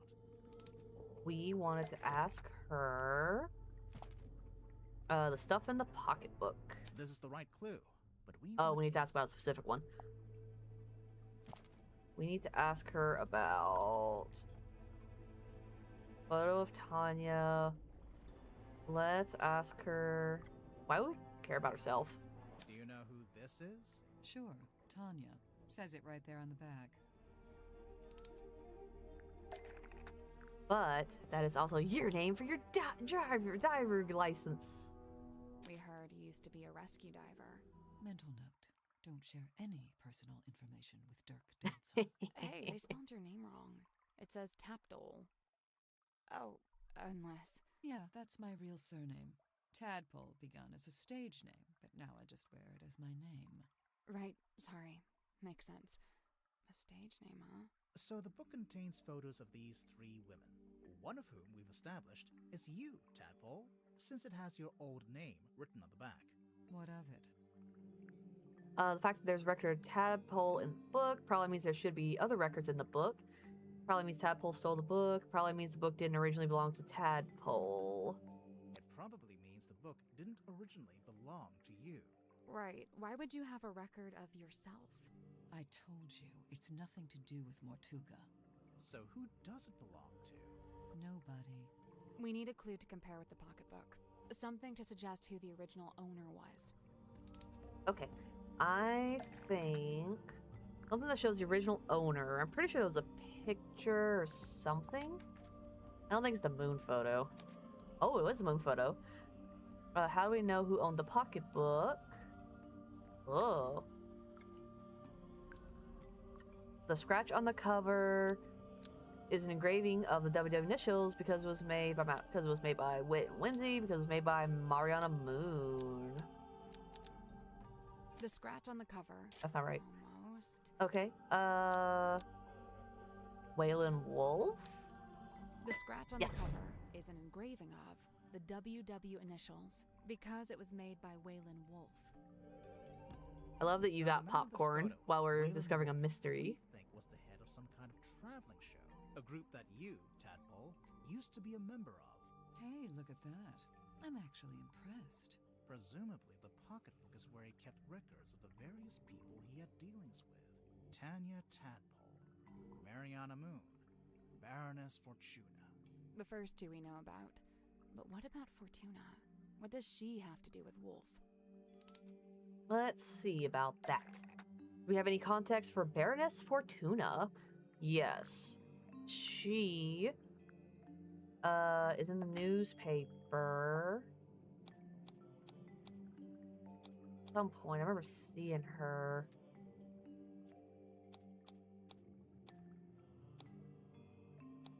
Let's see. It might not be this newspaper, but I remember seeing her. Oh, I didn't mean to click that. Let's see. If she's not in the newspaper, maybe she's on the poster? Oh, yep, there she is. Let's see. Boop. Baroness Fortuna presents Baroness banner. Fortuna owns the Fortuna Hall Theater in Silkworm on Sea. We actually passed it on the way to the Stonetop Inn. It's all boarded up now. Perhaps Wolf's traveling performers came through Silkworm on Sea at one point, and perhaps some of them never left. It might be why Madame Tadpole's in this part of the world in the first place. So, if the pocketbook originally belonged to Waylon Wolf, Tadpole, how did you end up with it? I took it from him. I assure you, he doesn't need it anymore. So, it really doesn't have anything to do with Mortuga. But in that case, what was that argument about? Not an argument. Come on, give it up. Just let me take it. I'm sorry, Tanya. I cannot. But why'd you even need... I've told you before. No, you haven't. All you've ever told me is that you're... Right, fine, I'll tell you.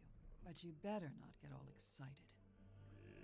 I was trying to convince him to leave the submarine and give up the captaincy to me. What? Not What? because I wanted to be captain, but because I could tell Magnus didn't. I believe his tenure on board the submarine was some kind of self-imposed punishment. But I thought maybe he'd suffered enough. Maybe he deserved another shot At what? at whatever it is he actually wanted. Interesting. I didn't think she was guilty of anything. Oh my gosh, do I really have to go through all of them again? Oh, I don't like this. Why can't you just tell me, huh, that's suspicious? That's not even the first one. Let's see. Clues, clues, clues. Read. The worst part is I don't even know which one to read.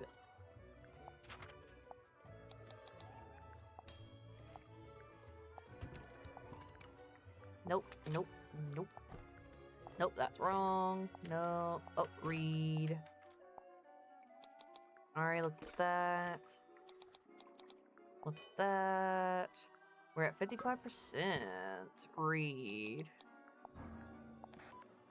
Nothing, nothing, read. Oh, that had read on it. Let's move but not read. Read. And read. That part done. Look at that. And read. Read. We are reading, guys. We're reading everything. Use read. Open shut. Read. Read.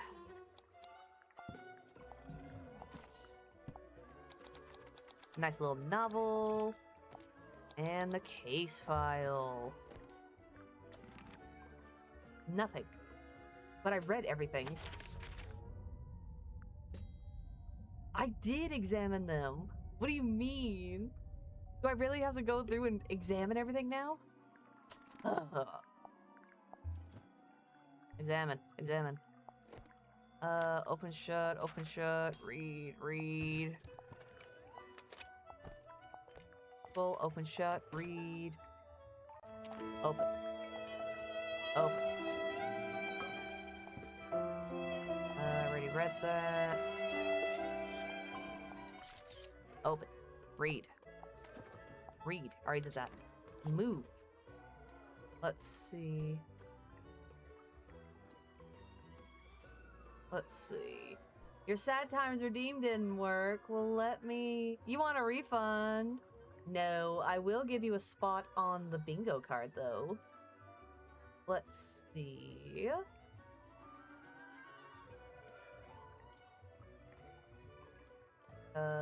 Let's see here. I did technically try to brute force a puzzle. And I did sing at one point. I haven't lost yet.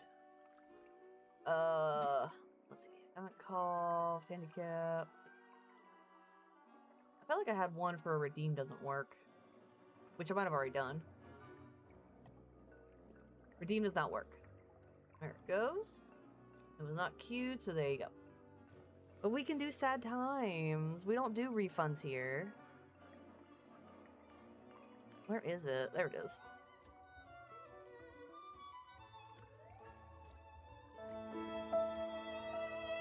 Why is it not working? Arcane, did you break my stuff again? Not breaking my things. Channel points.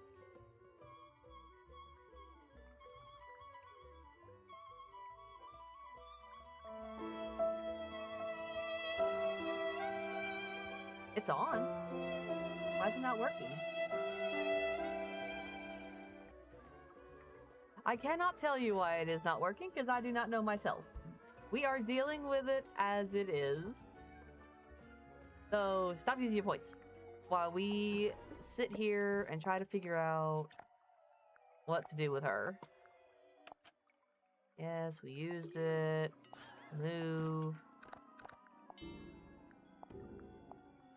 Another idea. I said stop it. I really don't know why it's not working. The things are on here to work, and it's set up right in my system.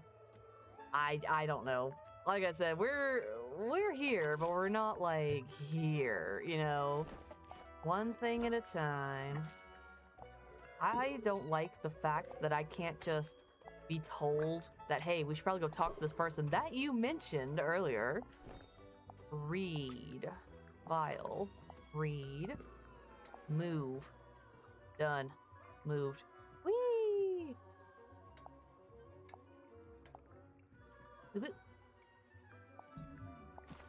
Boy, open.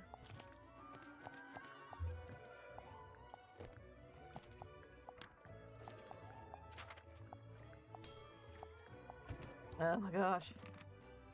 Wow.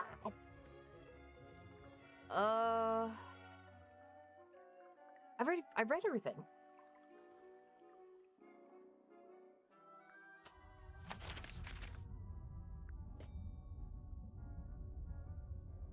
Let me see.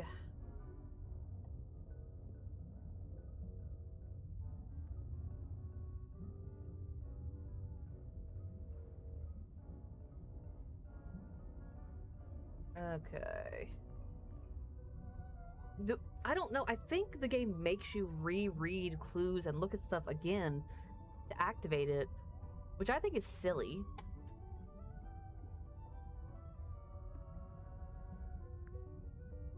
So someone else is saying that you can't look at the clues too fast or the game thinks you're skimming.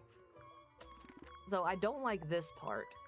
The part that you have to slowly go through everything. It's like, I've read through this. I've looked at it all. Look, it's beautiful.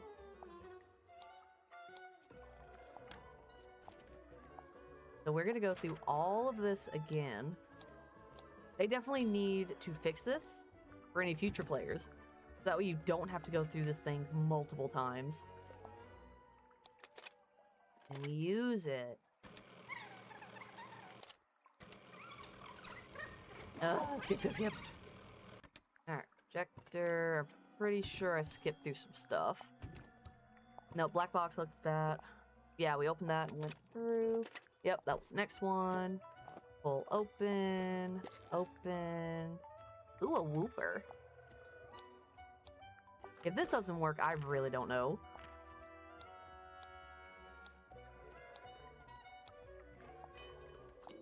Then, yep, creepy, super creepy. Oh no, what do you mean? Model ship, shake. Read. Iron bell, radio, family photo. Yes. Open, lovely magazine. Read.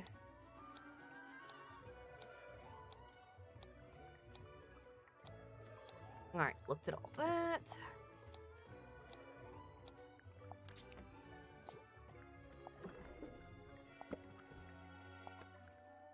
Open. Read.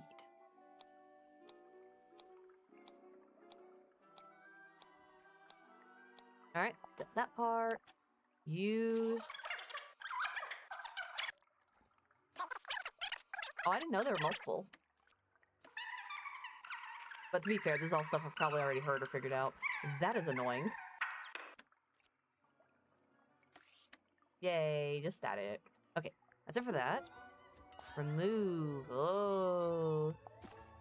Open. Williams locket. Then. Got that one, got that one.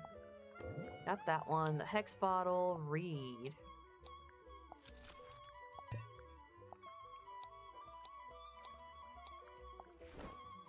Open. Read. Compass. Read. Open. Use. Done, done, done. Read. Push. Shut. Read. Moon vial. And move. Oh, interesting, interesting. Wooden boy, open. We're reading, opening and reading. There's Good. something suspicious about Dirk. Why is he suspicious? Let's go talk to him. Oh my gosh, please go now. Please. Hopefully this is the sequence. There's something suspicious about Symmetry. Okay, him and Symmetry. Let's go talk to her. You know what, fine. Go talk to her now, and we'll go back to him. There's something suspicious. Okay, now they're just doing it for everybody. Let's go talk to him. Is he highlighted? Good.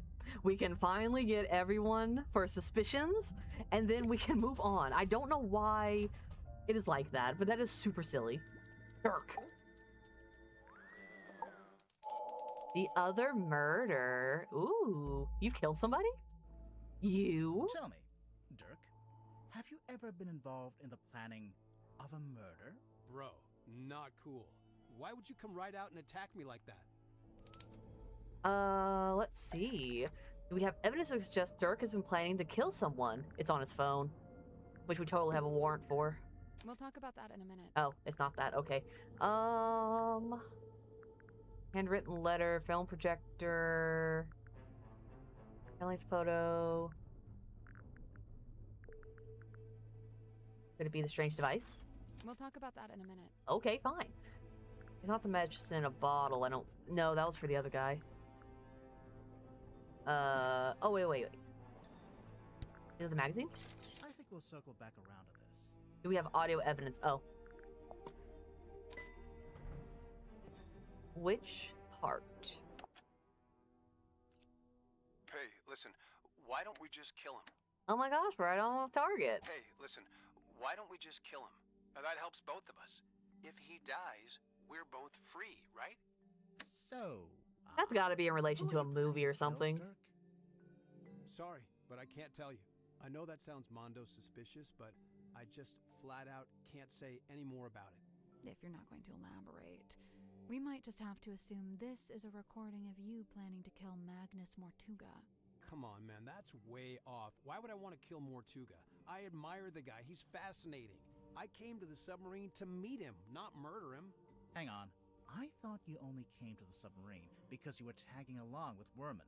I mean, yeah, it was Worman who wanted to come to Silkworm and, you know, find the submarine, but I figured if I came with him, I could meet this real guy, the real Mortuga, you know, for research. Oh, wait, I'm falling behind. Dirk, why would you want to research Mortuga?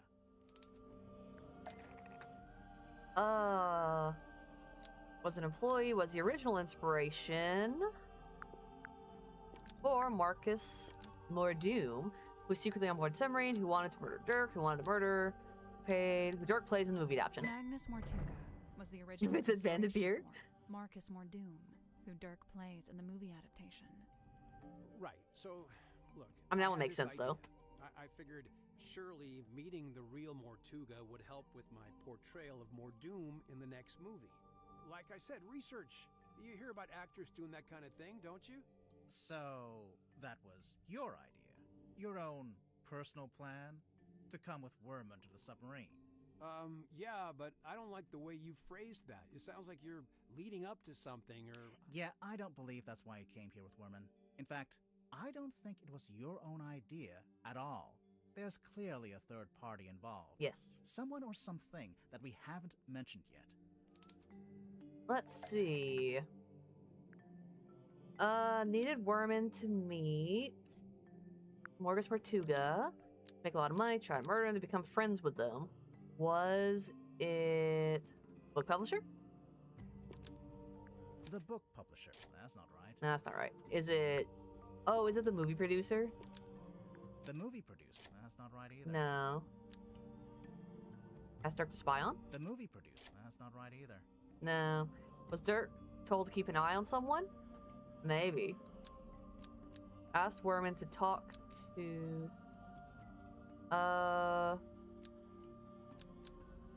Oh. Werman. And report back. The movie producer asked Dirk to spy on J.D. Werman and report back. It seems like you're basically here as an informant for the Wit and Whimsy production company. You know, those guys who pay your salary. Spy on Werman? No way, you got it all wrong. Besides, how am I supposed to report back to Wit and Whimsy? They're hundreds of miles away, and we're floating out here in the middle of the ocean. Sorry, we've literally already talked to you about your cell phone. It's right here. This is your cell phone, right? Yeah, but it doesn't get any signal out here, not even standing on deck. It's quickly running out of battery, too. No battery and no signal. What if I said you had a way around both of those problems?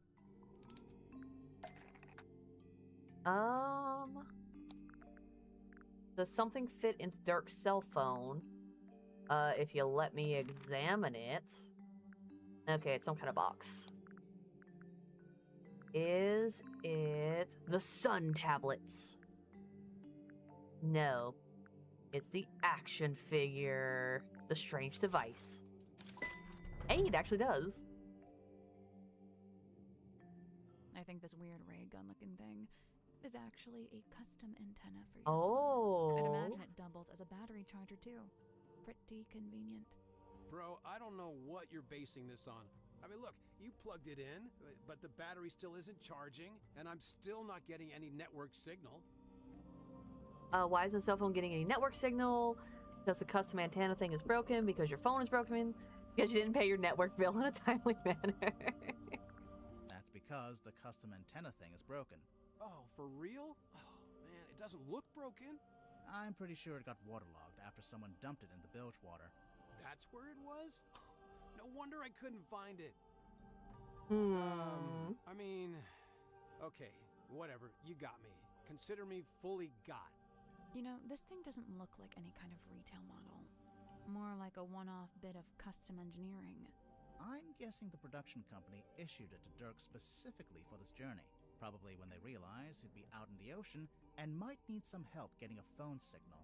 Yeah, so Mr. Vanderpeer really didn't want me going off-grid, so he set me up with a way to turn my cell phone into a kind of heavy-duty satellite phone.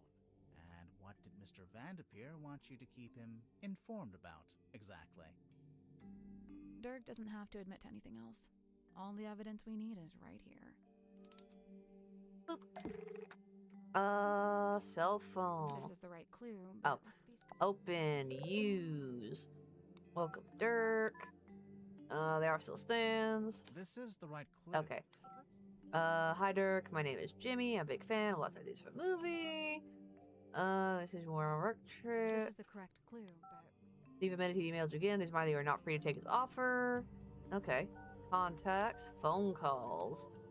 He's still struggling. There's a there it handful is. of outgoing messages from you to Vincent Vanderpeer. Specifically, they're all updates on Werman's progress with his novel. Look, the studio was worried Werman was just gonna disappear without ever finishing the book. So they sent me to keep an eye on him. Maybe even steer him in the right direction a little bit. The right direction, in terms of the story. Yeah, so the movie studio has this grand plan. They want to make 3 more Marcus Mordoom movies, at least. And so they really need Werman to have his books play out to support that plan. 3 more movies, huh? Sounds like quite a commitment. Yeah, I mean, yeah, it is. It would take years. Interesting. I think we may have finally looped back around to the question at hand. Let's listen to this again, shall we? Hey, listen, why don't we just kill him? That helps both of us. If he dies, we're both free, right? Come on, I know you don't have any better ideas. Dirk, I think I finally worked out who you wanted to kill. Yeah. Marcus Mordoom, the fictional character. The fictional character. The person you're talking to in the recording must be Werman. You're suggesting he should kill off the Mordoom character in his next book. Hey, come on, dude. Do you deny it? Why would I want to kill off Mordoom? That's my character, my job. You want to quit acting and become a writer. You hate the character and think he's boring. You want to be free to take other acting Do you want jobs? to be free to take other acting jobs instead? Let's take a look at the cell phone one more time. Alrighty. Open, use... Where was it? This one? There's an email in here offering you a big role in an upcoming movie. And another email from your agent reminding you that you're not free to take it. And won't be for several years. From what I gather, you signed a pretty lousy contract with Wit and Whimsy, and now you... Okay, hang on, sorry, but how would you know anything about my contract? Well, I don't know the fine details, but I did get a general sense of it. Yes. From the magazine. It seems to me like your co-star soaked up most of the budget for the movie, and you ended up with a bad deal. Possibly because you were too keen to sign whatever contract they gave you. Possibly just because you didn't have much negotiating power, since you weren't famous yet. You know, a little from column A, a little from column B. You said yourself, the studio wanted to make at least 3 more Marcus Mordoom movies. So, you're stuck in that lousy contract for several years. Unless you can somehow ensure the next movie is the last one. So, if Worman kills off the character in the books, that would stop the studio making more movies? I'm not convinced that would actually work, but okay. The point is, now that I'm a known actor, I could be making more money with a different studio. A lot more. But I can't let it get out that I wanted the Mordoom character to be killed off. Everyone's gonna take it the wrong way. They'll call me greedy and ungrateful. Look, you gotta understand, killing off Mordoom isn't just about me. I was also trying to help Worman. He's been looking for a way out too. A way out? He's not enjoying writing the books anymore. The whole thing became just this awful burden. I'm sure he'd be happier if he could just be done with it. Hey, besides, maybe killing the main character would actually make for an interesting story. Did you ever consider that? Focus on the girl character, yeah. It makes sense, though, that they're both kind of unhappy about the situation. Let's talk to her. And then we'll talk to him, and then we go back to her to report.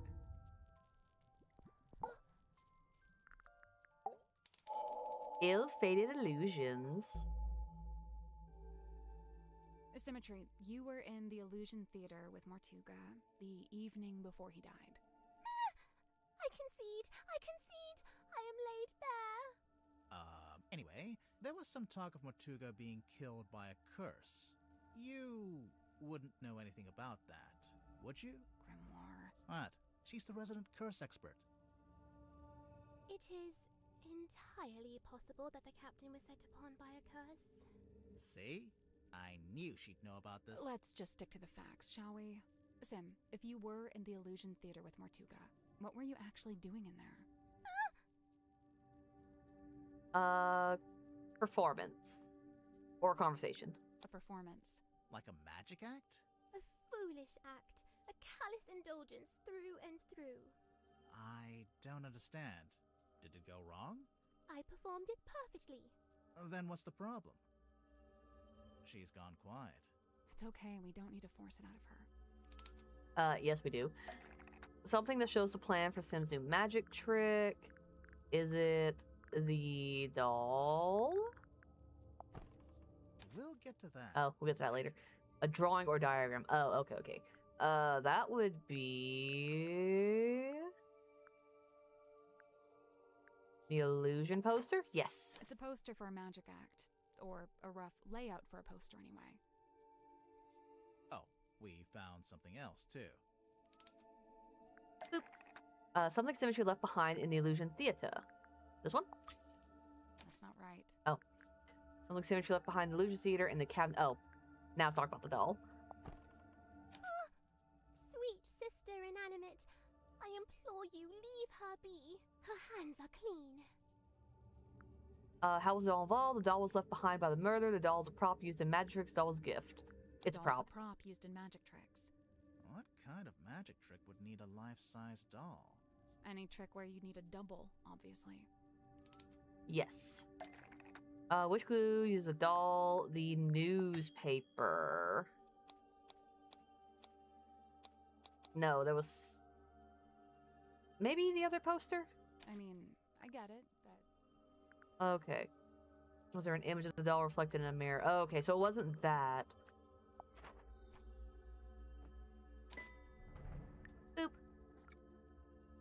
your magic act, Lady of the Looking Glass. I don't claim to know exactly how it works, but as far as I can tell, you put the doll behind some kind of special mirror, and it acts as an identical double. Lady of the Looking Glass is a thing of the past. I am no longer able to perform it. Because you don't have the special mirror. You misunderstand. I shall never again perform this trick. But why not? Oh. Because Sim and her doll are no longer identical, because she's lost one of the other props, because something banned her from performing it. Because someone banned her from performing or someone did. it. Wait, really? Yes. You know what? Let's try You that misunderstand. But why Okay, not? if it's not that one, she's no longer identical? Because Sim and her doll are no longer identical. Sweet sister stays ever a fresh-faced child. No such fate is writ for me. So you can't use the doll at all anymore? I mean, you could just make another one. Let's see. The doll could still work as a double for symmetry if the audience had never met symmetry, if it was placed upside down, if it was facing away from the audience. I guess. The doll Yeah. could still work as a double for symmetry if it was facing away from the audience. Facing away? Oh, like the sketch on the poster. Right. I wonder why she needed a double, though. This isn't a mirror trick like before. It would help if we knew more about the trick itself. True. We don't even know what it's called. We will find out, won't we? Do we have something that shows the name of Symmetry's new magic trick? I believe we do. I'm pretty sure it is over here. Caretaker illusion. Is it here again? We've looked at that already. Oh, sorry. You've looked at it like 2 or 3 times now. Written the name of her new magic trick. Oh, she wrote on it. Would it be the painting? The sailcloth? Yes. Yeah, the stargazing girl. Cynthia, symmetry. Okay, symmetry is painted. The title on the sailcloth. The stargazing girl. Says it right there. Besmirched by my own penmanship. Truly the folly of man. Why would the title be written on the sailcloth? I'm pretty sure she used it during the magic act. Why did Sim use the sailcloth during the magic act? She wears the cloak. She draped it over the cauldron. Over the cauldron, maybe? She draped it over the cauldron. It's not like that in the original sketch. See, in the drawing, the cauldron's uncovered. Why did she end up using the sailcloth? Sentimental value. Asked her to keep the cauldron covered up. She didn't like the look of the cauldron? Maybe asked her to keep it covered up. Mortuga asked her to keep the cauldron covered up. Before the captain assented to me using that room, he'd been using it for storage.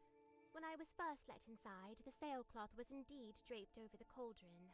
I hadn't realized he did not wish me to remove it. When he saw my design for the poster, he had but one request. Symmetry, all I ask is that you keep the sailcloth on the cauldron.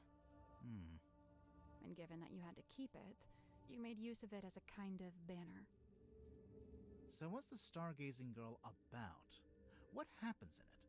I do not wish to speak on it. No? Well, we actually know quite a bit about it already. Let's see. How do we know what happens during the Stargazing Girl? I believe it is because of the film projector. I think we'll circle back around to this. Oh, okay. So it's not that one. Could it be our locket? Nope. Okay. Do we have... Oh, it's all back to audio evidence. Come on, get... Not two. Stargazing girl stares into the ink-black void. Upon her trembling lips, a question born. A forbidden query of what may be and what may not be. The void, unyielding to the girl's plight, stares back. It speaks. Close your eyes, my love, and be still, for this is the end can this be? Mariana Moon was in the bilge at the time. I guess the sound traveled down through the open vent. Her pipe is a dictaphone. Dang. So the first voice belongs to Sim, and then there's a second voice, a woman's voice. How does the second voice on the recording? As soon as you put on a voice, is it just her putting on a voice? And Symmetry putting on a voice. Yeah, let's So the do that. first again. Whatever. That's totally plausible. It's someone else entirely? It's someone else entirely. Where did the second voice come from? It came from this thing? This film matches up to the audio from the pipe recording. And see how in the poster there's a little Grim Reaper guy? That's the person from the film. I am undone. Hang on. Why does Sim have a film of a Grim Reaper character? Where'd it come from? Mortuga filmed it here on the submarine. It's a scene from Dirk's movie. Sim filmed it as part of her old magic show. Filmed it for her? Mortuga filmed it here on the submarine. On Hang second on. thought. Why does Sim have a film? Sim filmed it as part of her old magic show. You sure? No, Hang on. not really. Okay, is it really Dirk? It's a scene from Dirk's movie. Something suggests that the Grim Reaper character shown in the film reel is from the Hex of the Hellsman. Oh, is it in the book?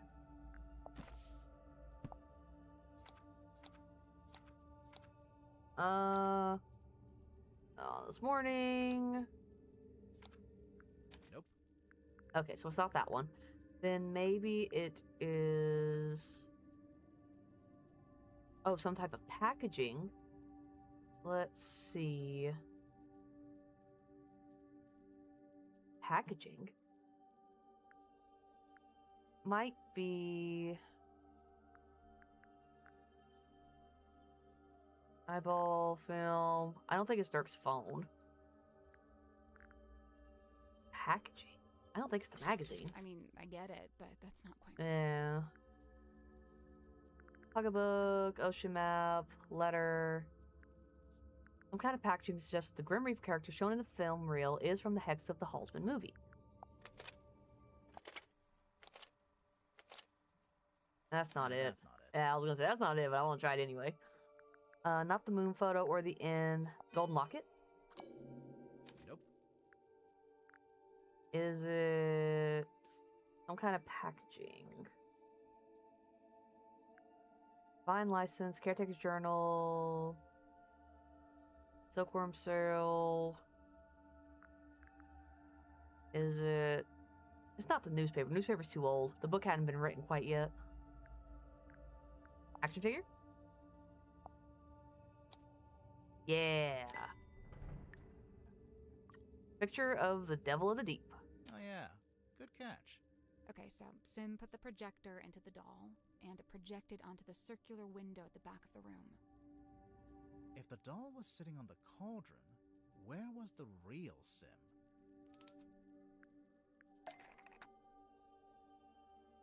She was right here. Nope. Oh. Oh no, she would have been up here. Yeah, so she would have been like right here. I guess that's wrong. What? Yeah, 'cause I'm looking at the picture. I guess that's wrong. You been right here? Oh, right here? I guess that's wrong. Yeah, she's... Where was the real Sim during her new magic trick? In here? The cabinet to the side? I don't get why she couldn't just sit in the cauldron herself. Listen to the end of the recording again. Close your eyes, my love, and be still, for this is the end and the beginning. Right at the end, it sounds like something falls onto the floor. Something solid. Alright. What falls on the floor at the end of the trick? The doll's head. The doll's head. The whole thing culminates with the cloaked figure swinging the scythe. Sim screams, pulls a string, and the doll is decapitated. Oh, that's what the pull was for. Jeez, that's kind of dark. I lay awake that night, eyes wide with regret, able to bear it no longer. The decision was made. Oh, thank you for the follow, Divine Moon. Nice to have you here. How are you? Hope you're enjoying the gameplay. So that's why you went back to the Illusions Theater. And that's when you found Mortuga. The image of his lifeless form. It filled me with the great thunderous guilt. But why? You think you might have actually caused Mortuga's death somehow? I know not the manner of Magnus Mortuga's death, but I do know this. The night of the stargazing girl. It was his last. So, even if his death was unrelated, you feel bad that your trick was one of the last things he ever saw. When we began, you implied that I laid a curse upon him. And I say this. Maybe I did. Interesting. That they happen to make those two connections. I'm good, thanks, Miles. How are you? Oh, awesome. Doing pretty well. We are getting towards the end of the story, and it is coming along great. We just have to talk to him and then her, and I think the game's gonna pretty much be over because we're gonna figure out what these two rooms have and then find out how he died. Suspicion. The Dream Doctor. Zephyr, can you tell us more about the work you do as a dream doctor? I'm looking for specifics here. I've told you all I think. Oh, I know you came in at the best part. It's all gonna come together. That should concern you. That is to say, my experiments have no connection with the murder. Alright, I don't want to miss anything.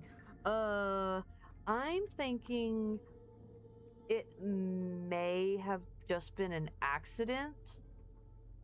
Since they just mentioned that. I don't have any proof, but that's kind of what it makes me believe. Because so far everyone else just seems kind of innocent. They don't really have a reason to murder him that I can think of. I still need to listen to this guy's story to figure it out. But that's what I'm wondering. You say that, but we found something at the crime scene that we think belongs to you. Oh, apparently Sally says I'm wrong. Something we think is related to your little dream experiments. Yes. Something related to Zephyr found at the crime. Oh, that's the bottle at the bottom. That has nothing to do with my research. What makes you so sure it even belongs to me? The moon label, the smell. Smell. According to Mariana Moon, the liquid from the bottle is seawater mixed with 3 particular herbs. Mariana Moon's sense of smell knows no bounds, but I fail to see how this information connects it to me. Boop. The smell of the moon vial is connected to Zephyr in some way. It is it's one of these things. It might be the hex bottle, maybe? That's what I think. The liquid in your hex bottle has the exact same 4 ingredients. Irrelevant. The hex bottle isn't anything to do with my dream experiments either. So what is it? What's in the bottle? Boop. Is larger than was fed to, is actually, contains, no wait, the hex bottle contains a sea creature, but it's dead. The hex bottle. Oh, no, that's not right. Almost. Okay, almost. But it's fake, but it was stolen. Okay, so maybe it's dead? The hex bottle. Nope. Almost. What's the deal with the hex bottle? I know what I just said. It's definitely this one. The hex bottle there it is. Contains a sea creature, and it's asleep. A sea creature? It is a hexapus. It's not called a hex bottle because there's a magic spell inside. It's called a hex bottle because there's a sleeping hexapus inside. His name is Hex. I've had him since I was a young boy. Not to be rude, but that must have been quite some time ago. A normal octopus would live only a couple years, wouldn't it? Hex is a singular specimen with a number of special properties. Do you ever let him out of that little bottle? Of course I do. Hex swims freely in the ocean at night, and during the day he returns to me and sleeps in the bottle. So he's asleep right now. I knew he was related to your dream experiments. Who said anything about dreams? Nobody. But just looking at him, I think I know one of Hex's special properties, and it would explain why you'd be interested in the first place. Oh, interesting. Have I ever played the first two? Yes, and I loved them. I love the Grimoire series. The first one was super fun to play, really enjoyable. The second one was really good. I liked the way the story was set up. I feel like the ending fell a little flat, but otherwise I really enjoyed it up to the build-up. But yeah, the first two are awesome, and so far this one's really good. It's definitely longer than the other two, unless I'm just really taking my time with it. I feel like it's really long, which isn't bad. I'm enjoying it a lot. There's a lot to learn and uncover. But yeah, I enjoy them. What about you? Have you played any of them yet? Oh. Boop. The hex bottle is relevant to Zephyr's dream research because the pattern on its skin? Yeah. Is a film projection? Is an image of his dream. Ooh, interesting. I played them all plus the Super OG Flash. I haven't played the Flash Grimoire game. I need to do that at some point. That one looked pretty fun. I feel like a lot of people were kind of disappointed about the Tangle Tower ending, but yas, I also love them. They're so good. Yeah, it just felt like kind of rushed, and honestly, it didn't really make a lot of sense with the build-up that it had. But the leading up to it, the story and the humor and the music was all great. I don't know, I just feel like they kind of fumbled it at the end. I don't know if maybe they didn't know how to wrap it all up in a nice way. But it was good. I still enjoyed it. I don't know how it'll compare to this one, so we'll have to see. Oh, am I right? Your subconscious projection, unmarred by the insecurities of the waking mind. That's pretty cool. I can see why you became a dream scientist. So the hex bottle was the original, and then you made the dream helmet more recently. They are two distinct objects. There is no such connection. No. Okay. Is the same shape as the one on the helmet. It's the same size. Different one on the dream helmet. Same shape. Oh, this thing? Right. The dream helmet's clearly just a scaled up version of the hex bottle. Specifically, scaled up to human size. Yes. Who was Zephyr using the dream helmet on? I think it was her. That's not right. Oh. I don't think it was Mariana. Wasn't Dirk. Was it Mortuga? I heard Mortuga Yeah. was experiencing a particular recurring dream. I think he was your test subject. So, Mortuga wears the dream helmet and lays on your weird chair thing. And then you give him some of the moon potion to help him sleep. And as he dreams, the dream helmet collects the spirit energy and sends it to... Oh, you beat Mermaid Mask on release day? Oh my gosh. I wanted to play it so bad on release day. Unfortunately, I was kind of like sick when it released, so I had to wait till I felt better. I'm about a week late, but it's been fun either way playing it, because trust me, I was going to play it. But someone had commented that it's like 12 hours, and I was like, okay, I'll do 6 hours today, and then 6 hours the next day. So we're getting close to the 6-hour mark. I think we're gonna finish. I think we're getting right to the end. I'm excited to see how this all concludes. Where does the dream helmet send the dream spirit energy? Into the fog ball. Oh, I was right. What's the connection? The battery. It is... Boop. The filter points wirelessly receives points in direction, wirelessly receives. Oh, this antenna wirelessly receives. Yeah, transmits to this antenna, and the fog ball receives the radio signal. This antenna Almost. Okay, so it's probably this one. The fog ball transmits the dream energy. Nope. Receives it? It receives it. Okay. I always get like one kind of slightly off. Do not think I cannot hear your mocking tone. It may surprise you to learn that I have indeed had some success in this area. I did once successfully filter something into the fog ball.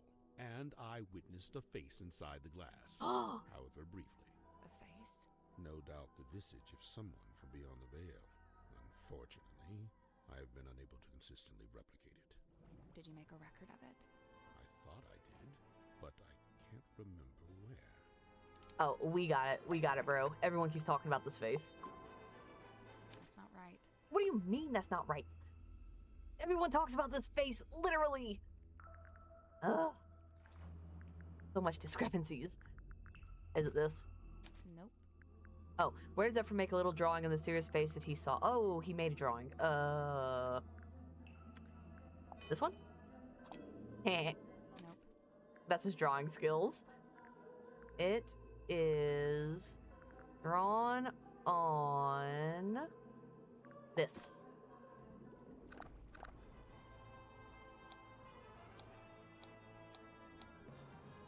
Maybe? Oh, there it is. Zephyr made a drawing of the face that he'd seen in the fog ball. There it is. Irrefutable evidence. Sorry to burst your bubble. You just drew a Zephyr, picture. But, why would that face appear in the fog ball? That face never appeared in the fog ball. The fog ball reflects the face of whoever uses it. The fog ball was designed to show the exact face. the fog ball reflects the face of whoever uses it. There it is. Irrefutable evidence. Yeah, that's not him. Sorry to burst your bubble. The face never appeared. That face never appeared in the fog ball. Wait. You know what? There it is. Oh, so it is the last one. The fog ball was designed to show that exact face. The fog ball was designed to show that exact face. What do you mean? Man, what do you mean? Do we have any information about the fog ball and its purpose? I think it's in here.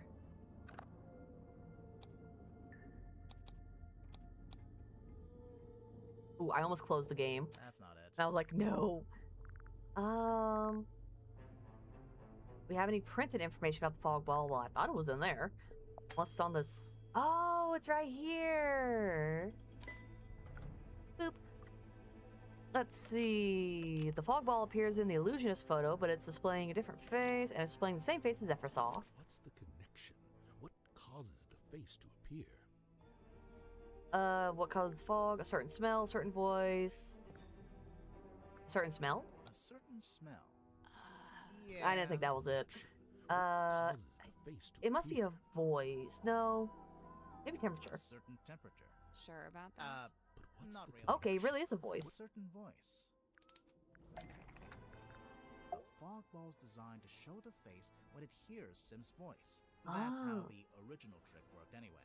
See how in the photograph she's talking to it through the telephone?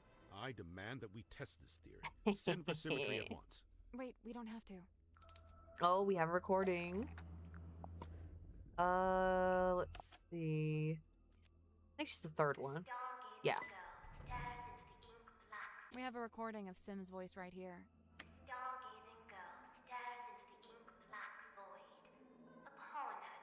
Yep, there it is. I don't say this to be cruel, but it seems like your dream experiments are, inconclusive. I'm just glad to have some clarity about what they actually are. And as far as I can tell, it all seems pretty harmless. Right, and the moon potion. As you said, merely an herbal tincture. But then why was it found at the crime scene? That I do not know. Do you know if Mortuga had any on him? Did he ever borrow a bottle from you? It's a possibility. Boop.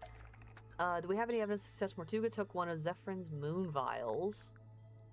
It wouldn't be the broken one. It wouldn't be a moon photo. Evidence that he took it. Would it? Wouldn't be that.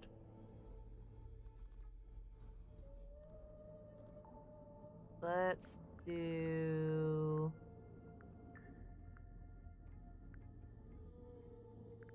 It's not the black box. And I don't think he's... he took sun tablets. Nope.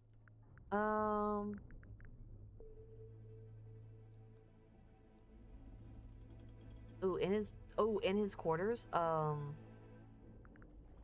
the box. Is it the tower? The town?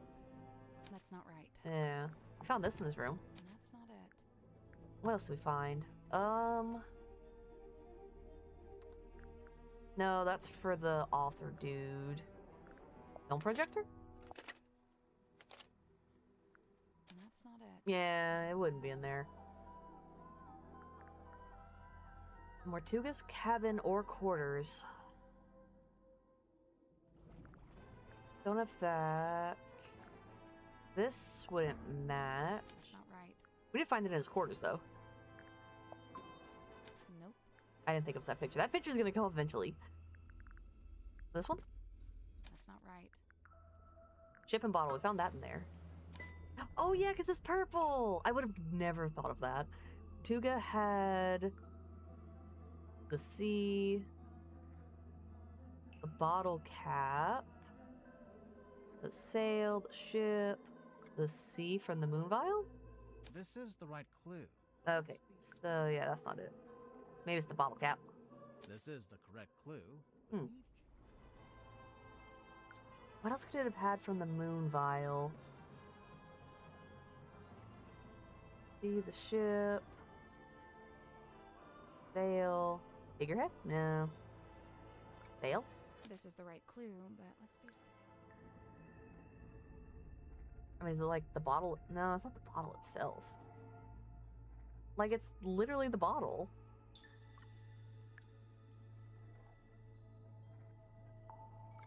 Not the sail. Shake, shake, shake, shake, shake, shake, shake. This is the right clue, but we want a specific. Yeah, because, like, that's what's left over from the stuff. The bottle cap. This is the right clue. Oh my gosh. We're just gonna click everything until we can find it. Figurehead. This is the right clue, but we want. And which part suggests Mortuga took one of Zephyr's moon vials? Shoot, I'm trying to tell you. The captain. This is the right clue, but let's be. The helmsman. This is the correct clue. Oh my gosh. I'm clicking on everything. The sail. This is the right clue. Okay. Can I? Okay, I can rotate it. Uh-huh. If Mortuga had the dropper. Curious. I'm assuming. I didn't mean to click that. Where exactly did you find this? It was on his desk, in the captain's cabin. And yet, the moon vial was discovered at the scene of the crime, 1 floor below. Clearly it fell through the cracks. Alright. So, Hex actually shows his thoughts on his skin? Yeah, it's incredible. Hey, what if we got him to think about something else? I think it's finally time to make our report to Cynthia. She'll be thrilled. Let's go. Let's talk to Cynthia and tell her what we think. Report. Hey, do you have a minute? We're, ready to make our report. What's wrong? I appreciate your hard work. Truly. However, I think it's time you left. What? We didn't even tell you what we found. People are starting to accuse each other. I don't like it. So you're giving up? You're not gonna see this through? Sorry, but I just think maybe... What? That's just the way it's meant to be? I need to go.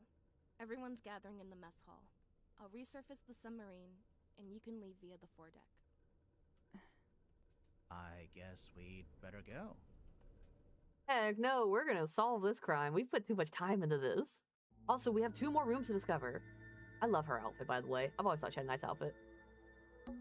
It's the foredeck. Looks about the same as before.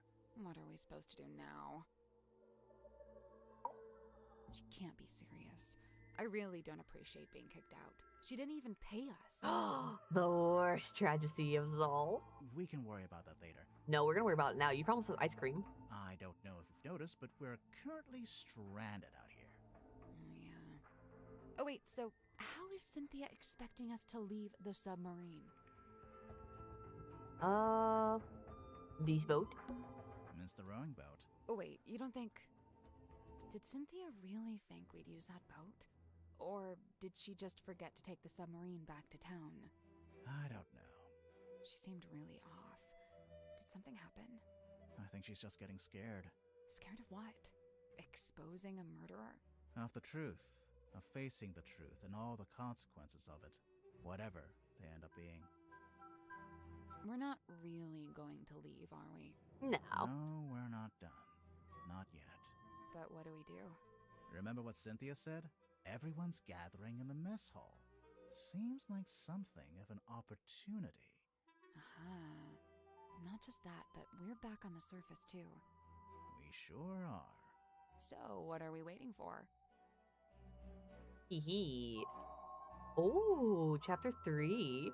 Secrets of the Mortuga submarine. Let's go. Continue. Yeah, we're definitely near the end of the story. All right, we're gonna go back in here. We've got work to do. Go back in.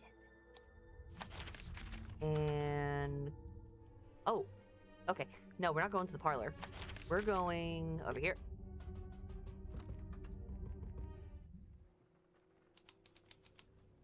Aft deck. Ooh, look at that. Holy Grimoire, there's a giant wooden woman tied to the back of the submarine. I was wondering if they kept this.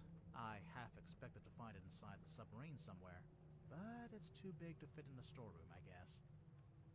It's the figurehead. Oh, more stuff.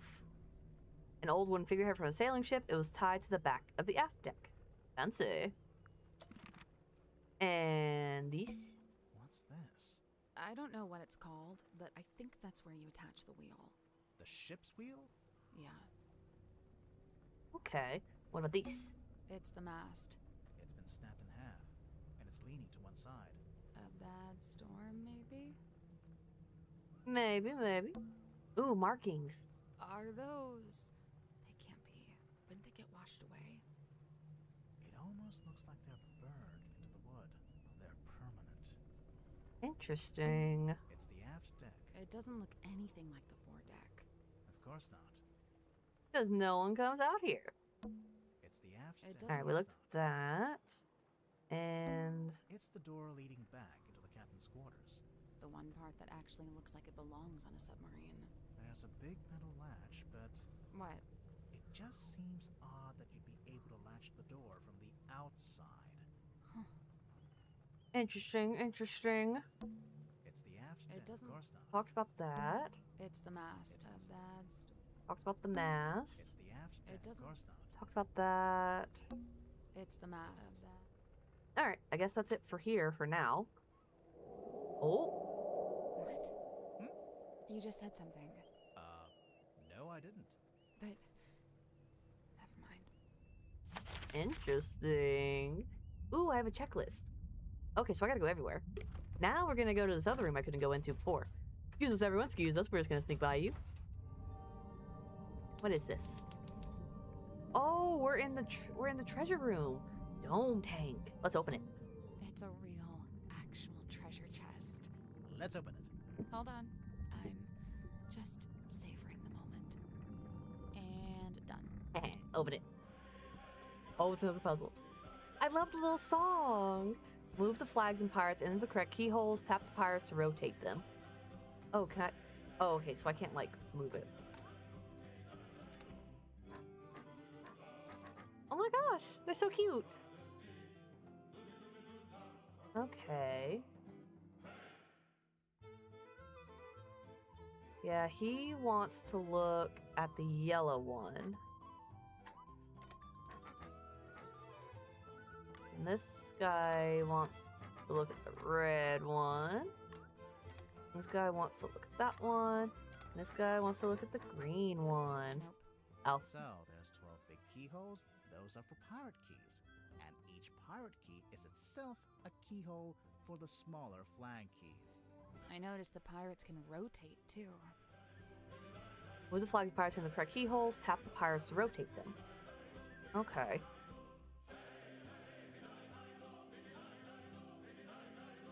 I don't... His flag... Oh. Interesting.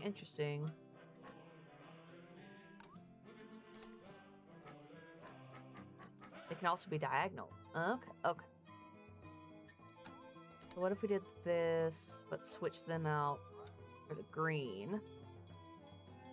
And then this guy could be diagonal, kind of facing it. And this guy Yeah, he's got to face this way. And this guy... I guess that's wrong. For each pirate key, there's a flag key that matches it. But the pirate keys also need to be in the right positions, in relation to the colored lighthouses. Okay, I feel like I'm on the right track. Ooh, your video's up and loaded? Nice. I'm so excited. How many do you have uploaded now? Or like ready to be uploaded? Yeah, the key's right.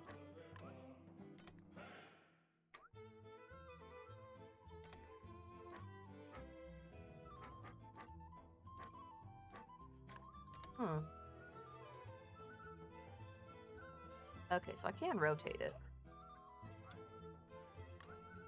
Yeah, that's right, that's right. Maybe he's red?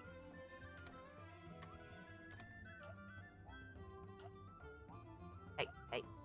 Swap them out. Just this one got... But gonna record a bit later. Awesome. You're being so productive. And... like that. Is it supposed to be that they're not blocking each other? Maybe that's it.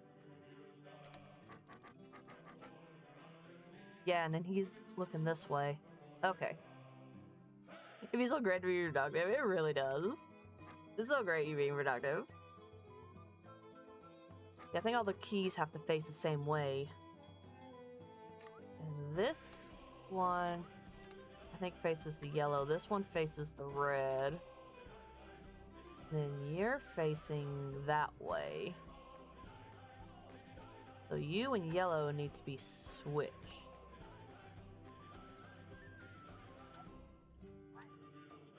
And then which way does he face? Blue face is kind of angled.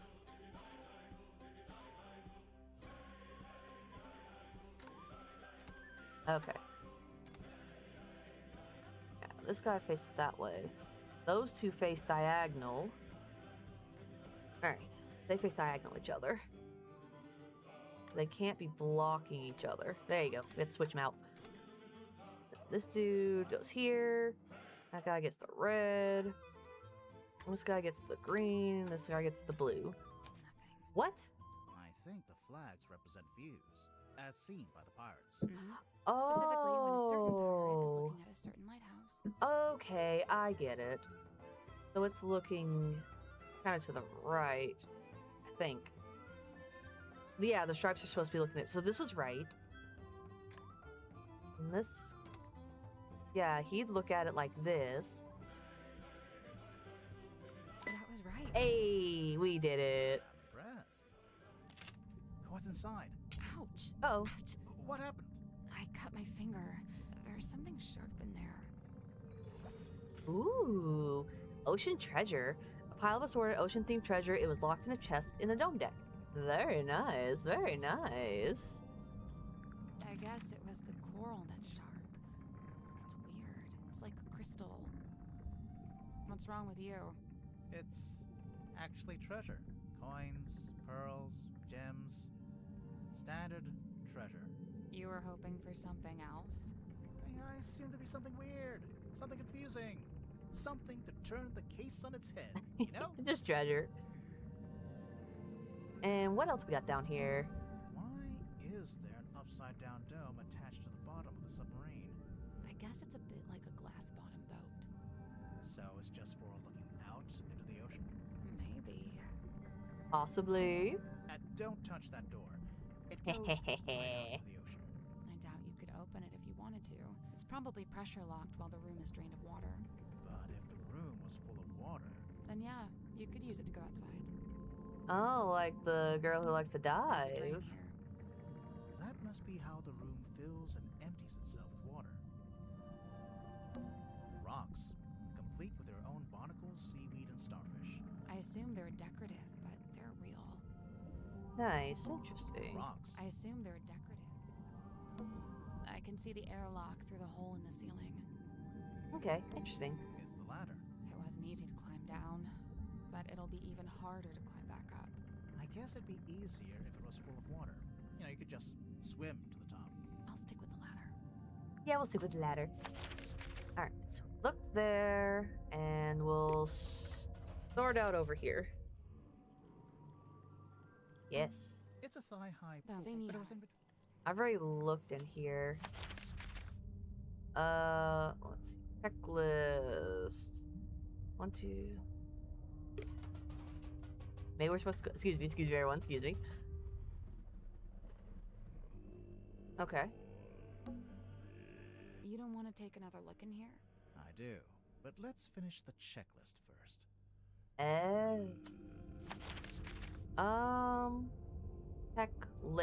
Checklist. 1, 2, 3, 4, 5, 6. 1, 2, 3, 4, 5. Okay, so it's not just 6 rooms. We're gonna go in here. Everyone's in here. I don't think they've spotted us. Let's stay back here. Maybe we can listen in on what they're each talking about. Eavesdropping. I never used that word, but yeah. Do we click on them?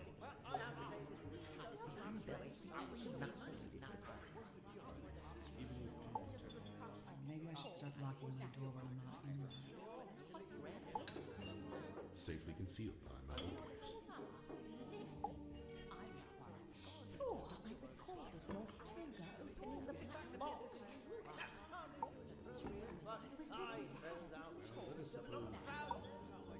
How it's still in the pocket of Mom's jacket.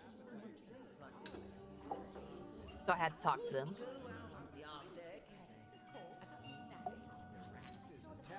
Wouldn't let me swim in her pool. Okay. So I've already looked at all of these. So we need to go into the hex bottle, which we're gonna go into his room because I know there's a mask in there and I really want to look at it. Let's take another look at this book. Why don't you reach in? Maybe there's a switch or something on the other side? Why don't you? Because I absolutely do not want to. Here goes. Got it. Ooh. The bookcase moved. It was a secret door. Sally, you must be thrilled. My secret door quota is well on the way to being met. Very much so. Oh. Oh, he's got all kinds of cool things. Cabinet of Curiosity. Is that what I think it is? I want to take a closer look at it, but it's locked behind glass. There's a bunch of little skulls down here. Let's take a look at them. Ooh, swap the positions of the set labels and the skull. Oh, they move. Have to rotate the skulls. Okay. This one's got blue eyes and it wiggles. Blue eyes and the jaw. I would assume this one. Blue eyes and red. This one, something with, oh, moon. And it shakes. Which one shakes? None of the moon ones shake. Let's see. This one does, though. And this one. Any other one that does? I don't think any of the others do. No jaw. And then pointed nose with red. And... oh, red. I don't have one for this one. Nope. So there's 7 categories of skull. And each skull fits into exactly 2 categories, since it's always gonna be in one column and one row. Okay. But I don't have enough red to fill the bottom. Let's see, and this one doesn't have a horn. Let's see. Yeah, no jaw. Okay, that one does shake. And... that. And... huh. that's right. No skull, and that one's red. And then... let's see. One doesn't shake. These all do, though.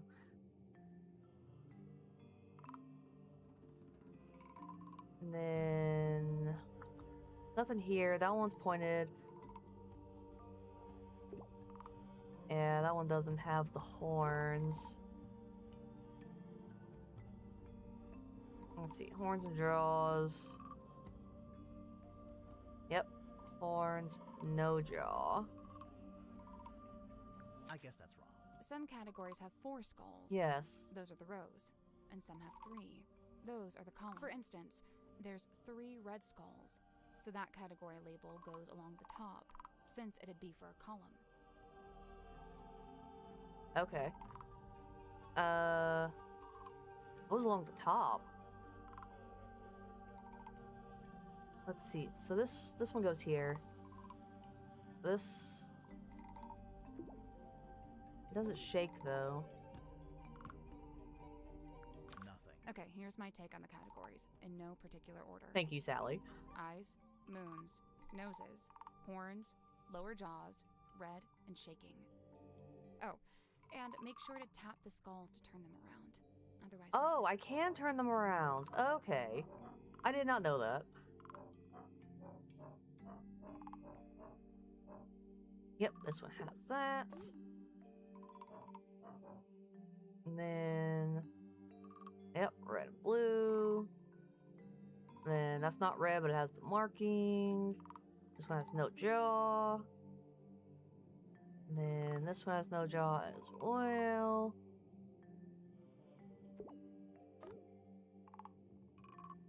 And this one... no. Nothing. Okay, here's my take on the eyes. Oh, and make sure to tap the skulls. This one doesn't really have anything unique about it.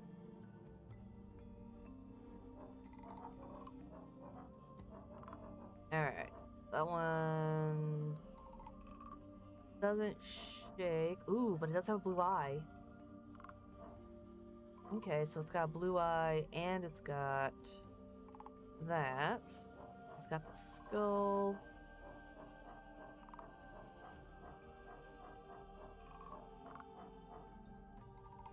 Oh, this one doesn't have any horns.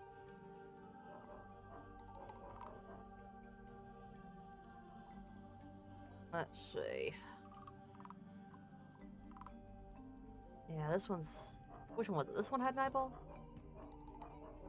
No. I think it was this one. Okay, so that one had an eyeball. And then... those are shaking. And then... we only got 3 reds. So if I had to guess...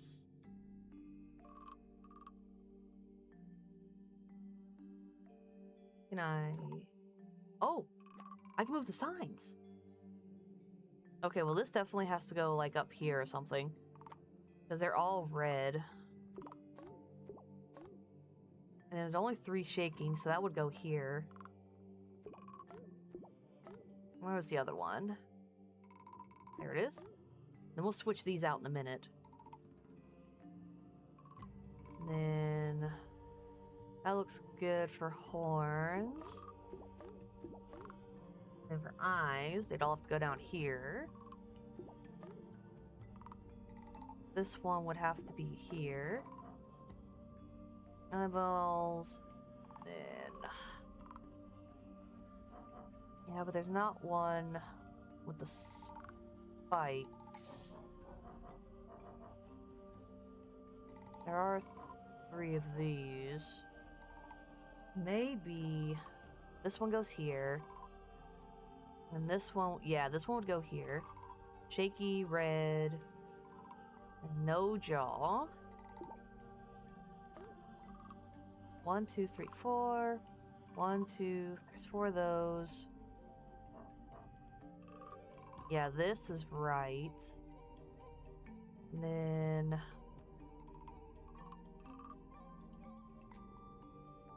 1, 2, 3 horns. So if I just switch this. Yeah, well this. There we go. There we go. Nice. Cool. Oh, I did not even think that I can move the labels. That's good. We figured it out though. Now what? Oh, there we go. Give me the mask. Ew. The mermaid's tongue. A strange leather mask known as the mermaid's tongue. It was found in the cabinet of curiosity. Interesting. I don't know what this is, but I can't seem to look away. Sally. Hmm? You are getting hypnotized. Really? Kill. Is it a mask? I'm not sure, but if you laid it down flat, you could use it as a sundial. It's an armillary sphere. Usually the rings are set around the Earth or the Sun. But this one has a little clawed foot in the center. I don't have the mental capacity to consider the implications of that. And what about this? What's that? A letter? 2 letters. Ooh. Zephyr's letters. 2 handwritten letters found in the cabinet of curiosity. The letters are written on note paper branded with the stone top in logo. Dear Zacharias, how is your research going? Have you made any discoveries about dreams? Silkworm has been quiet recently. I may be going on a trip soon on an ocean voyage. Felicia has been trying to get a hold of a particular map. She says it will lead to something really strange and interesting. Says it's something that could change our lives. I am apprehensive about it. Whew. And I think I like my life that way. Dear Zacharias, the voyage turned out to be ill-fated. Since returning, I have been quite ill. I'm recovering, but I'm now afflicted with a peculiar recurring dream. I have drawn a picture. Felicia sold the ship and left town. I believe she took the opportunity to do these things while I was bedbound so that I could not argue with her. I cannot fault her the strategy, for I would have demanded answers from her had I been able to.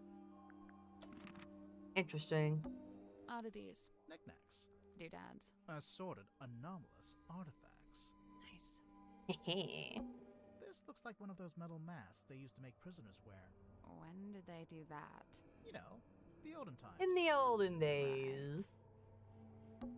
Hey, it's a crystal ball. On a normal day, that'd be worth a look. But I think we've already hit our crystal ball capacity. We've already found some. Oh, that's from the first game. Hang on. Is that? Yeah, it's Boggy. The swamp monster from It's Boggy's Boggy. Dog. Don't panic, it's just a wax model. We can't seem to get away from this guy. Ooh, examine the boggy head in the cabinet of curiosity. Trinkets. Keepsakes. Curios. Ephemera. Yeah, good one. Ephemera. Trinkets. Keeps Curio. ephemera. Good one. At that. So, it's a unicorn skull? Yes. Slow down. Could just be a narwhal. A narwhal's horn is on the end of its nose. Oh yeah. Unicorn it is. We found a unicorn. Oddities. Do dice. At that. Oddities. Do dice. Alright, cool. I think we're done with this. Let's see. The hex bottle. Airlock grotto. Excuse me, everyone. Enjoy your lunch. Is it this one? Oh, it's been drained of water. I thought it was a diving airlock, but maybe it's just a ballast tank? Only one way to find out. Let's climb down, but we've already done that.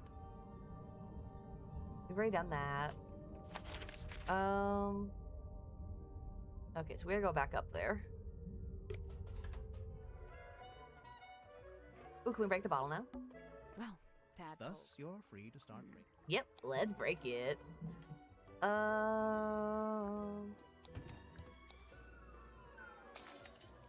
Hey. Now we can finally take a proper look at this. Alright. Curse in the cauldron. A small room within the bowels of the ship. His lifeless body lies in the shadows of an ancient stone cauldron. The cauldron's heavy iron lid has never been unlocked. It has never been opened.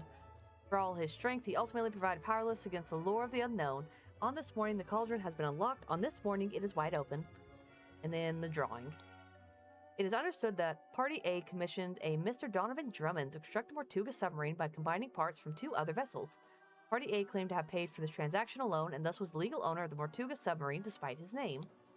However, one Cynthia Seafoam has now provided evidence of how exactly Dr. Drummond was paid. It aspires that Mr. Drummond was paid with the deeds to Stonetop Inn, which belonged solely to Party B at the time of the transaction. Well, that looked familiar. It's a secret third page of the command contract. Secret second page, technically. Hey, hey. Yep, and that's all the pages. You know, maybe we should go back to the mess hall. I thought we were avoiding it. Everyone's in there right now. Yeah, well, that's exactly why it might be useful. I mean, well, we haven't explored everything yet. Let's see. We still need to look at the iron bell. Hex bottle was somewhere. Oh, the jacket is in here. Now Cynthia's not here, we can finally take a closer look at that jacket. We could, but it's still locked behind glass. There must be some way to get at it.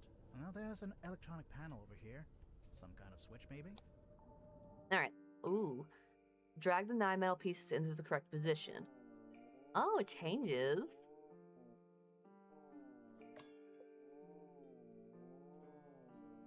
Okay. Oh, if only I could rotate it. Oh, I can.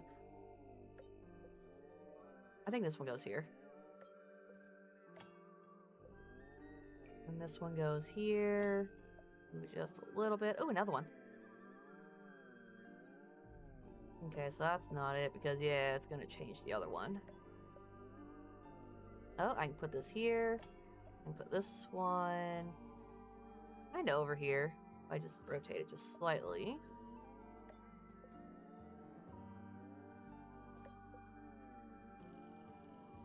Oh, maybe like this.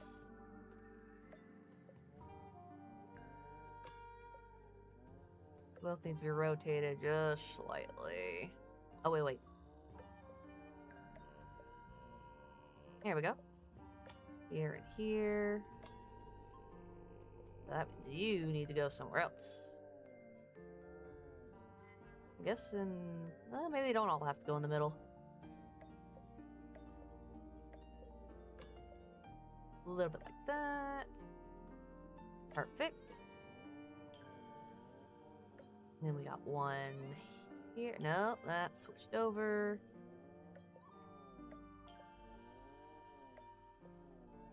Go ahead and rotate that.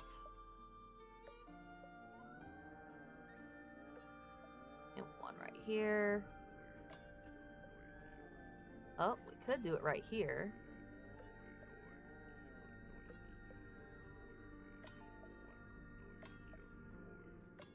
There we go. Nice. I've been dying to check in the pockets of this thing. Oh, hey, there's something bulky in here. Oh, it's a radio. It's just like that one we found in the captain's cabin. Well, almost. Oh, it's her mom and her. That's cute. Small handheld radio hidden in the captain's cabin. It seems to be broken. The two-way radio, so it could only talk to one other in the same set. The second radio was found in the pocket of the captain's jacket in the control room. That's so cute. Reunites two handheld radios. Alright. So got that. Oh, the iron bell. That was up here. No, it was the room under this one.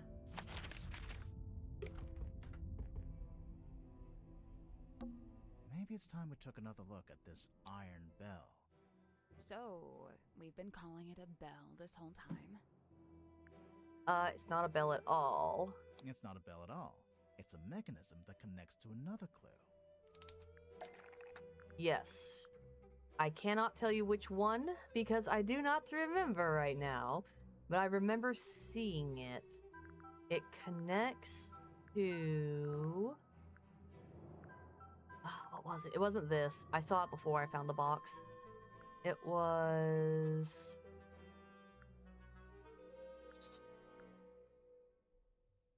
Wasn't that the compass? No, it wasn't the compass. But I did remember it had a little section on the bottom. The eyeball? No, that's just the key to get in here. Probably, honestly, just have to investigate everything. Yeah, we don't have to worry about that. That's just bonus stuff we found. It's not this. What's that? No. Nope.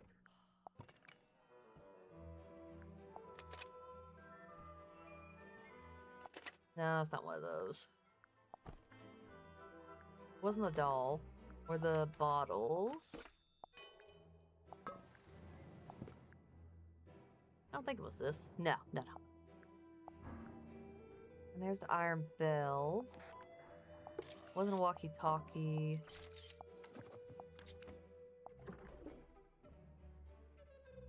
No, it wasn't that. Definitely wasn't that. No, it wasn't his thing. That's battery powered. That's just his little pet. His driver's license. Not that. Not his phone. Aha! Let's see. The hanging part warps slots into the shape on the lid to destroy the cauldron, to dismantle the iron bell, to lock or unlock the cauldron. The hanging part slots into the shape on the lid to Nice. lock or unlock the cauldron. If the bell attaches onto the top of the cauldron, then it must be possible to move it down into the room below, into the illusion theater. What are you suggesting? We carry it along the hallway, down the ladder, along another hallway? No, there's gotta be some simple way to do it. Yeah, let's take another look at this room. I bet it's the carpet. Should we move the table? Yes. I'll let you do that. Should we move the rug? Me again, huh? Should we move the lid? I can take this one. Wow, thanks. I can do this one. It's open. Looks like it's exactly the right Yep. size for the bell to go through. So, what now? Do we just turn the rope winch ourselves? I guess we could, but it's probably easier if we use the handle. I don't see a handle. That's because it's not in this room. Ah. Oh, it's back in the room underneath. Alright, the black box. That wasn't here. There must be a way to get this open. We'll just have to hope we stumble across the answers somewhere else. I wonder if there was something we missed in Mariana's room. You know, the cargo hold? Well, let's go to the cargo hold. Whee! We are but an illusion. You do not see us. Alright, something I missed.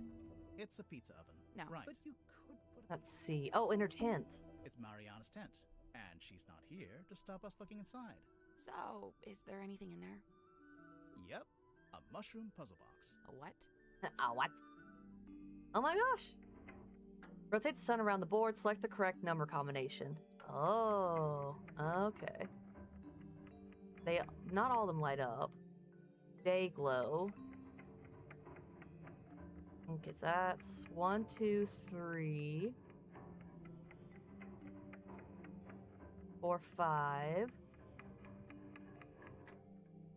Looks like 5 of those. Evergleam. 1, 2, 3. Nope. Alright, so we got 1.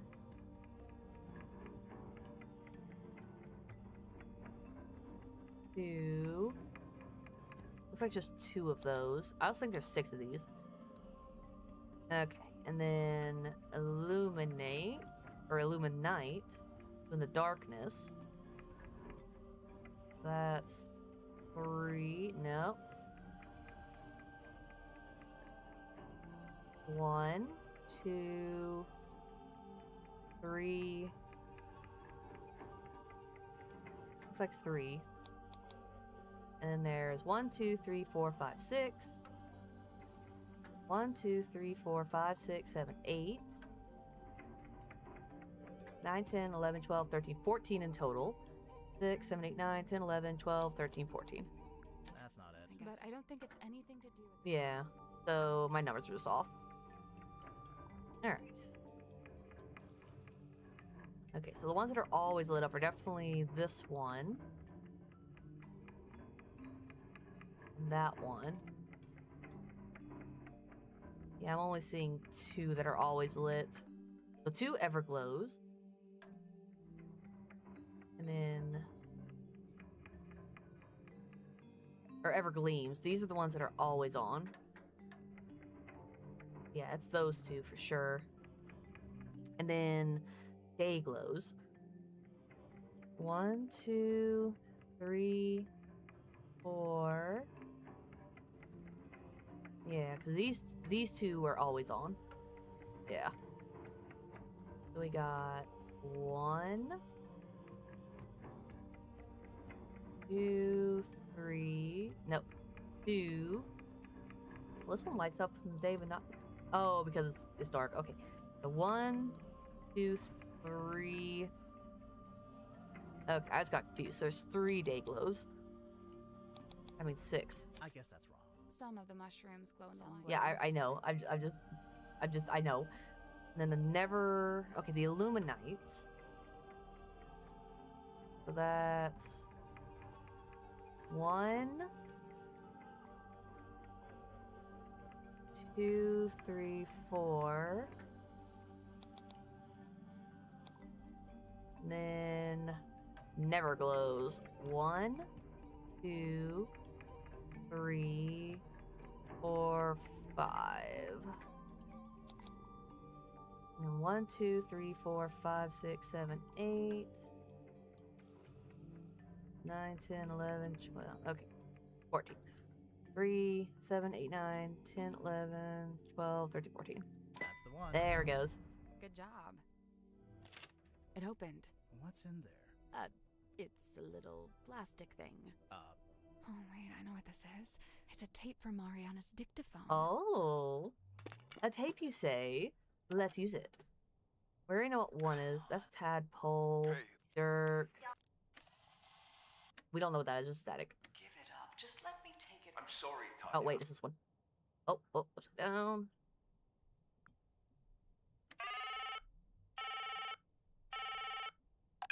Hello, who's this? My name is Magnus Mortuga. Oh, yeah? Just happen to have my number, do you?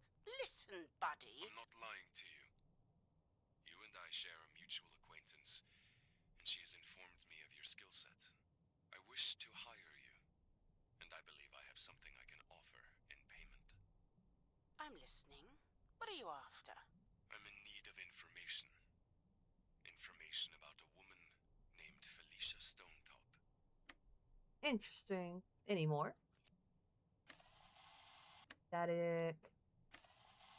Static. Oh, a little bit static, but there's a little more message on it. I really don't know why you're here. This doesn't concern you. Even if it does, it is wholly unrelated to our unfortunate voyage.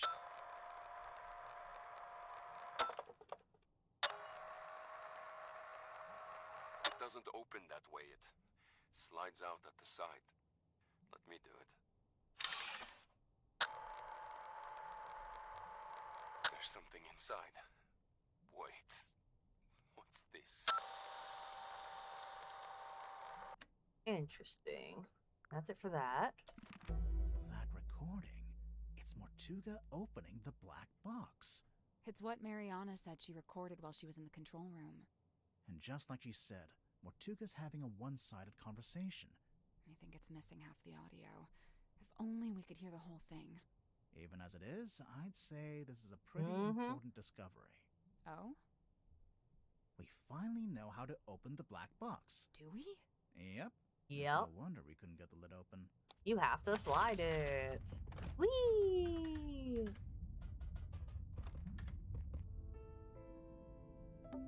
Maybe there is a way to open it up. Yeah. You got to... No, you don't push, you slide. It slides out at the side. Let me do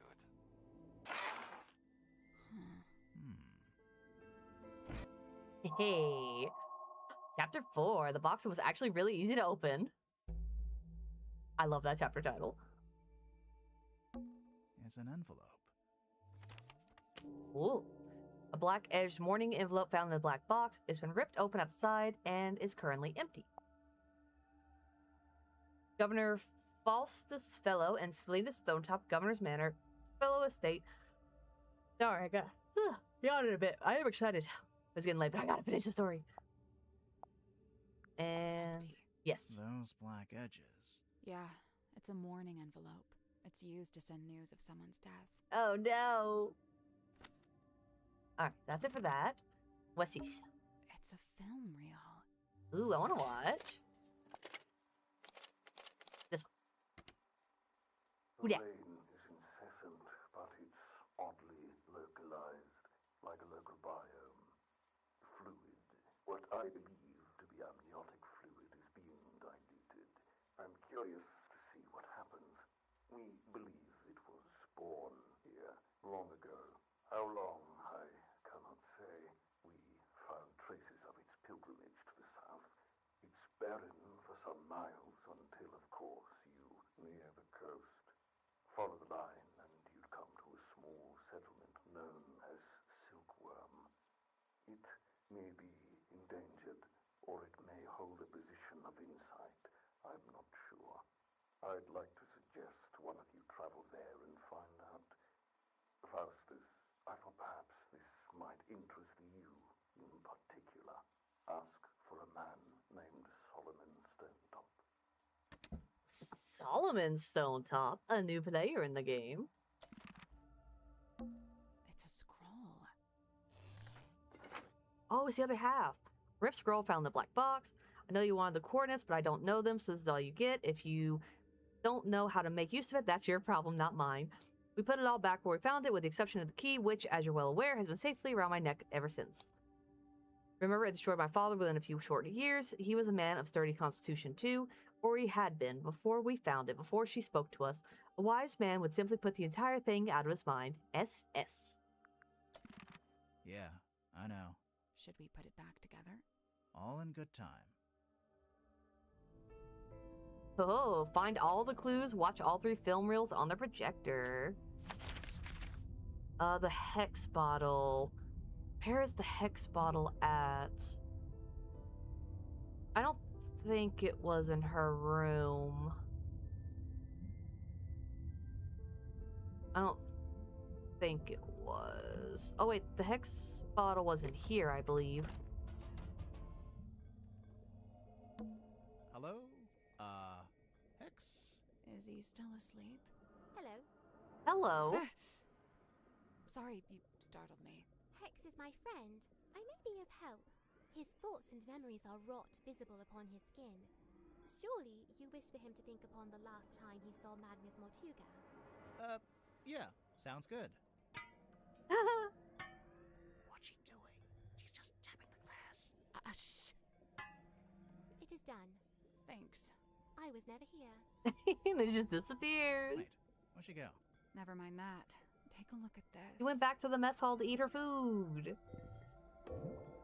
Ooh. Glass bottle with strange object floating inside was found in a dream chamber, a subtle floor. Asleep. Mortuga. Oh, look, you can see him at the, oh. Yeah, he put the thing on. Okay. Interesting. Is that everything? Nearly. There's one more room we need to revisit. Nice. Now we visit. Well, here we are. One last time. There must be some way to get the iron bell to lower onto the cauldron. Is it this? There must be a way to lower the iron bell into this room. I think we should probably shut the cauldron first. Oh, yeah. We'd better shut it. And then right here? There must be a way to lower the iron. Let's leave it shut for now. There must be a way to lower the...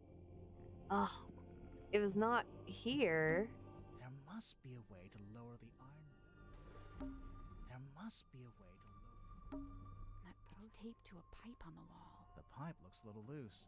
Do you think it's supposed to... Oh, I'm supposed to rotate. Oh, look at that. How fun. Nice. What do you know? It fits perfectly. Look closer.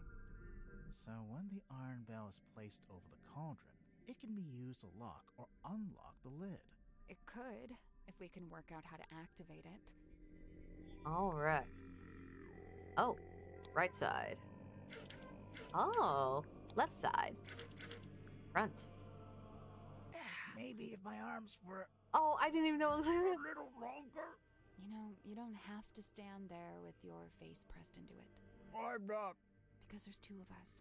We can take one handle each. Oh, right. Alright.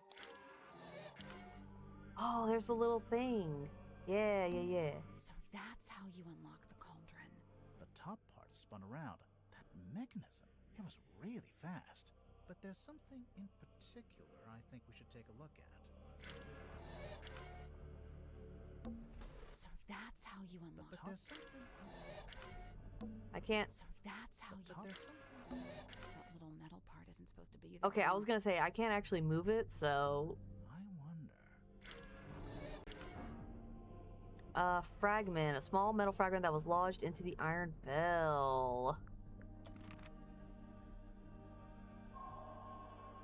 Oh, see, look, we're already in chapter 5. The unveiling of the illusion theater.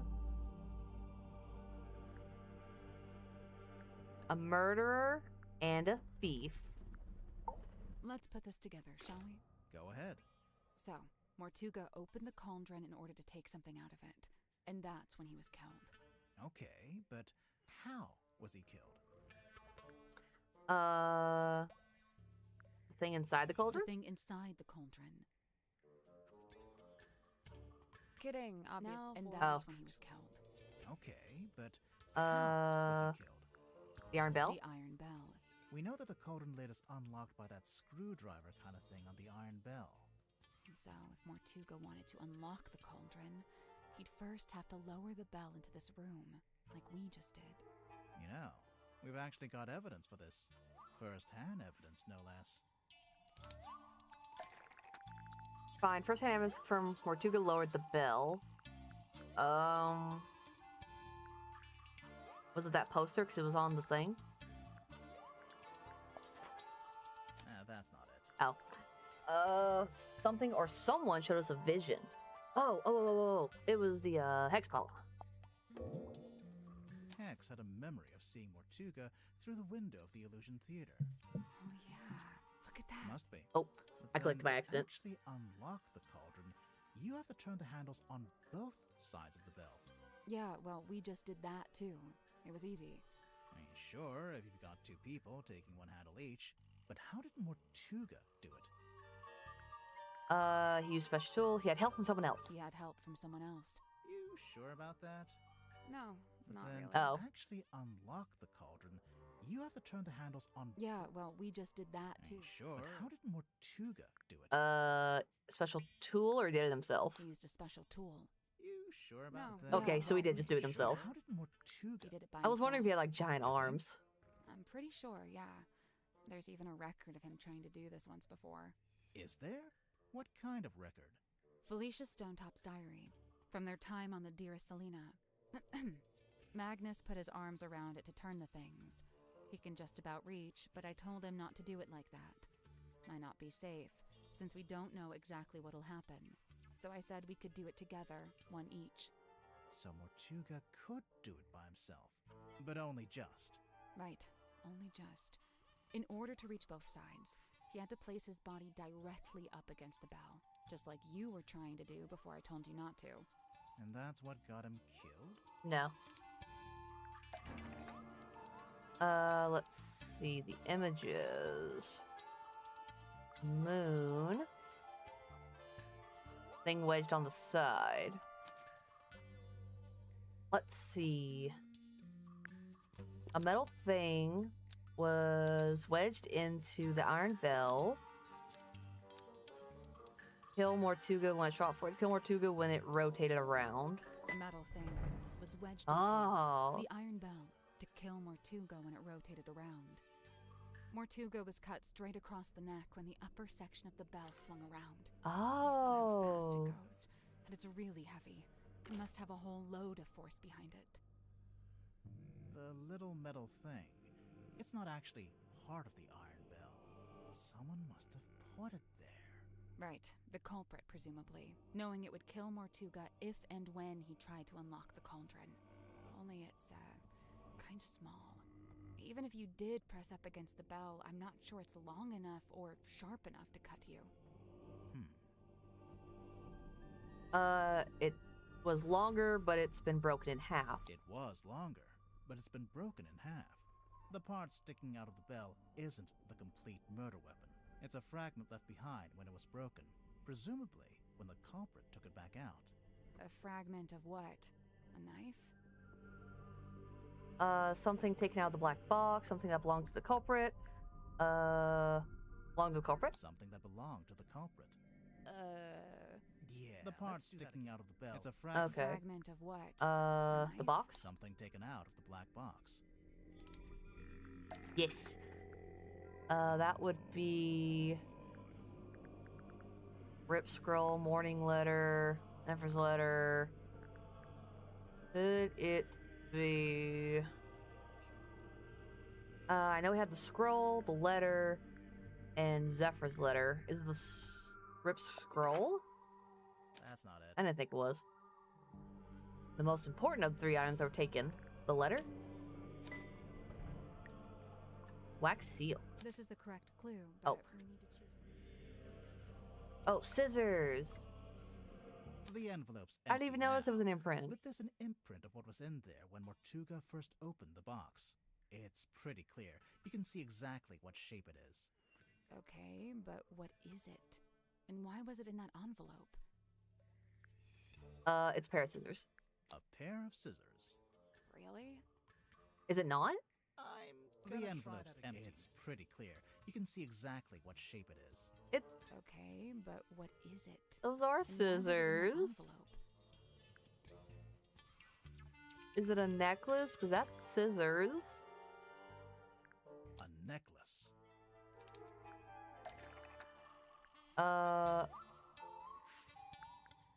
Picture of someone wearing the necklace. Oh. It once belonged to Felicia Stonetop. She's wearing it in the painting. I'm pretty sure she is, anyway. I don't know. It doesn't show the necklace very clearly. It's half hidden in her dress. Okay. Something that shows the full shape of the necklace. Alright. I'm pretty sure there was a drawing or something. I don't think it was in the newspaper, but I'll double check. No, that's partially covered. Yeah, it's covered. It wouldn't do it. Nope. Yeah. Oh, it's a statue or carving. Okay. Figurehead? Oh, yeah. Here it is, as worn by Selena Stonetop, Felicia's mother, who presumably passed it down to her daughter. I'm assuming that's why it was eventually sent back to Silkworm, back to its original owner after Felicia died. So, the mourning envelope was sent to Fellow Manor, and then Selena, or Governor Fellow, or whoever, they put it in the black box.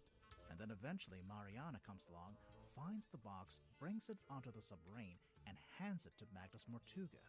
Who then opens it while he's in the captain's cabin with the culprit. Interesting. Evidence of Mortuga opening the black box while he was in the captain. Oh, that's with the pipe. Which part?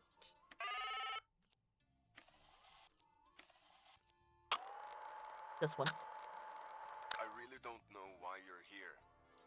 This doesn't concern you. Even if it does, it is wholly unrelated to our unfortunate voyage. It doesn't open that way. It slides out at the side. Let me do it. There's something inside. Wait. What's this? Yeah. Well, we know Mortuga didn't stay too long in the captain's cabin, since Mariana told us he came back into the control room.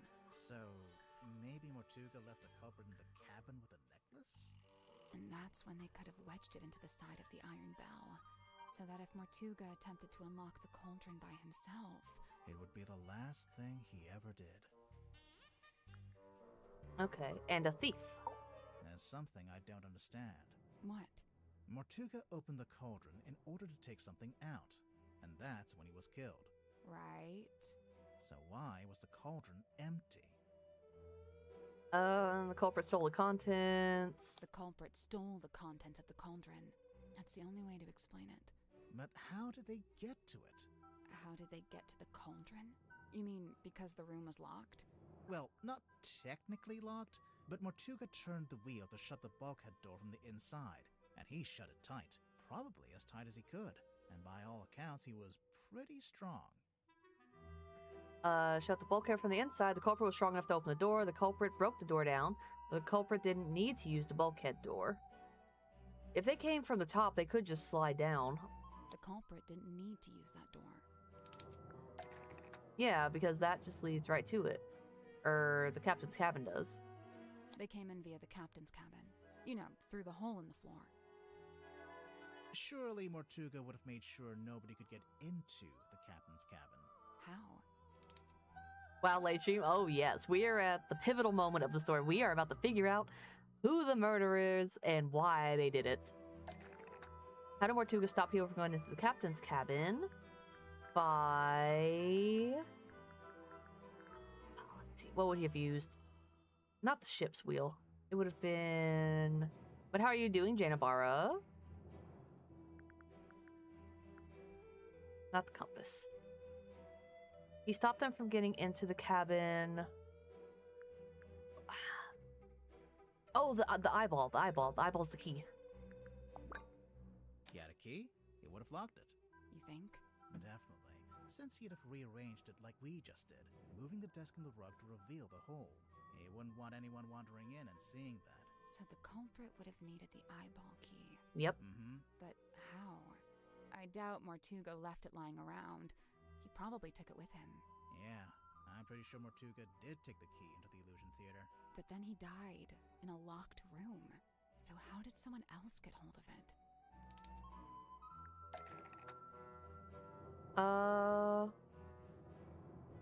Ooh, the vent under the cauldron? No. The bulkhead. That's what I was thinking. The bulkhead door. Landed inside, fell through, got stuck, knocked over, was placed on top. Fell through. No. Yeah, the sailcloth was placed on top of... No, it wasn't placed on... The vent under the cauldron? They wouldn't... And landed in the captain's cabin. No. Fell through, got stuck in, knocked over. We're getting close. Yeah, we are so close to solving it. We are like a few puzzles away.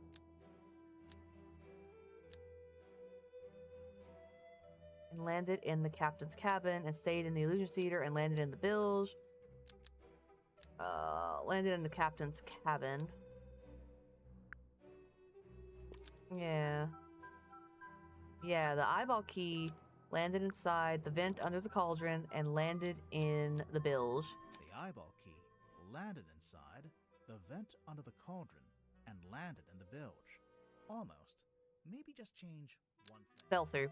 The eyeball key Yep, wrong thing. Fell through. The vent under the cauldron and landed in the bilge. It fell into the bilge? Remember how it smelled kind of weird? That's the bilge water smell. So the eyeball key just happened to roll across the floor and into the vent?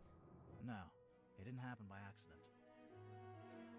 Why did the eyeball roll across the floor and into the vent? The culprit tilted the submarine. The culprit used air to blow... Oh yeah, they definitely tilted the submarine. The culprit tilted the submarine. How did the culprit... By the wheel. And it was... Making the submarine surface tilts the front end up and the back end down. They moved the whole submarine just for that? Yep. Did we have any evidence for Yeah, that? multiple people said... Aside from most of the suspects mentioning it in their statements. Oh yeah. Anything else? Evidence the submarine was surfaced shortly after the murder. A phenomenon observed at the crime scene. Clue found in the control room. A clue found at the crime scene. I would say... Phenomenon. No. Maybe a clue? Clue found at the crime scene. Alright, an object found at the crime scene that's evidence of the submarine tilting. This falling, probably. The moon vial. How is that evidence of the submarine tilting? It makes sense if you know where it came from. Oh, yeah. We found a part of it that got left behind. Where did the moon vial come from? We found a part of it that got left behind. It came from... Where is it? I'm looking for the bottle. There it is.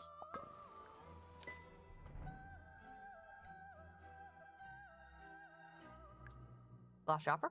So the moon vial rolled right off Mortuga's desk and through the hole in the floor. Anything else? Evidence that the submarine was surfaced. A clue found in the control room. Found in the control room. Evidence that the submarine surfacing in the control room. Captain's log. Which part? It probably would have been this one. A log card from the day of the murder. It shows the depth of the submarine. It starts at 0. That's when it surfaced. Presumably that's when Mariana came on board. It steadily goes down, but then later it suddenly goes back up again. Anything else? Phenomenon. Phenomenon observed at the crime scene. A phenomenon that's evidence of the submarine. This thing? Nope. Is it... Oh, the blood pooling.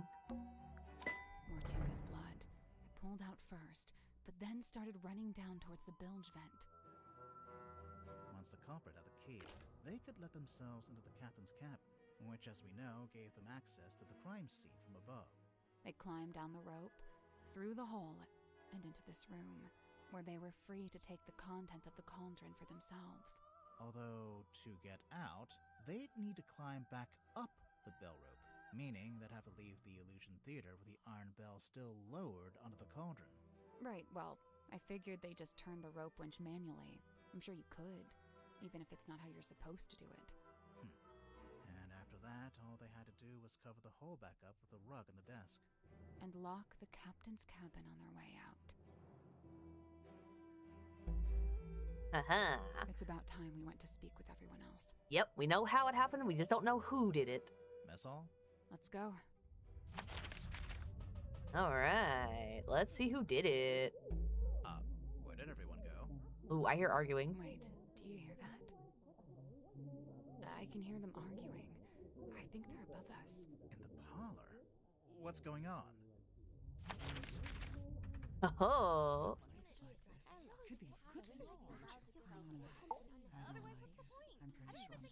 Look, I know this isn't ideal, but this is just how it needs to be until we can... Cynthia, you have visitors? Hi. Hey. We're back. What's going on? Cynthia's decided to lock us in. I've just locked the foredeck access, just for the time being. How come? She may have gone mad. We're still assessing. She's worried the culprit will attempt to escape as soon as they're named. Oh, we're naming the culprit? Lovely. Been looking forward to this. We're still doing that? I thought Cynthia fired the detective dudes. She didn't fire us. On the contrary, we've been pretty busy. Oh? Doing what? What else? Solving the mystery.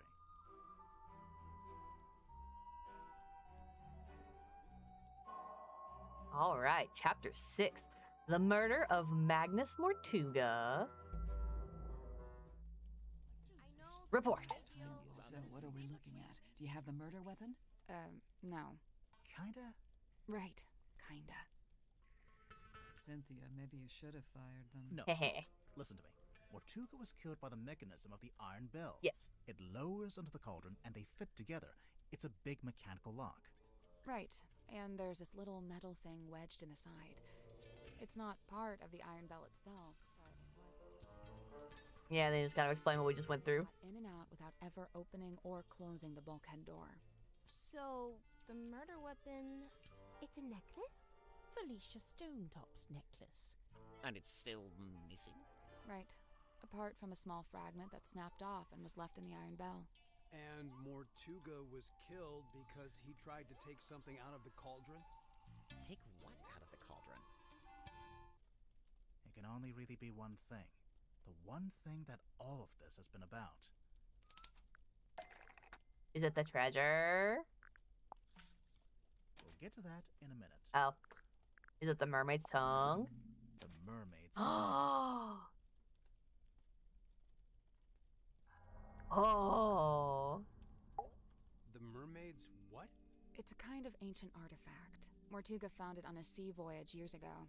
Right. The same voyage captured on this film reel and depicted in this bottle. Captain Felicia Stonetop and her helmsman, Magnus Mortuga. They went off into the ocean on a ship named the Dearest Selina. And came back with a mermaid's tongue. And that's what Mortuga kept in the cauldron? But it was empty. It's been empty since we discovered the murder. Quite right. If this mermaid's tongue came out of the cauldron, where's it been this whole time? Well, we found it in Dr. Zephyr's cabinet of curiosity. Did you? Fascinating. But what is it? What does it do? Some information about what the mermaids... Oh, it's, in that book. Which part? Here it is. The mermaid's tongue, said to facilitate communication with she who lies beyond the veil. Requires a special key to operate. Huh. A key? What kind of key? Wait, facilitate communication? What does that actually mean? It's a translator. When worn over one's head, the mermaid's tongue allows you to commune with the mermaid. Thus the name tongue, referring not to an appendage, but to the language spoken by the mermaid. How nice. Anyone gonna tell me who the mermaid is, or...? The mermaid is her. So there's a painting, painted by Selina Stonetop, we think. And a photograph taken with the submarine's underwater imaging system. And, why would you need a translator to talk to her? She's not local, or what? She speaks a language none of us could understand. It is said that attempting to commune with her without harnessing the mermaid's tongue would drive one mad. But how does it work? Nobody knows. Nice. Convenient. It is a powerful and priceless artifact. Oh, it's powerful, all right. Look what it's doing to all of you. I don't know, guys. I'm not sure if I'm buying into this thing. Kinda just looks like some grody old leather mask. That's because it's not complete. That's because it's not complete. How do you know? So this image here, it's a photograph of a drawing. A cropped photograph, too. The good news is, we've got the real thing. Hey, Bookman, Vasla, how are you? We doing good. We are at the end of our journey to see how the murder happened. Oh, the upper part of the image. I'll come back to that. The lower part is definitely the mask. That's not it. What? That is the lower image. The lower part of the image. Oh, wait. I'm not talking about the scroll, is it? Oh, it is. And then the upper part is the ocean map, I believe. Yeah, there we go. 2 parts to make up a complete image of the mermaid's tongue. Oh, it needs a little Turns out coral. the ocean map shows what it's supposed to look like. Alright. The eyes.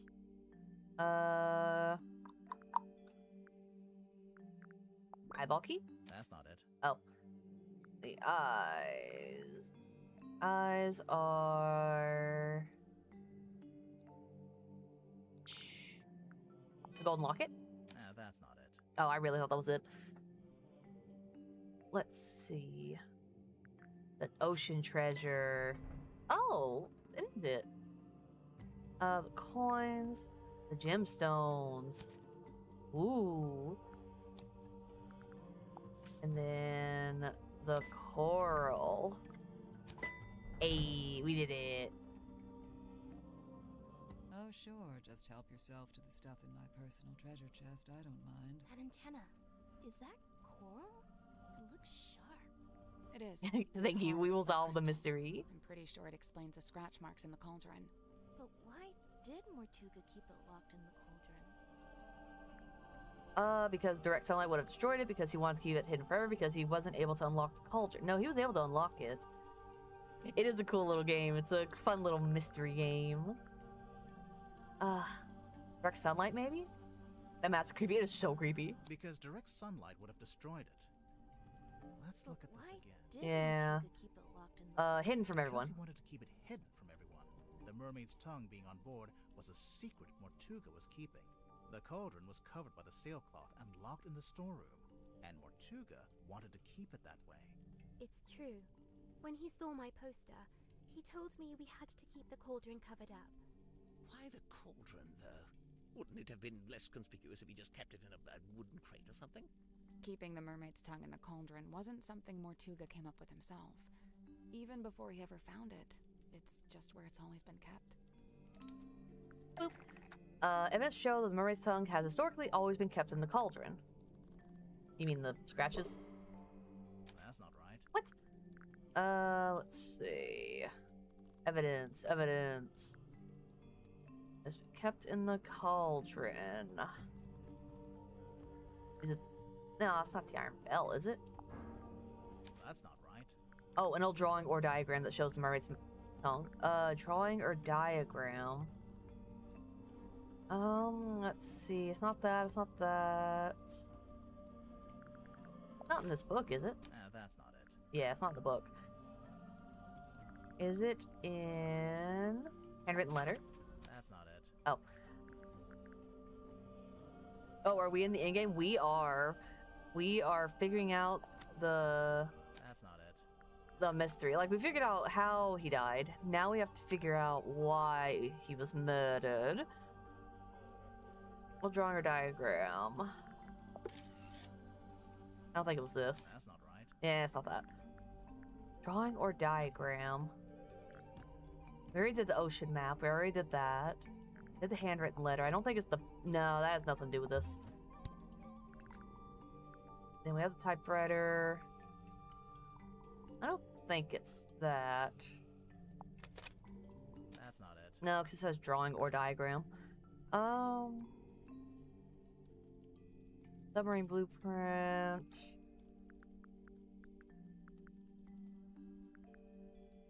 Not this again, is it? That's not it. No, it's usually not the same thing twice. Case file, newspaper? I doubt it. That's wrong. That's not it. Yeah. You can also just go through these one at a time and figure it out if you wanted to. An old drawing shows the mermaid's tongue. Not the photo. It's not the family photo, which I thought it might have been. Historically, always been kept in the dungeon or cauldron. I keep wanting to call it a dungeon. Old drawing that shows the mermaid's tongue. It's not a film. Nope. Yeah, it's not a film. Not that. It's not that. It's not the Indeed. That's not it. Then it's not this. That's not right. Yeah, that is. I don't even think it has anything to do with this. Not the family photo. Not the wheel. Not the captain's log. That's new.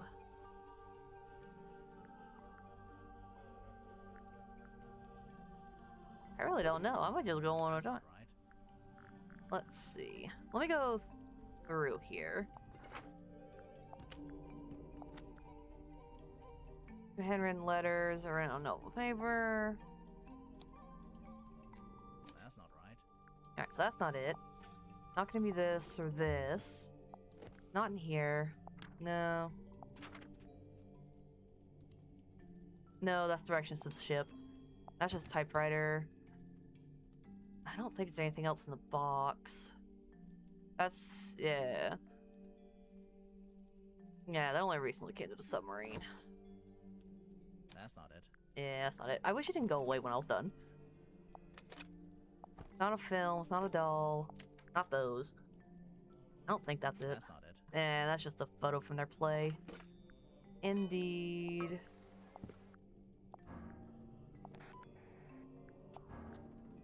That's not it. Not the radio. No, that's a picture when that was coming together. That's just a face. That's a recent magazine. That's a contract. Blueprint. Ship's wheel. No. I love that that little thing had its own little song.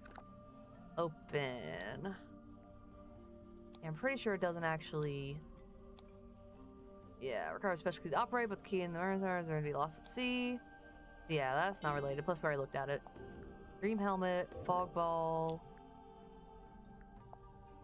Yeah, that's just like... Yeah, that's not a drawing or a diagram. That's the message. No, that's just something else. Broken compass. Still not sure how that got broke. That's just action figure. Cell phone, newspaper. That's not right. That's not right. Oh, darn it. Ugh. Old drawing or diagram. Not the sales cloth. That's just what covered it up. That's not it. Yeah, because that's that. I didn't think that was it, but I want to double check. That's too new. That's not it. And then that's new. The painting is just of the mermaid. It doesn't actually show anything. That came with him. No, that's new. A whole drawing or diagram that shows the mermaid's tongue has historically always been kept in the cauldron. Not that. That's for the ship. That's the contract. Untablet ripped.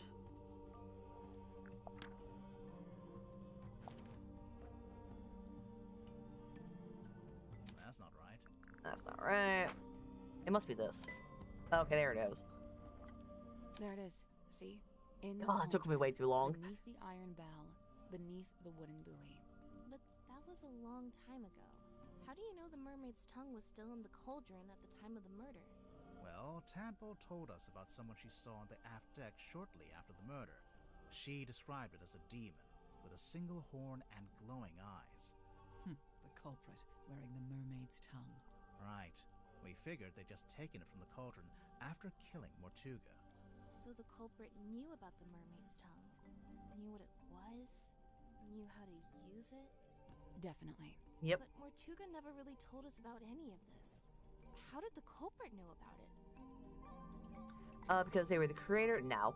Because they forced, because they were the third person on the voyage. Because they were the third person on the Dearest Selena voyage. Ooh, the third person? Third person? In addition to Magnus Mortuga and Felicia Stonetop, I assume. Right. It was a crew of 3. Yep. Not 2. And what evidence have you collected to support this? Evidence? Let's see. The film reel. Mortuga's film reel. Yep, because he is right over here when it happens. The size of the door. The opening. Oh yeah, look at that. Spooky. Let's see. I knew it. Submarine butler. It's always the butler. Well, I have to go to work. Oh, for sure. Have a great day at work, Jane Barra. Hope it is wonderful. And have a great rest of your day as well. Thank you so much. Talk to you later. The audio recording. Audio recording of Mortuga opening the black box. What recording is this? I really don't know why you're here. This doesn't concern you. Even if it does, it is wholly unrelated to our unfortunate voyage. The audio recording, opening the black box, talking to the third person for the voyage. The recorder was by the third person. Mortuga is talking about the third person. Talking to the third person. Mortuga is talking to the third person from the voyage. Is he? I only hear the one voice. Boop. What explains curious nature of the audio recording? What explains the curious nature of the audio recording of Mortuga opening the black box? What explains it is the dream helmet. Let's see. Oh, walkie-talkie. Before it reached Mariana's pipe, the audio was transmitted from the cabin to the control room by these radios. Only they're faulty, or one of them is, at least. It turns itself on and off every few seconds.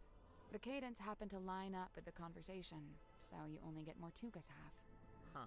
That's quite the coincidence. Personally, if I'd written that, I'd feel guilty. There are more things in heaven and earth, Mr. Werman. Yeah. Let's see. And the ship in a bottle. Boop.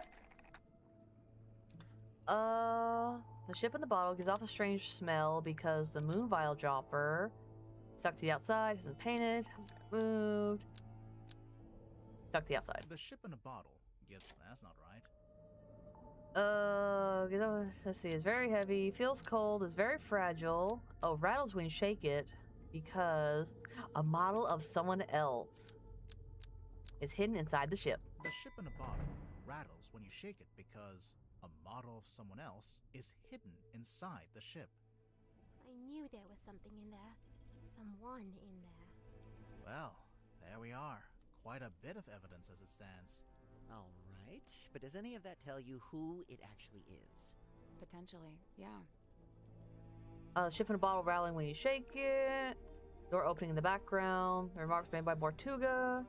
One of these could lead us. Oh, the ship in the bottle rattling. The ship in a bottle rattling when you shake it. Wait, the model person inside the ship? There's a way to work out who it is? I can think of a way. Let's do it with logic and reasoning. Just break it. First, we'll compare the ship in a bottle with Mortuga's other wooden model. All right, let's see what we got. The other wooden model is this. The model town. What about it? How does the model town identify who will be shipped in the bottle? The people who aren't in the town. The people who aren't in the town. What do you mean? Mortuga and Felicia aren't in the town because they're on the ship. Selena too, I suppose, since she's the figurehead. I don't think they're who she's talking about. It's important to remember that the model town is specific to Mortuga's life. When adding the model figures, he only included people he had dealings with. And he only detailed the buildings he was familiar with. The rest are just generic blocks. With this in mind, there's someone else who should be here, but isn't. Who should be in the model town but isn't? It wouldn't be Dirk. Ooh, JD would be there though, since he was the son of the mayor. Oh wait, Godric works there. Yeah. It might be Godric, because his family works there. Mortuga made a detailed model of Grip's shop. It's not a generic cube like everything else, which means there should be a model of Grip himself. But it's not there. But why would Mortuga include Grip in his model town? Did they know each other? And if they did, how did Grip end up going along on Mortuga's ship? Evidence of Mortuga's dealing with Grip that lead to him coming on the voyage. That's on the back of a paper. I don't know if it's this paper. No, it wasn't this one. It was... Let's see. Collector. And map. Wasn't the deed. Letter. No. Darn, I know what it is.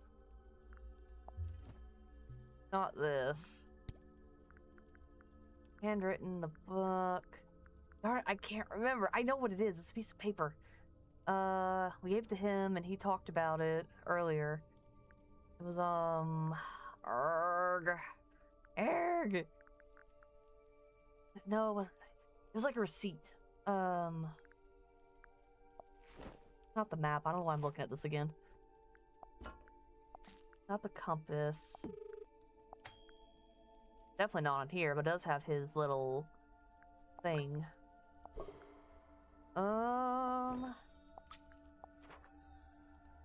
That's just a flyer. That's just a book. It's not gonna be on these. It's not in the pocketbook. Or on the map. Not on the letter. That's to the author. Typewriter. It's not in that. It's not there. Not in the projector. Indeed. No, that's not it. Yeah, that's the something else. Dip in the bottle. No, it wasn't this. Wasn't that. It wasn't that. Wasn't that phase. Wasn't definitely off the magazine. It's not on the contract. It's not on here. Not on there. Not on there. Not on the captain's log. I don't think it's on his cane. Hehe. Not here. He just drew the picture on it. Not the hex ball. It's not on her license. Read. That's not it. Nope. I know that's not it. The compass? Nope. Darn it, where's that paper? I know what it is. Oh, man. That's not right. I know it's not right.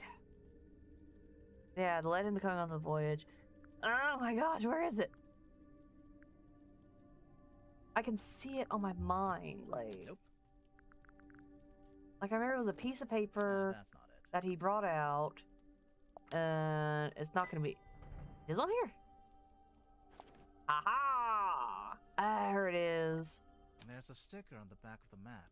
It's a service record from Grip's shop. Mortuga hired Grip to interpret the ocean map, which he did. But Grip didn't ask for payment in money. Instead, he asked to come on the voyage.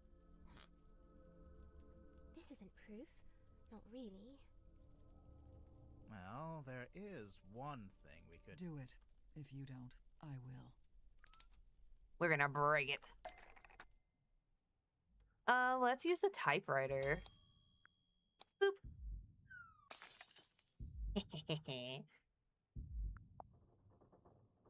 Let's see who's on the ship. Open it. Oh, da da da. Mr. Grip being on that ship isn't actually evidence that he murdered Mortuga. What about It's the murder Godric. weapon? What happened to it? Right. Nor is this evidence that he used the mermaid's tongue. Wouldn't he have needed that special key?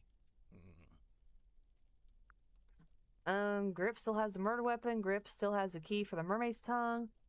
The key? Grip still has the key for the mermaid's tongue. Are you sure? Not really, no. Okay, sure. Mr. Grip, what about the Right. murder? Wouldn't he have... The murder weapon. Grip still has the murder weapon. Yeah, maybe that's not it. Okay, he's got both. Right. Wouldn't he have... Grip still has both the murder weapon and the key. Boop. Oh, the murder weapon and the key are... That's not right. Oh. Okay, it's not Cornelius. Oh, the compass. Hey. Grip has the necklace key needle, which is both the murder weapon and the key for the mermaid song. In space.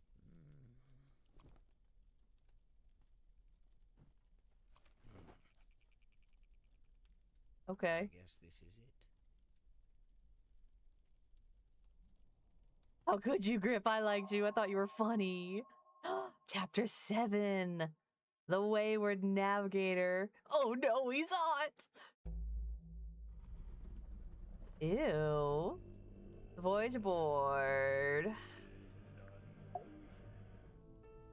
Plot the unplottable, chart the unchartable, measure the unmeasurable.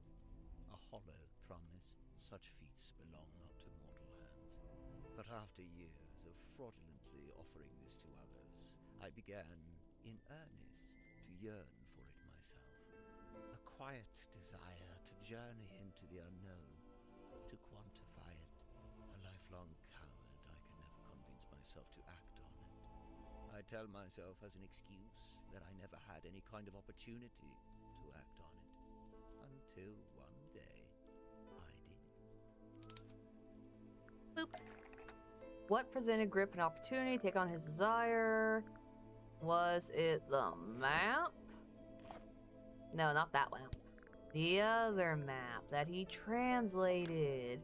Mortuga sought me out, sought out my services. Not because we were friends, but simply because I was the one with the skills to interpret that inscrutable map of his. Sensing an opportunity at long last, I refused financial payment for the work. Instead, I asked to be brought along on the ensuing voyage. Mortuga was surprised by the request, but he ultimately agreed to my terms. Such was his desire to interpret the map. The work was done, and so we went. Despite my bold intentions, I mostly found myself sheltering within Felicia's cabin during the voyage. All the while, she and Mortuga stood around on deck looking windswept and heroic, far more at home on the sea than I. Regret reared its head. Regret over inviting myself into their world. From within the cabin, I sat and listened to their conversation. Felicia was telling Mortuga what they were looking for, what they were hoping to find. Boop. What was Felicia ultimately hoping to find on her voyage? Love. I really don't know. She was looking to find... I don't think it was the Mermaid Mask. That's not it. That's not it. The Mermaid Mask. Oh, she did want it? Did Felicia know what it was before she found it? Somehow she did.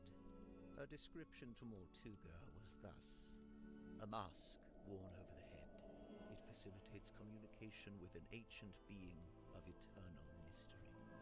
That's really how she worded it? With the right contraption in your pocket, even the great unknown may be quantified and calculated. And here it was. Not a map, not a compass, but a communication device. A translator. Besides knowing what it was, Felicia also knew how to find it. How its location in the ocean would be marked with a wooden buoy that glows with green light. We waited. Night fell. But before long we were indeed signaled by this very light, and the buoy was sighted. Mortuga hauled it up, pulled it all up, right onto the deck. It was heavy, but he was strong. Boop. What heavy thing did Mortuga haul up? The bell and the cauldron locked together to form that single shape. Mortuga went to unlock it by himself, but Felicia cautioned him against it. She warned that it could be dangerous to stand so close, as the mechanism would be surely powerful. And so they unlocked it together, taking a handle each. Felicia took the mermaid's tongue from within the cauldron. Did it have the coral and the gemstone eyes? Yes, they were attached. And what about the necklace? Felicia had it around her neck. She'd come prepared, clearly. Did she use it? Yes, I watched her do it. She used the necklace key to wind up the mermaid's tongue and placed it over her head. Felicia spoke through the mask. Her voice was changed. The mermaid was summoned. Entranced, I rushed out onto the deck and leaned over the side. Mortuga clambered up to the wheel in an attempt to steer us away from harm. The mermaid reached out and grabbed the wheel. And Mortuga's right shoulder? Yes, of course. His fingerprint mark.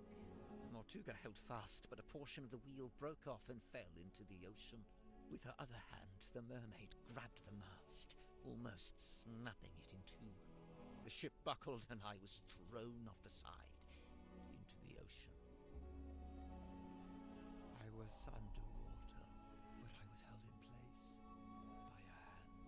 Her hand. She was speaking to me, but it was a language I could not understand. I wanted so much to understand. Sensing the disconnect, she let go. A moment passed. A lifetime. I became vaguely aware that I was about to drown, but I didn't want to leave. At this moment, The broken piece from the ship's wheel floated up in front of me. By its intervention, I was reminded of my earthly existence, my life beyond this singular moment.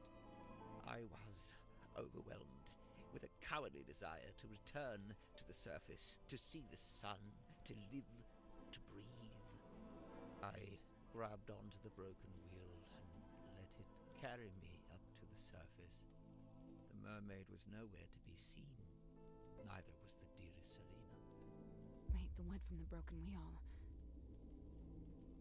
Eventually became the wooden boy. No, eventually became Cornelius Kane. It eventually became Cornelius Kane. Correct. It has been my earthly tether. The feel of the wood in my hand, a tangible reminder of that desire I once felt to live and to breathe. But what happened? Weren't you stranded in the ocean? Somehow the currents carried me back to the Silkworm Coast. I took the broken wheel piece back home and fell into a deep sleep.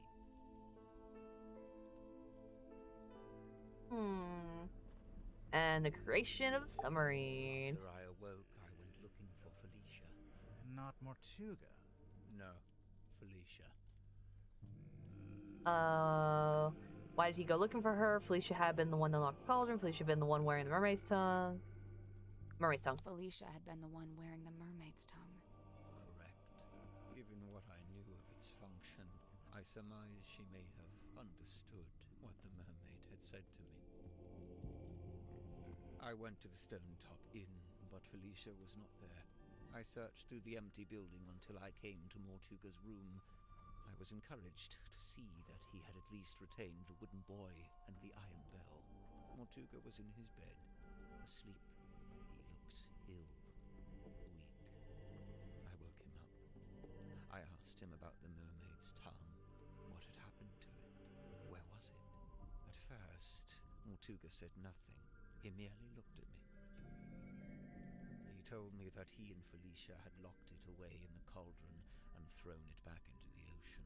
He said they'd kept the wooden boy so that nobody else would ever be able to find it, and they'd kept the iron bell so that even if someone was to come across the cauldron, they wouldn't be able to unlock it.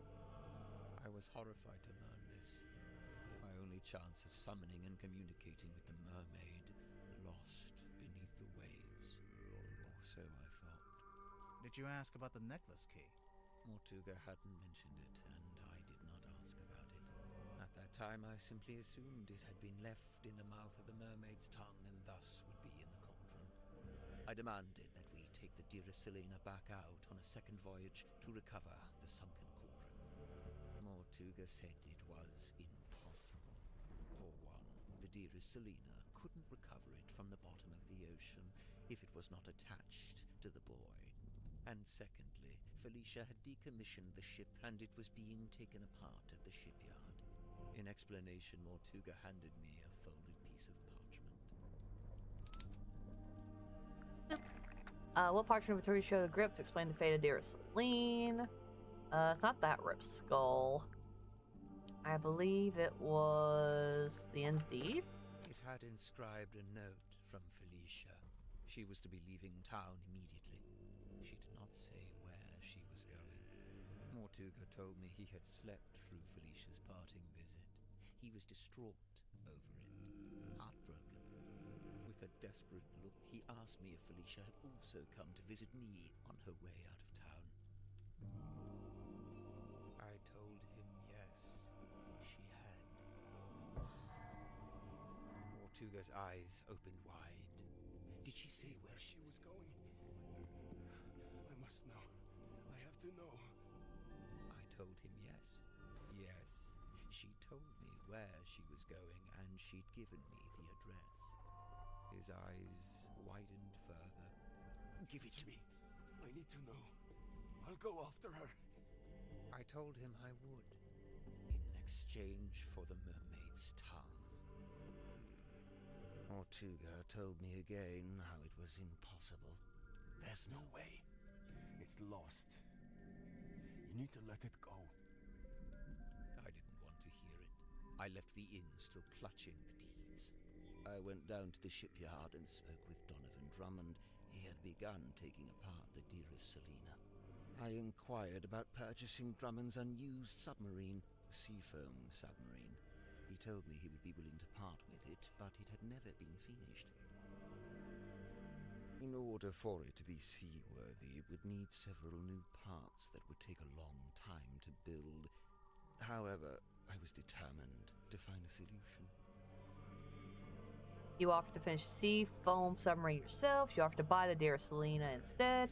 You offer to buy both the Seafoam submarine. You offer to buy both the Seafoam submarine and the dearest Selina.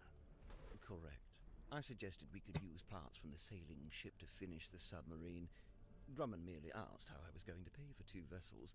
I showed him the deeds to the Stone Top Inn. He accepted it as payment. Is the inn really worth as much as 2 vessels? Perhaps not, but in truth I think Drummond was glad to have an excuse to part with them.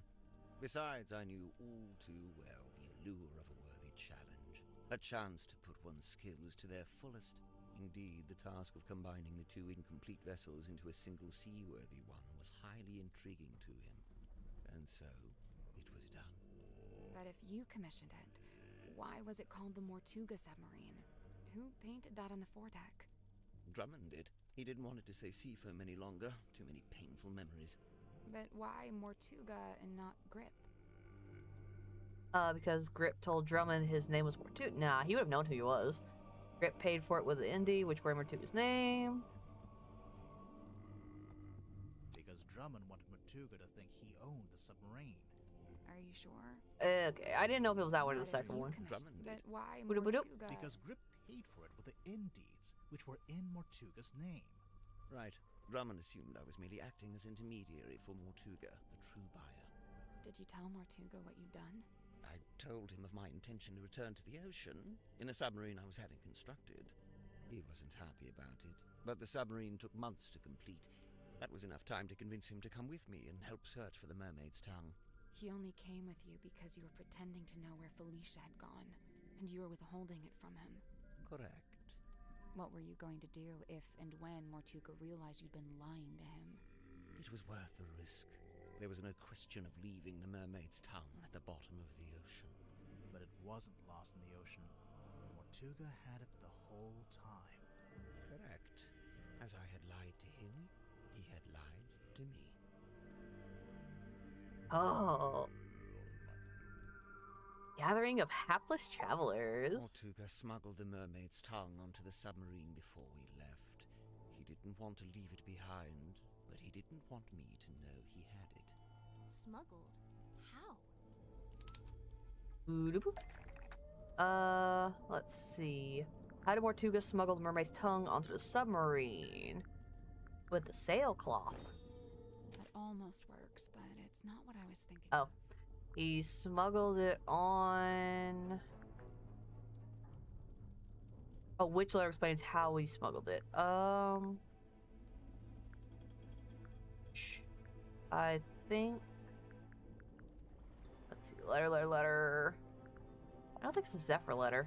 Mortuga it is. sent me a letter, inviting me to join him on the submarine. Grip, did you know he'd done that? Mortuga told me he was going to bring somebody else on board. An old friend, a collector of occult curiosities who might be helpful. But I didn't want anyone to know what we were doing, or what we were looking for. I told Mortuga not to mention me in the letter. I followed Mortuga's instructions precisely.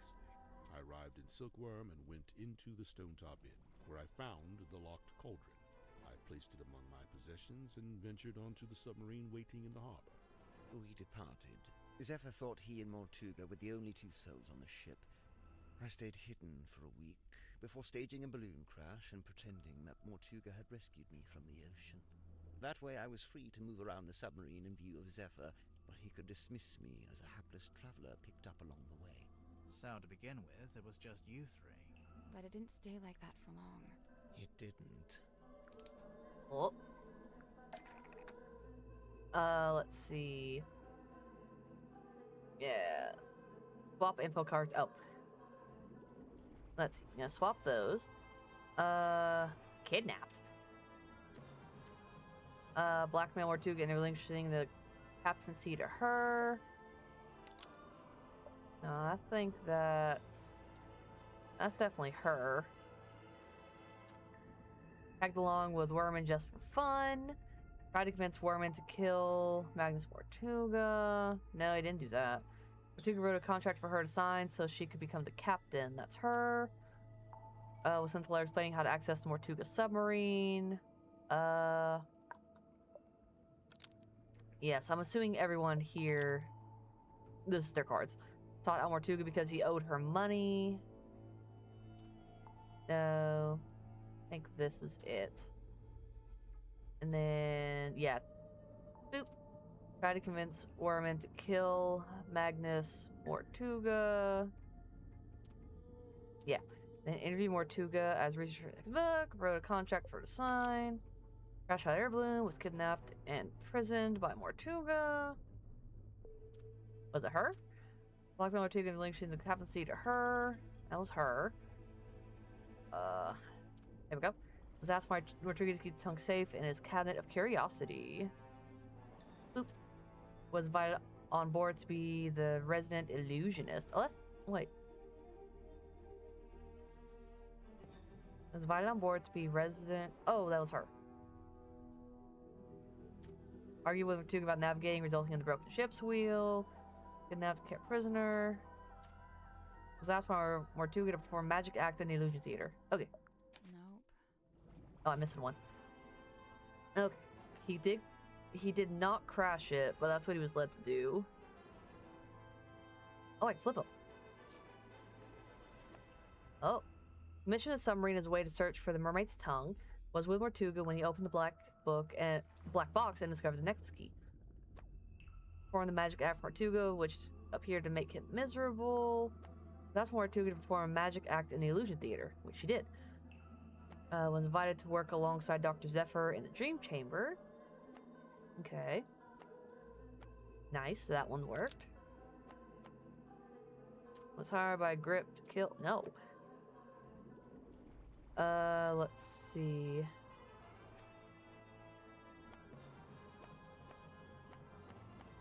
Nice. Well, I said flip that's over. about the long and short of it. No. What? You can't leave it like that. You've left them with misconceptions. You should tell them what you know. All of it. What do you mean? Misconceptions? Maybe one or two, yeah. Ooh, what is it? Was saved from drowning by Mortuga, offered to take over for Mortuga as a way of freeing him from his burden. Even though he did wish to leave the submarine, Mortuga could not accept Tadpole's offer to give up his captaincy to her. Before Mortuga could leave the submarine, he needed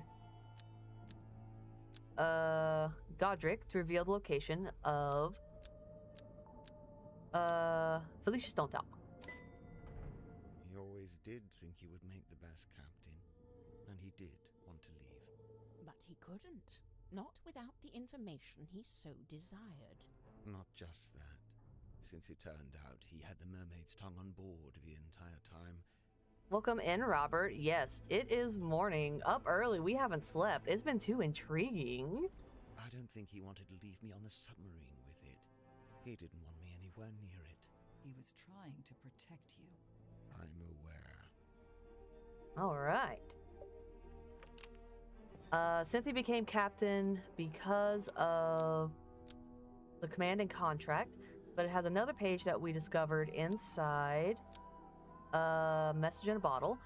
While it's true to Mortuga did decide to create the command's contract after Cynthia showed him the ends deed, the contract was never intended for Cynthia. So, who was it for? Me. Oh. Once Mortuga found out the inn deeds had been used to pay for the submarine, he realized for the first time that he was its legal owner. He really hadn't known that before? No, he'd always assumed I paid for it with my own money. Armed with the new information, Mortuga attempted to use it to control me. Thus, the command contract. What exactly was he hoping to achieve? To strong-arm me into telling him where Felicia had gone, and to cease my search for the mermaid's tongue. But it didn't work. Of course not. Wasn't Mortuga supposed to be paperwork averse? I'm surprised to learn he would try to control someone with a contract. Where would he even get an idea like that? That's my bad. I ended up telling him all about contracts, you know, what they are, how they work. I guess Mortuga thought if I could be controlled by a contract, maybe someone else could be too. All right. Werman was lured onto the submarine by the handwritten letter, but it wasn't actually from by who it claimed to be from. Magnus Mortuga sent it, hoping to lure Werman into the submarine. He'd hoped Werman might have information about the mermaid, because Werman's father had been acquainted with her. Felicia, I think. No, Selena. I don't think Oh, why don't you shush? Yeah, Magnus sent it, so maybe it's Felicia. Wait, so Yes. Mortuga wrote the letter? Not exactly. It was his idea, but he wasn't one for writing by hand, so he asked me to do it for him. But why Ibis? Mortuga didn't want to reveal too much in the letter, so he had the idea to pretend to be a neutral third party. We learned about Ibis from that newspaper page, but it just needed to be someone you would listen to. Honestly, I'm surprised it worked. Huh. This explains why Mortuga kept asking about my father. Oh yeah, I was wondering about that. Were you able to tell him anything? Afraid not. I haven't spoken to my father in years. Do you think he would have known anything about Felicia? About what happened to her? It's possible. All right, and finally, watching Symmetry perform My Departed Uncle Gregory, Lady of the Looking Glass, did not make... Oh wait, is the Stargazing Girl, did not make Mortuga miserable. He was already miserable because he had just found a mourning envelope, which informed him Felicia Stonetop had died. See? I told you. You didn't make him sad. He just learned about the death of his beloved friend. What I did, it was... You didn't know. Symmetry, let it go. Your anguish. You are innocent. You have done nothing wrong. That goes for all of you. Mortuga's actions, his decisions, all motivated by that same singular desire. It was all an effort to locate Felicia Stonetop. Her. Likewise, it transpires that Godric's actions were also motivated by a singular desire. To commune with the mermaid. Her. And when they opened the black box and found the mourning envelope, found the necklace key, it all came to an end. Well, what are you waiting for? Go ahead, open it. Godric, I really don't know why you're here. This doesn't concern you. Oh, but it does. I'm to believe the box may contain information on Captain Stonetop. Even if it does, it is wholly unrelated to our unfortunate voyage. I'll be the judge of that. There could be anything in that. Listen. I prefer you not to shake it like that. Besides, it doesn't open that way. It slides out at the side. Let me do it.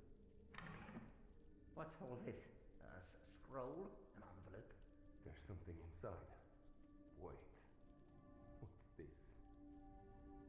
We both know what that is. That's Felicia Stonetop's necklace, isn't it? Isn't it?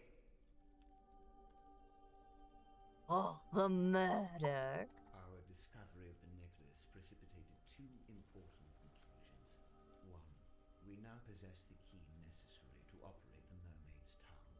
In my complacency, I had not even known it was missing, simply assuming it lay within the cauldron. But now, Felicia had taken it away with her, and now, through what twist of fate, it had returned. Which brings me to conclusion 2. The fact that her necklace had been sent to her parents in a black-rimmed envelope attested to us that Felicia Stonetop had died. Even through his burgeoning grief, Mortuga could see in my eyes how I wished to make use of the key. Fearing what ruin might follow should I act, he did what he had always done.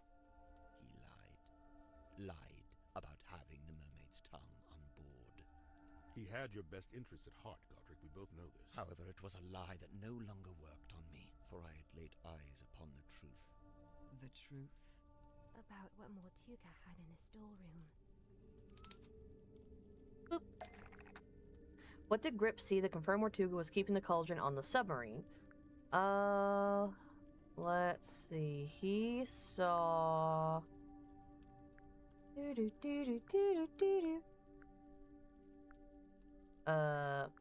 cauldron? I don't want to compare it to itself. Heh.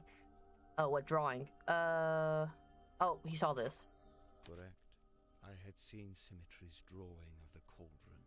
He asked me to change it. I was going to change it. So now you had everything you needed.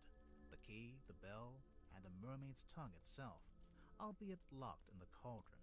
On that note, I had also surmised Mortuga's reason for rigging the iron bell onto a winch above his desk. I concluded that he had set it up this way so that he could unlock the cauldron and access its contents himself. You think he wanted to use the mermaid's tongue? You'd like to suggest Mortuga would be immune from such things, hmm? I concede it may have been an alluring prospect, but actually choosing to act, it displays a dangerous hubris. Well, maybe he just wanted to be able to get to it, but not actually use it, you know? Grip, did you actually accuse Mortuga of wanting to open the cauldron? Of wanting to use the mermaid's tongue? I did, and he flatly denied it, which caused an argument. Truth be told, we were both sick of each other. The last vestiges of our mutual decorum fell away. He attempted to shut me down with cold logic, insisting that it was not possible for one man to simultaneously turn both dials on the iron bell. Wait, is that true? Is it possible for one man to simultaneously both dials? Kinda depends how big you are, how wide your arms are. Kinda. Depends how big you are, how wide your arms are. I knew Mortuga would be capable of it, and I could see in his eyes that he intended to do it. Well, not to side with Grip here, but he was right. Mortuga did open the cauldron, didn't he? Perhaps his intention was simply to move the mermaid's tongue to a newly contrived hiding place. Maybe he was just gonna destroy it. That he should have done years hence, I might add. Grimoire, what do you think?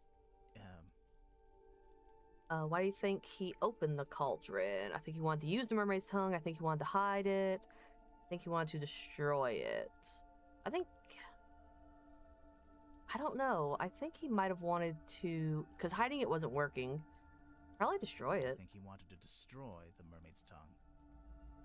Whatever the reason, I knew it was only a matter of time. And what's more, following our discussion about the mechanism of the iron bell, I understood the specific physicality of the task ahead of him. Physicality? In order to reach both dials, Mortuga would need to hold his body close against the iron bell. His head, his neck, would be right up against the mechanism. Overcome with frustration and grief, Mortuga had left the room. He had left me with the necklace key. I felt it in my hand, the metal cold and sharp.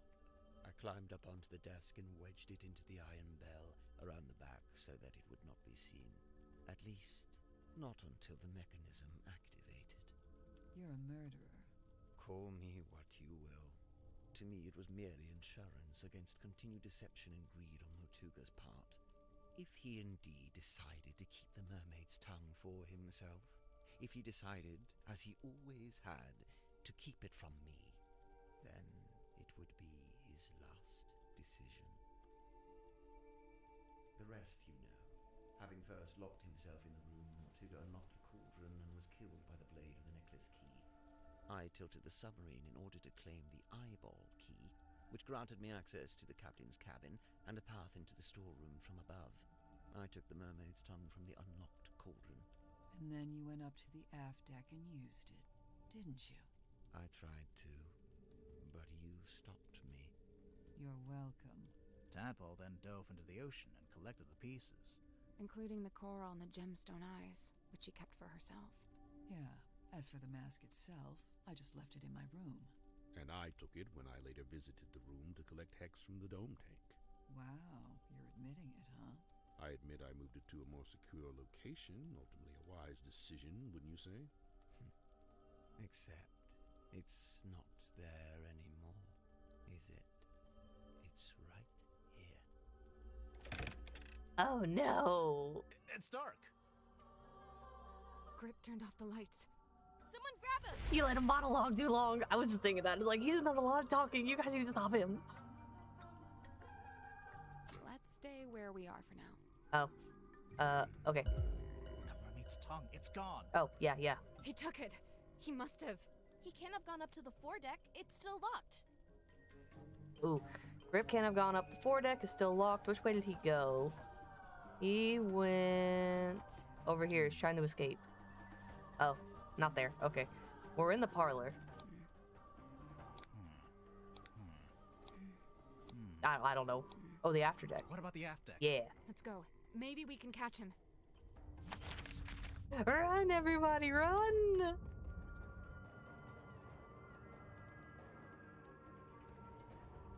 I love that they've incorporated, like, 3D stuff into this game. Like, just let him talk to the mermaid and be destroyed by her at this point, you know?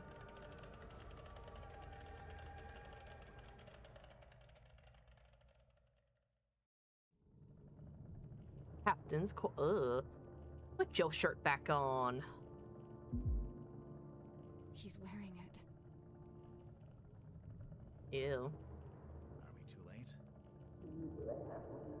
Well. I don't...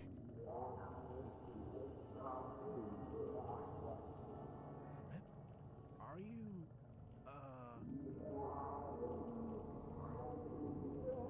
What? Wait, where's he going? He went outside. Oh no, he locked us in. It's the compass. He fixed it. Oh. Yay. Grip lets us for the captain's quarters. Yay, it's done. It's gotta do a heal. Read. Issue compass momentarily overwhelmed. Compass fixed by Godric for customers. Cynthia Seafoam. Cost waived. Nice. Read the service record label. Okay. Oh, we don't leave. What's he gonna do? Should we follow him? I don't... Lock the door. Can you see him through the window? Ew, the little thing staring at us. The mermaid. Oh my gosh, that thing is huge. Ew, and scary. Uh-oh. Big lady. This is bad. The pressure change, it's too sudden. The submarine's not... Wait, what's that? You're taking control, Pen. The radios. It's fine, just stay calm. It was too fast. It must be coming from the control room. Let's go. Let's go. Hello, everybody. Down. We need to resurface. The submarine can't take it. The controls are going crazy. Oh, is she saving us? Wait. Oh, she's so scary.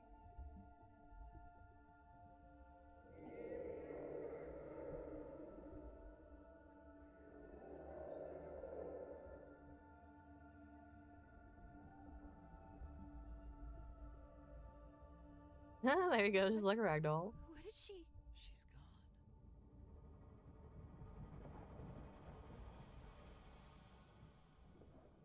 Thanks for the blurbo, you can go now.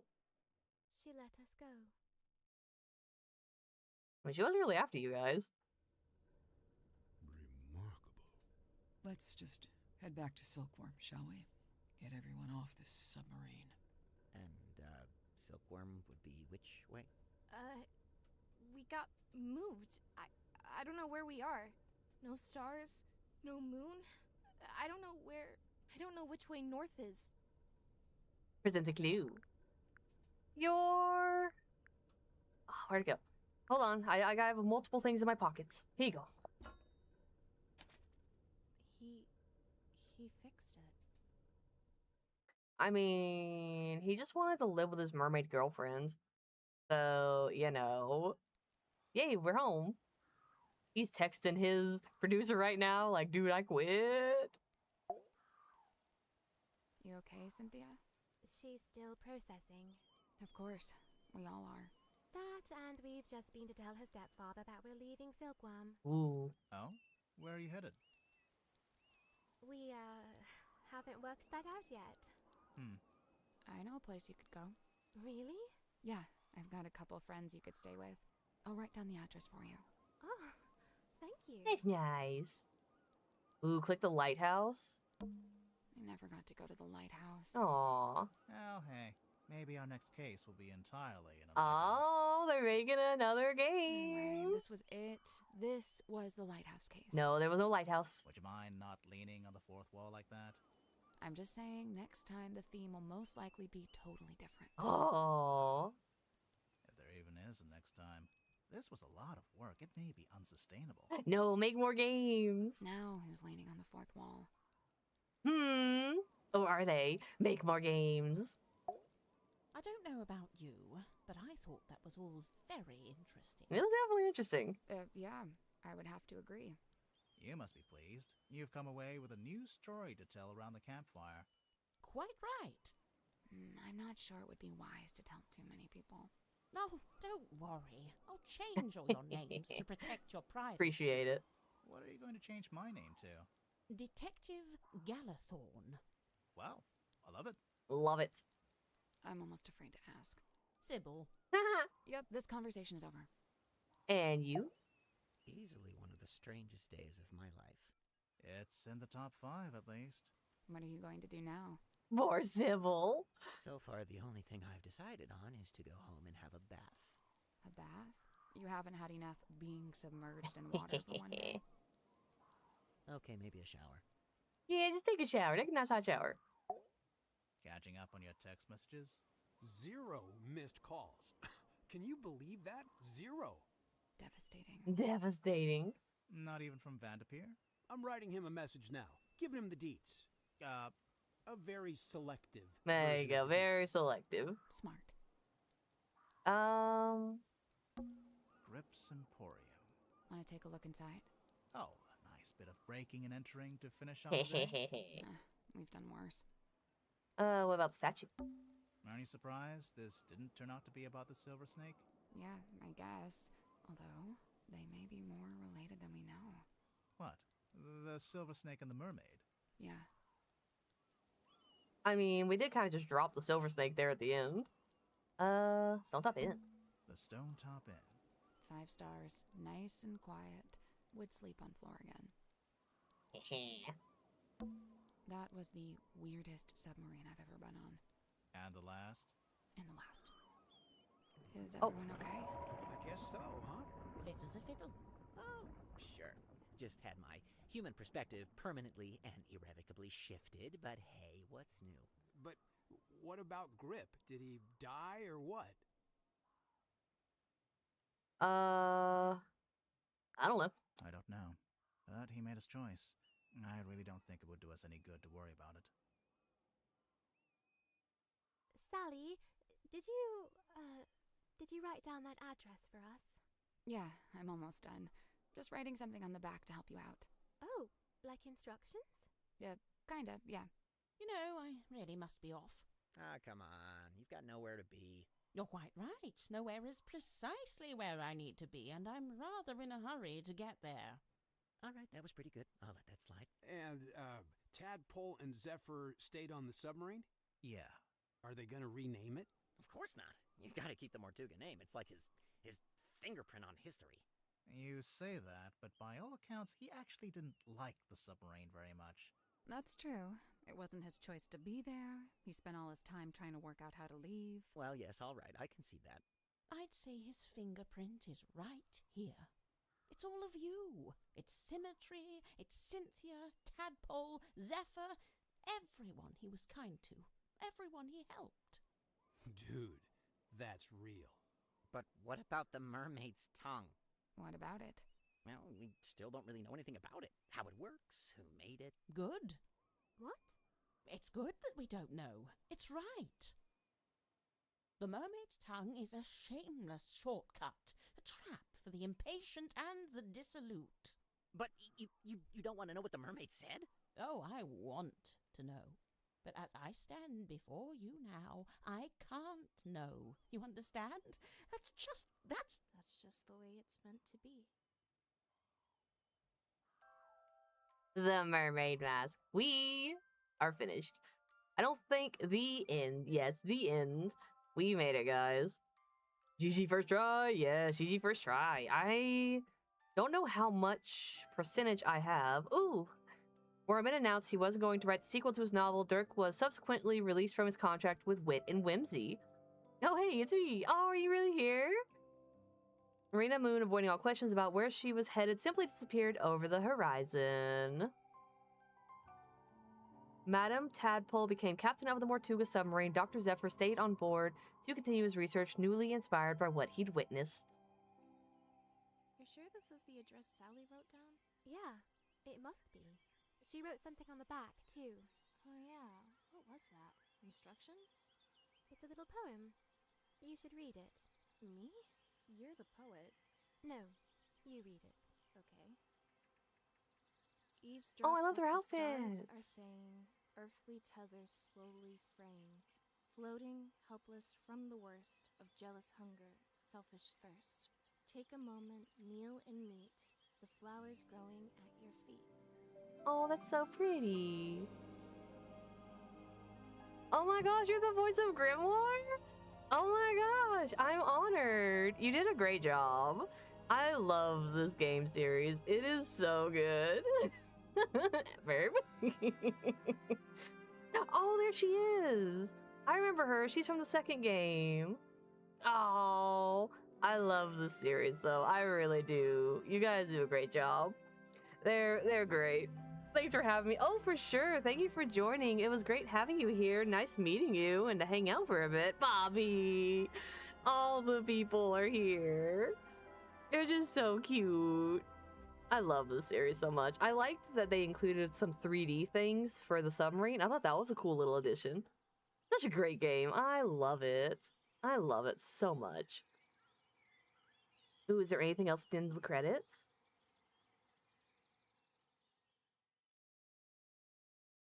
I don't know. I'm gonna have to see what percentage I got. Ooh, complete the game? Ooh, what's this? Oh, you can learn more about the little characters and everything. Ooh, and little, like, art and stuff. I know, we unlocked the art book! It was originally called Felicity Fog. Eventually we realized we shouldn't have a Felicity and a Felicia, so I came up with Symmetry Silk Moth instead. Sim's crystal ball, being known as the Fog Ball, is a vestigial trace of her original name. Oh, I love it. And you get all the little artworks and the locations. Ooh, and then all the clues. This is so cool. I love stuff like this. Yeah, the little 3D model and the design. Ooh, so much fun. Oh, here's a 3D model. I've been slowly learning how to do stuff like this, so this is really interesting to me. Oh, that's cool. Oh, I love the little face on the back. Yep, there she is. Nice. Oh, that's so cool. I'm gonna have to study more of this and practice on it. This looks so nice. And then all of these and these. All the original family photos. In this old photo of Cynthia's family, you get to see her mother wearing the captain's jacket. This was also the first drawing I did of Cynthia's stepfather, Donovan Drummond, but it became the final character design, Catherine. Oh, Adam Bien, this is so cute. All different clues. There's just so much to look at and study and learn. Oh, and then all the little characters. I figured he was gonna look more piratey. I definitely like his final design though. I think it's really good. I like Captain Mortuga. Oh, I don't know if I can. I probably can't see. Oh, I got 100%. Everyone, I got 100%. Nice. I did not think that. The first time I played the first game, I think I got like 95. I got so close. The second time, no, for the Tangle Tower one, I didn't get all of it either. This is the first time I've actually 100% of the game the first time around. I thought for sure I would have missed something. Oh, this is so nice. I'm proud of myself. I'm proud of myself, guys. We committed. We were going to beat this game because I wanted to know the story. This was a fun game. I liked it. I liked it a lot. Very good. Very good. Great job, everyone who worked on it. You all did an awesome job. And whether or not you make a fourth one, I secretly hope you do, I will definitely be waiting for it and looking forward to playing it whenever, if ever, it gets released. Oh, I'm so ready. I will dream of the day that we get the fourth one. Yeah, SFB Games is amazing to work with. Oh, I don't doubt it. They make awesome games. The few I've played have all been so good. They've been so good. I really like this one. There will be a fourth one too. Me too. I don't want it to be in the way that there's so many games they start diminishing in quality. I definitely want there to be still the quality they've had up to this point. But man, I hope they do think of another fourth idea that would be awesome to bring into fruition. But so far, what they've done, amazing work. Can't wait to see what they develop in the future. But with that, everybody, I think I'm going to go take a little nap. It is now 7 a.m. where I'm at. I have been awake all night, but it was worth it. I enjoyed playing this game. Thanks for streams. Oh yes, thank you for joining the streams. Nice having you on. Yes, I was committed. I didn't have anything to do though, so it's okay. But I definitely wanted to play it and see what happened. But I'm gonna go ahead and end the game, everybody. Thank you so much, anyone who's still here, any lurkers, any chatters. I appreciate all of you. You are all so great and wonderful. I am going to call it a morning. Thank you guys so much. I will be back on later today, 10 p.m. Eastern Standard Time, if you want to watch me try out Beast of Reincarnation. But otherwise, if I don't see you then, I hope to see you in the next one. I hope you have a great rest of your week. Have a good night or morning, everybody. Catch you next one. Bye-bye.